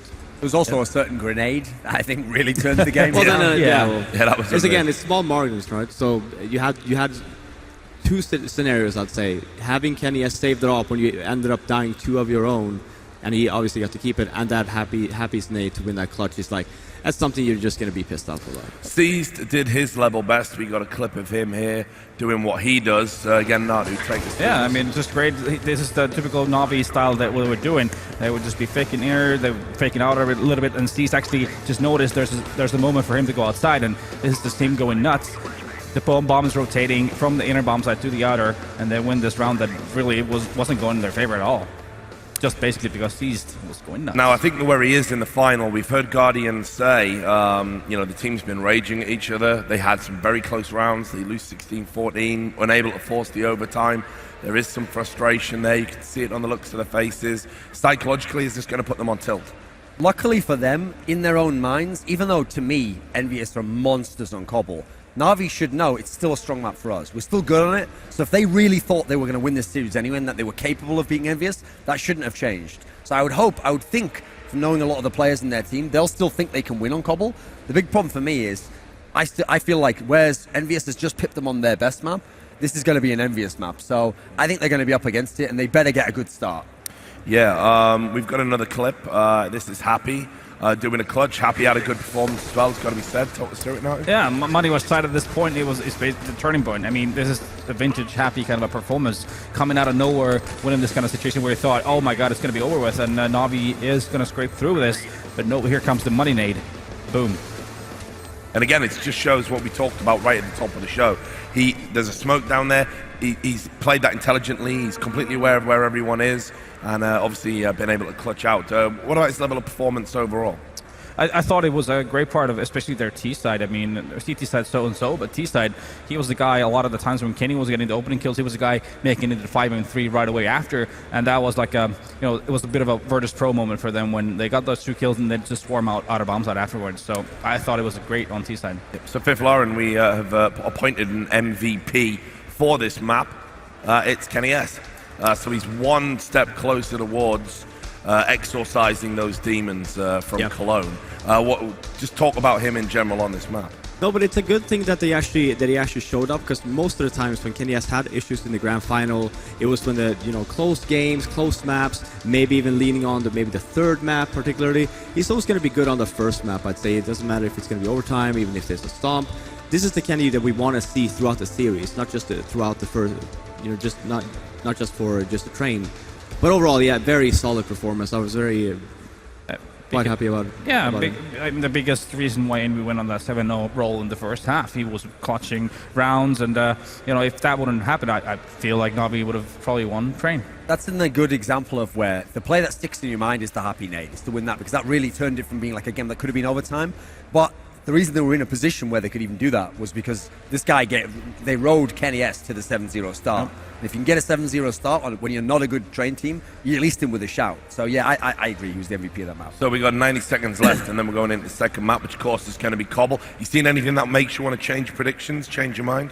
No. Envious is just so good. I mean, it might be a 2-0 now instead. I was kind of rooting for Na'Vi to actually win train, and if Envy can even beat Na'Vi on arguably one of their best maps, and were almost their worst map. Just look at Cobble now. Sure, Navi's not a bad team on Cobble, but I just don't see this happening. All right, well, thanks a lot for your thoughts, gentlemen. Na'Vi are certainly up against it. Without any further ado, we're going to go over to the casters. It's Super Semler and award-winning Anders. Make some noise, Romania. It's going to be the second map coming up now. Cobblestone here between Na'Vi and Envy, and we're in the grand finals here of Cluj-Napoca, the CSGO Major Championship. And right now, a lot of pressure, all of the pressure you could say is going to be on Na'Vi. I agree, although you just mentioned it, Anders, in the break. Kenny, this is the time in the finals of the last major that he choked on this map, hit one of his worst performances ever on LAN, and he had it in the grand finals. I was saying, though, just a little bit of a different situation this time, considering Envy, they're up 1-0 in this best of 3. They just need this map to take the title, and this will be the first major title for Apex and Kenny. So all of the pressure is also on Envy to actually seal the deal, close the map, take the title right here. It's absolutely true, although you have to imagine that Kenny will have built some sort of mental barrier between what happened then and now, especially with the first map win here. But you are absolutely right. That was a horrendous performance back then. And, I mean, tears were shed. It was awful personally for him. A really, really, really hard map loss there. Probably blamed himself for a very long time. I think he's here today to show that a lot has changed. It's going to be starting right about now with Envy on the terrorist side and Na'Vi playing the CT side here. Let's see what they can get up to. It's Kenny. A little bit of a smoke here. Happy rocking the Raid Boss build with a Tech 9 and armor combination. And again, to catch everybody new up, that Tech 9 is a very powerful tool. With the armor, you won't get aim punch. The only thing that will take you down quick is a headshot from a USPS or a P2000 there. So as long as you don't get headshot, you're probably going to win that fight. And already Guardian boosted up, looking for that headshot, and it's Apex who lands it first. There's your starting Toad, and we go for the pop flash, gonna drop as well. They're hunting for Flamey, and Apex has been unleashed. 2 kills for him to start things off, but Edward is doing work as well. Apex, a 3rd kill for him, and he's on the way to the ace. If he can get it again, he gets a quad, and now it's just going to be down to Seized. What got into Apex during that break? What have they told this guy? It's no idea. The Tech Knight comes into play at the end, but that quad kill was insane. And a very nice spread out from Envy as well. Everyone just didn't just run onto the bomb site. They all spread out across that whole bomb site and in the middle as well. Very hard for Na'Vi to make a rotation in. And the CT side here, look at the response. All armor on everyone, 3 deals and 2 5.7s. So Na'Vi ready to fight early on here. And we got to remind you as well, it is Envy's map pick here. Na'Vi, they barely lost it on Train, which means now they've got to play even better than they did there. And Guardian taking a little bit of nade damage here, but that is uplifting if you're an Envy fan to see Apex get such a strong start. For me, he's practically more important than Kenny. He decides the pace for Envy. He's the one who's the first man into the site, and if he can get headshots like this right off the bat, it's looking real good for the Frenchman. So he's gone straight up to that AK rather, going off of those kills that he got in the pistol round. He's going full equipped, whereas the rest of his team, they're kind of skimping a little bit. They're playing around the SMG game to get a little bit of bonus money going into this next round. Na'Vi, though, they haven't really got too much going for them so far. Guardian has taken a little bit of damage to begin with. A bit of a focus on the B side, although as I say that, they're starting to rotate a little bit back towards A Na'Vi. So if Envy, they pick this time to push, it's going to get nasty for the Ukrainian mix. Well, and there's NBK with the scout of all weapons, actually going to be picking off Guardian on the plateau over by B. Edward there, taking a bit of a prolonged fight, and Happy turning around. He's going to end up going down, but NBK shooting right on the shoulder of a teammate, and actually maybe even wall-banging through there. Could have hit Kenny. Seized hiding in the corner, looking for a shot. And Kenny going to pick up the double kill with the SMG as well, only losing Happy in the mix. Yeah, so bonus money for Kenny. He's going to be perfectly capable of buying his AWP when the time comes. No worries at all for him. They're actually going to hold on to the SMGs as well because they know that after that force buy, Na'Vi are going to be going for the hard eco here. Although, as I say that, quad HE's picked up from Na'Vi. So are they going for the hard plateau counter here, Anders? Do you think they're going to just try and chuck these in and catch Envy off guard? Yeah, I could definitely imagine that. What I hope they'll do is wait. I hope they don't just run in and throw them. I wanted to just wait until Envy actually show themselves. If you throw them straight away, it is just a, and they will be waiting over there. If you just throw them as you run in, which a lot of teams have done, which has always been really annoying to me, it's just a completely blind thing to do. You have no idea if it's going to work or not. At least here you can wait. And this is wild. Happy's managed to completely infiltrate the back line. He gets right through connector into the A site, doesn't spot anybody, and so he's telling his teammates, well, I haven't seen anybody yet.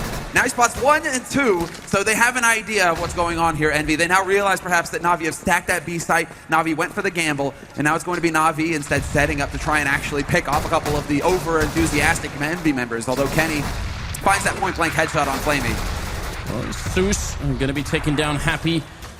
At the very least, they've done some damage here. The HEs have all been used and already done too much damage either.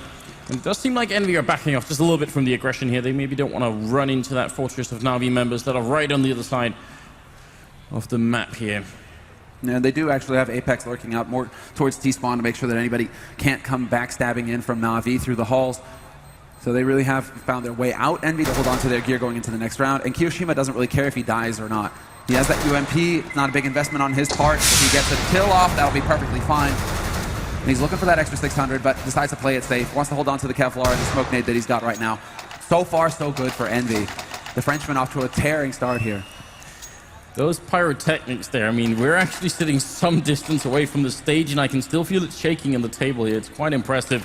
Wonder exactly what it's like if you're on the front row there in the audience. Oh, yeah, man. You're getting a bit of a tan going, I think. Yeah, you gotta feel be that careful. heat.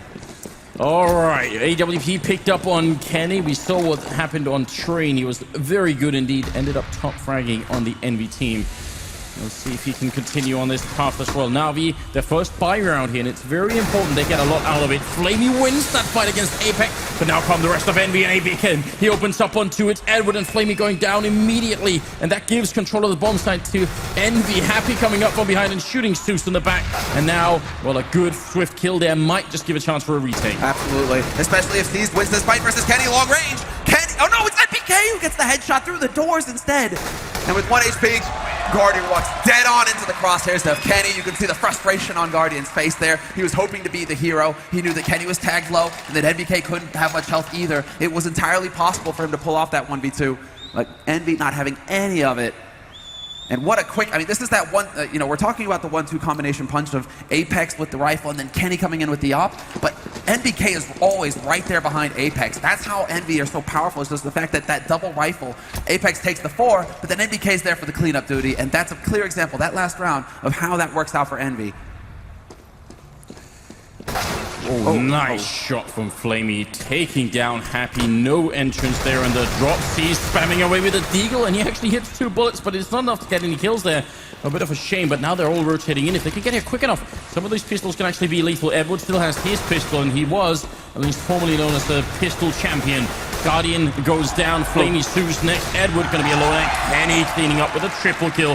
That's going to be it. Not taking any damage at all either, so... Quick start here for Envy, 5 rounds in a row, and now finally Guardian will have his own AWP. Oh man, and this is scary if you are Na'Vi. Na'Vi have 8 frags total. Kenny's at a reverse James Bond again, and NBK sitting on 7-1-1. Just between the two of them, they're at 14. Agent Kenny. I mean, he is unleashed. This is the exact same start that Envy had on Train as well. So Na'Vi right now, they need to hold on. They need to come up with something big in this round. Really just slam Envy, stop them cold. And Apex running in, but he still gets the headshot on Flamey. Flamey had everything he needed there to get that first kill. Good shot from Zeus. Edward now up in the plateau. Flashbang comes through. Kenny, he goes down as well. And Edward, he can shoot them in the back. He has no idea where they are. He goes for the fight. And Kiyoshima's going to go down, but he's still alone. Jumps in with a knife out. No chance. NBK shutting him down with a double kill of his own. And that will make it another round here for Envy. And this really highlights the exact problem you have playing against Envy when you're on the CT side. They are so quick. At the first spark, they just keep going. There's no stopping them. They just charge in. And we can see it, Na'Vi. They're taking a big risk here. I mean, we expect to see a few more T rounds on Cobble these days, so it's not the end of the world yet for Na'Vi, but they go for the 4 spot. And so no AWP here for Guardian. Limited nades to work with, so if Envy were to go for the aggressive all-out play, there wasn't much there for Na'Vi to stop them. Instead, Envy, they're expecting some kind of quasi-buy. That's why they're trying to slow down a little bit. They don't want to run into some weird pistol kind of situation. What is going on here? They're walking right past them in the smoke. Flamey trying to get out. He gets a shot with a Max 7. And there's Apex going down to the UMP of Guardian. So complete chaos over the drop zone. Cease is going to be spraying down 1, but NBK with the refrag is least. Still a 2 versus 4. Na'Vi should be winning this round. There's a lot of time left still for the Envy team to make this one work, so gotta be a bit careful. And Flamey's been, or Guardian rather, has been spotted. Edward is holding the line. NBK's there with the headshots. NBK is doing work. He's got 3 kills. Make that 4!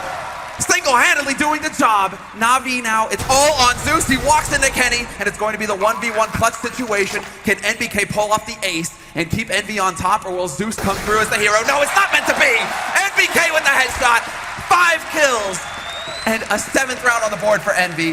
What a monster. Right, and here we see very, very clearly just how much pressure Na'Vi are under. They have a 2 versus 4. They know the bomb is not even attempted to be planted yet, and they can continue to run in and fight, which is not what you're supposed to be doing. They should wait for everyone to be there. This one person at a time fight for Na'Vi is a clear indication that this team is under a tremendous amount of stress here. And, you know, Envy love this, right? They love playing pinball all day, Anders. Tilts all day. Na'Vi right now, they're in the process. They are losing control, and they're going for another 4 spy here. So again, no AWP for Guardian. Limited on the nades. NBK is removed immediately, though. Great spray there by Zeus, and he's still alive. Takes out Kenny and Apex just a little bit late. This is a great situation now for Na'Vi. They have everything going their way, and it's going to come down to the lurker now. Happy finds 1, could get a second, but it's not meant to be. Edward is there to take him out, and Na'Vi, I mean, these are such chaotic rounds. It's so hard to see which way it's going to break.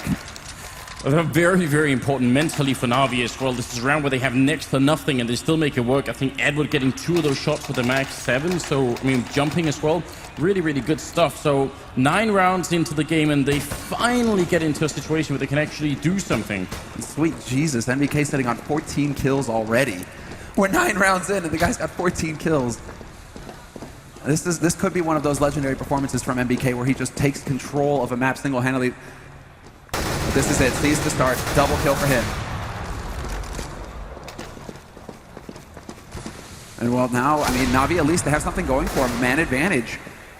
And Guardian with that AWP, he can hold the line. He's going to be rotated in. He's already on the site. 3 players here for Na'Vi, actually. And there it is. Guardian wins the duel versus Kenny. Flamey spots out Kiyoshima. Kiyoshima going for the long spray, but Happy's there for the backstab. Guardian, though, is going to be the line. You shall not pass. He holds it. 2 kills for him in the round. And now we might actually see Na'Vi start to get some momentum going their way. This means that Envy have to tap into that bank 2 rounds in a row. But then again, I guess when you were 7-0 and with some pretty dominant, rounds, they have the money to go for a full buy once again, Envy. Very, very odd position from Cease in the beginning in that corner there. That's almost... I've never ever seen anyone actually hold that position. Certainly not without backup. So if he had started to rotate out or anything right at that time, then they would have caught him in the middle and he would have got no kills. So a little bit scary, I think. But you're right. Envy spending pretty much all of that bank here to buy in another round. They definitely need a bit of a bomb plant, but Apex will open up with a shot on Cease. And that's going to set everything up now. Envy, they still have the time. And they weren't actually set up to explode after that, right? To just go crashing into the site. So it is going to be a little bit more of a slow pace here from Envy. They're trying to figure out if they can find a second kill to create a bigger opening to take advantage of. And we see more of a standard setup now from Na'Vi as well. 2 on one site, 2 over on the B site. And they're just waiting for Envy to make the play. This is smart, though. Look at the cross here between Flamey and Zeus. Flamey, if he even goes in to catch their attention, it's going to be very hard for them to check for Zeus's position. So right now, 50 seconds left to try and see if they can make this one. The bomb is making its way over here as well. MBK spots it out, but Zeus going to win it the first time. That's the bomb down as well. They see that on the CT side. 40 seconds now. And Kiyoshima will get a kill. Guardian to pick up 1. Kenny missing the flick, but Kiyoshima's there to pick it up. It's still favoring Envy at the moment. 2 versus 3, and Happy lurking in the middle. Guardian, how is he going to hold on to this? If he gets the kill on Kiyoshima, that's the bomb down. But this is definitely going to be very tough. And who's rotating back behind? That's Edward coming halfway across the map to do this. Guardian taking down Happy. Gonna go for the next shot. That's the bomb down. And now it's a 1 versus 1. Orb versus Orb. Kenny versus Guardian. And this could be a huge round for either player. And Kenny, he steals it away. It doesn't even matter. There's the shot. And the money for Na'Vi is gonna be reset really hard. 5,800 on Zeus. That's the best they have to work with Na'Vi. The rest of them are sitting around 2,000, and Zeus goes for the hero op. But you're right, this was such a sick setup. It's just that smoke going down, Flamey's kind of caught half in, half out of it. Guardian was quick to rotate to the A site, but Kenny just catches him trying to make the play, and it just does not pan out this time for Na'Vi. 8 rounds on the board now for Envy. They come out ahead regardless of the remainder of this half. And Na'Vi, they're going once again for a bit of an HE combo play. 5-7s, P250s picked up on their side. And of course the hero op for Guardian. So Guardian, it's time to carry. It's leg day. Let's go to the gym.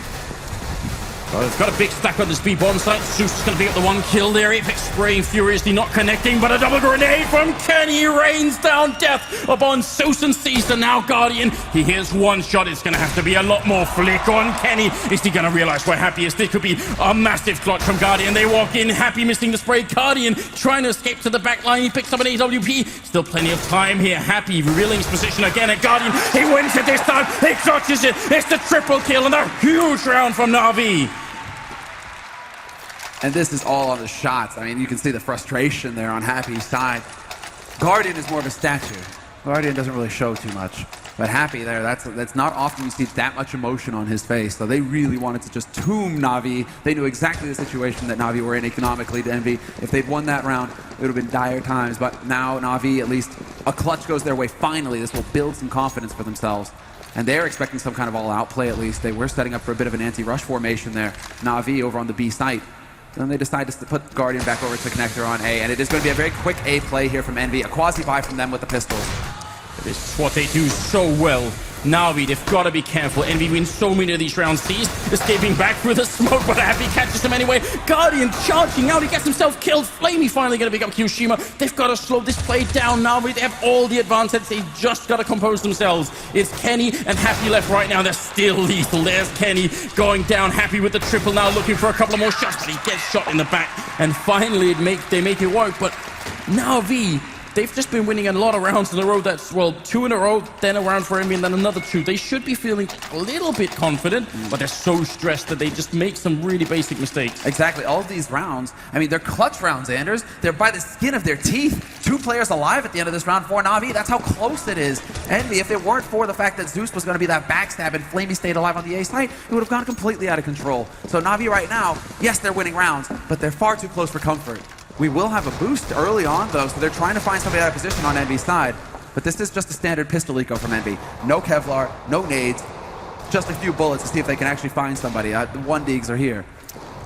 Now, I really hope at this point that StarX is reminding them that they have to get onto a bomb site. Just relax, let them come. Edward not really giving much away there. There's no reason to repeat. There's no reason to fight here. Just gotta calm down and not be headshot by the Deagles. If they win this round, Navi, we're actually getting into a scenario here where we've got a real game on our hands on Cobblestone. We've gone to A right now, I mean, quite a few times, so I'm curious to see if this is Happy trying to condition Na'Vi to fear the A site and put more attention on it than they would like, so that they can then set up for a quick play onto B. Might be what's in the cards here, because Envy, you know, a straight plateau rush, that could be the answer, especially now that they have all the money. Kenny has his op. This could get really interesting. Apex is the only going to be staying on the Tech 9, though. I think he only had 3,600 at the beginning of this round, so it might be cutting it a bit close.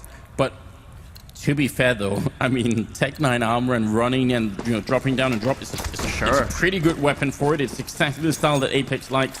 So I would almost say, you know, especially with the Molotov and the smoke here, it might actually be a trade that is worth making if you're Apex at this point. 14 rounds in, almost at the end of the half here, and a really good comeback from Na'Vi right now. It'd be great if they can take a couple of more rounds here.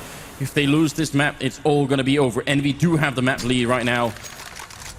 We'll see. Big stack going on over towards B and mid. Yeah, they really are focused on drop right now, Na'Vi. They were expecting some kind of play onto the B side. They're really set up here to counter any kind of big rush coming out from Envy. But Envy, they're also set up. They actually went for more of a standard approach to this. Two guys over towards A to clear out the apartments, get a little bit of map control over there, keep Na'Vi guessing, and then also holding in the halls to see if Na'Vi were going to try for a push. But Seized and Kenny trading shots over in A apartments, and that's going to force Flamey to fall back and have to stay on that A site. And it also forces Zeus to back up. But there's Guardian striking out on Plateau. He removes Kiyoshima, and again, Na'Vi, man advantage. And again, now it's time to play it safe. There's no reason any of them should be peeking right now. They've got the clock working in their favor, and at some point, Envy are going to have to make a move towards a bomb site. Grenade goes in and actually lands right on MBK. Good job there. Guardian trying to fall back. Got to be careful here. Might be going down. In fact, Happy's already opened up on one side, and Kenny, he doesn't even wait. He takes the shot from the side of the statue, and it's going to be down to Flamey and Zeus now. 20 seconds here, and MBK putting the bomb down. Envy coming back in the round in spite of some big early losses. And now the smokes go out as well to try and block them off. Kenny hitting that shot for a triple kill now. All on Flamey, and this has got to be a godlike clutch on his part. He's got no smokes to try and block them out. He has to hit the shots. Kenny takes him down for the quad kill, and that's Envy now, but 9 round with Kenny dropping 15 kills, tied for with MBK for the top frag. Yeah, he caught up in the end. I was saying he's starting to slow down a little bit. He was sitting at 11 frags, but then you get 4 critical frags as well throughout this round, because not only does he clear out A and keep Na'Vi guessing, he then rotates over to that B plateau and picks off Guardian. That one right there opens everything up for Envy. That allows them to push onto that site. And well, now it's all 15th round, so the money no longer matters, but it was a little bit of a stretch for Na'Vi. Edward with the auto sniper could make things interesting, though. It is the 15th round, so no reason to be saving money, but all these big rifles also means almost no grenades here. Kiyoshima picking up one. Look how twitchy he is, but he still gets Zeus. 2 headshots to open up that AP bomb site, and that's going to be a very tough round. No idea how Na'Vi are going to get back in here. Envy, they've got everything. They need 3 more smokes, a Molotov. They've got so much utility here. It's going to be 10-5 favoring Envy, which is a good scoreline, but it's by no means a knockout blow here. It's a fantastic scoreline. I mean, you could expect 8-7, 9-6, 10-5 for Envy. This is a phenomenal scoreline going into that second half. But I would still say it's the kind of scoreline where if Na'Vi pick up the pistol, then we've still got a game in our hands. It's definitely not a knockout blow in favor of Envy, but we're not going full like 12-3 yet. You know, no. There's a little bit of a cushion, I guess, is what we're saying. But that pistol round, that has to go their way, and the following 2 rounds have to as well. And surprisingly enough, Envy have been winning pistols versus Na'Vi.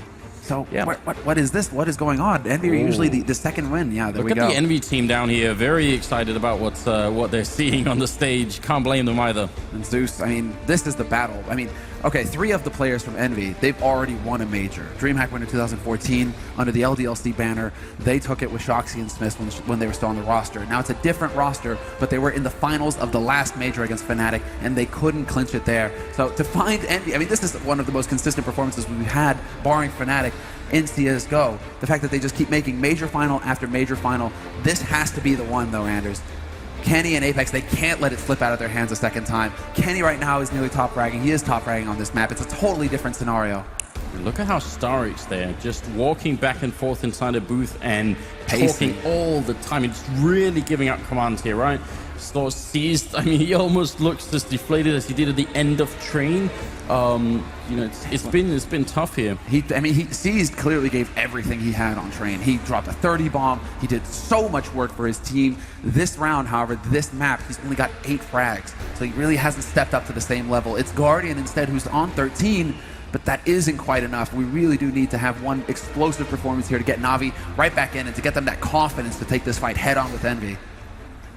I mean, there were actually 4 rounds in that first half here that we just saw where Envy were down to a 1-on-1 or a 1-on-2. So that tells you again that the scoreline is sort of deceptively skewed against Envy's side here. It could have been a very different result if some of those clutches had worked out in favor of the Na'Vi team. But right now, it is a really good platform to try and take a major championship with here for the Envy team. 10-5, and the second half is coming up just now. And again, straight boost here. This is a favorite strategy. Happy likes to get up here quick. And he's going to spot Edward coming around. Edward trying to go for the pre-fire. Flamey, though, will hit the shot. Dunk nade, though, on top. And NVK is there to tomb them. Double kill for him. And it's going to be down to Guardian and Zeus. 2-on-4 trying to press onto the A site. But Kenny holds the line for now. And the rotation is coming in swiftly. Apex is there. And it's down to Guardian, but not for long. Apex, he does the job in the end. Sandro, I'm going to need to know how NBK hit a headshot on a guy where he could only see his feet. That first kill was ridiculous. God, I hope we get a replay for that. That is going to look a lot. That's going to look hilarious. Just wait and see if we can get it. Well, this is already from Happy. Okay, but this is the okay. Oh, mid-air. Oh, wow. Oh. And then the second one on Seized. Disgusting kill from MBK. I love it. It's going to be 11-5 now. The 17th round is coming up. It's going to be 2 Tech-9s and 3 Deagles on the Na'Vi side. They know they have to fight back hard. They need to knock out Envy here really early in the second half. Nice Deagle shot onto Kiyoshima rather to start on Plateau, though, softening him up. It's going to make using that Nova just a little bit more tricky. Kenny spots Zeus, goes for the spray. That's just a little bit of information to start. Actually predicts the Zeus's position there. Zeus taking a bit of the HE damage to the face as well. But it's a focus on apartments. I think that Envy will start to think, yeah, exactly, about falling back to the site now that they've encountered some resistance over in the apartments. They don't want to challenge it too hard. Instead, Kenny's trying to change up the angle, and it's Apex with that M4 who's going to set up for the long distance, long range fight. Yeah, I was going to say, if Kenny falls back into the side, that's going to be dangerous. That's not the most effective tool long range, but in the middle here against Flamey, it could definitely work out. And Apex up here, he's going to fall back a little bit too. Kenny wins the one fight. Headshot from Apex, looking very good at the moment with the defense. Guardian, the only one to get a kill so far, and Zeus will help out just a tiny bit. Still 2 versus 3. Seized, he does have Tech-9 and armor, and he's running up behind them here, but Happy, well, he's going to win the fight against Caesar. Now Zeus, last man left, drops down to the P90, and it's 12-5. And so hard eco now for Na'Vi, but a guaranteed lack of off for Guardian again. He's not going to get it until it's almost too late. They have to win the next round, Na'Vi, or they're just going to get swept away. It won't be until Envy are practically on match point that Na'Vi will have all of the gear necessary to really take the fight to Envy. And so we have a Tech-9 picked up on Flamey. That makes you think a little bit more of an aggressive approach here for Na'Vi. They go for a few flash nades as well, so it's really just flash, get in there fast, and cross your fingers and hope that you catch Envy off guard. Yeah, but you're going to be running into a Molotov as well. And, oh, and a grenade, look at that! Kiyoshima and MBK, and then comes the P90. They're all so low on health. This is complete destruction up on that plateau. The anti-rush grenades is coming out, and that works beautifully. And that's going to be a timeout call, I think, for Guardian here. Just trying to see if they can compose themselves. This is the round. The whole grand finals right now for Na'Vi rests on whether or not they can win this one round. And this is where it changes up as well, because it comes down to Starix now to figure out exactly what Envy are going to go for in this next round. Are they going to try and skimp somewhere? Where they're going to put the focus on the defense? We haven't really seen too much of Na'Vi's offense, obviously, because we've just seen these few rounds. So this is a good time to pause for Na'Vi to say, okay, we desperately need to win this round to keep Envy from getting up to that 14th round. They need that round where they can make an error and then be able to still come back into it if they want to get the grind going and get themselves back into this game. If they lose this one and Envy go up to 14, it's over. Envy win this championship. So all of the pressure now is on the mastermind behind Na'Vi, the man calling the shots, Starix. And there is that trophy that they're all fighting for right now. It's a 3-minute maximum timeout here to try and go through what's happening. And obviously Envy on their side, see Kenny almost sort of jumping with anticipation there. He's fired up. He is ready. And NBK has woken up as well. 20 frags for him, 20 and 6 assists as well. So he's, he believes in sharing, Anders. He spreads the wealth a little bit. Lets his teammates get in on the action. And he's got, eight times he died. So wasn't able to go all the way. But there is no, right now there is no AWP picked up for Guardian. Like we said, they just don't have the money. They're light on the nades as well. So this is all a confidence play for Na'Vi because they're light on the nades, they can't make their lives too easy. They have to win these duels straight up when they come at them. And so far, that hasn't really been working out for them. Let's see if they can make this work. There's a shotgun on Kiyoshima. There's Are they really double going to skip? ult. Do they really want to take the risk right now, Envy, though? Considering the situation, if you shut down Na'Vi right now, that's it. It's done. You have the title in the bag. Do you really want to hold on to a shotgun or an MP7? It is the NV style, isn't it? We always ask this question, and it doesn't seem to matter really what the context is. They just want to get the most out of every round. Whether it's risky or not doesn't seem to be a factor. Happy opening up by that plateau. They've got to be careful. They've got a lot of people behind them and maybe ready to jump down as well in drop here. And Happy still covering it. Kiyoshima close-lining it with that Nova shotgun. Edward already gone, and now NBK trying to see if he can just defend or maybe delay the drop here a little bit, but that lurk onto plateau didn't really do a lot for them, and a shot almost to the edge of the wall. Then Su's very low on health. Yeah, and Kiyoshima wasn't in position. Now it's going to be NBK. Charges in, picks up the first. 1-for-1 trade, but they still have the edge, Envy. They haven't spotted the bomb yet, though, so Na'Vi, with 50 seconds left, they could still try and change up the plan of attack, but Kiyoshima removing Zeus from the server is not going to help. Flamey, spray battle versus Apex, then he loses it, and it's going to be going down to Guardian now in a 1v4.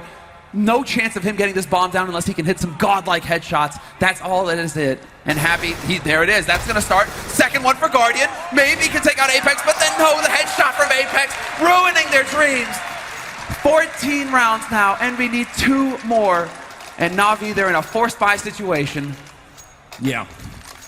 They have to do this. There's no doubt about it. And nobody will try and play for overtime when you're this far behind. You just have to assume that now it's going to be when you hit every single shot. Even C's picking up a sawn-off, which is going to make JW happy somewhere. A little bit of a grin there. A little bit of a grin.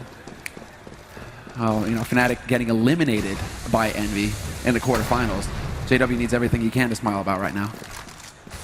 I think if you are a competitor, you'd prefer it if the team you got eliminated by actually go on to win. Kenny, close range shot there on Edward. They're trying to charge them down. They're stuck in this corner. Kenny and Apex, that's not a good position. They need to get out of here somehow. And Apex, MBK helping out. Maybe shooting his way out of the corner. And they're going to end up making it working. Look at that grin on Kenny as well. 15-5. That was a horrendous position.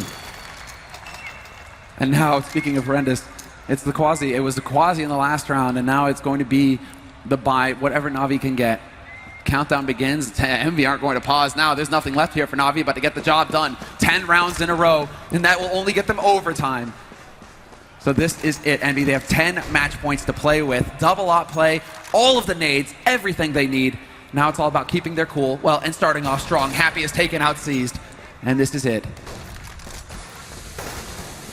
Not exactly the kind of beginning that Na'Vi were looking for, but it's been like this throughout all of Cobblestone, it seems. Envy are just, whatever they try, even with the failing position back there, 2 men in a corner, it still works out.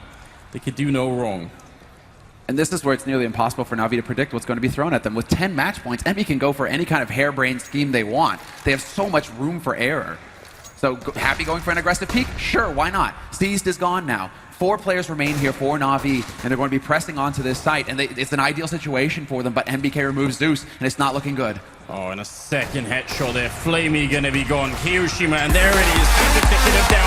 Envy winning the last major of 2015, and the second title in a row here for 3 of these players. The first for Kenny and Apex. What a victory.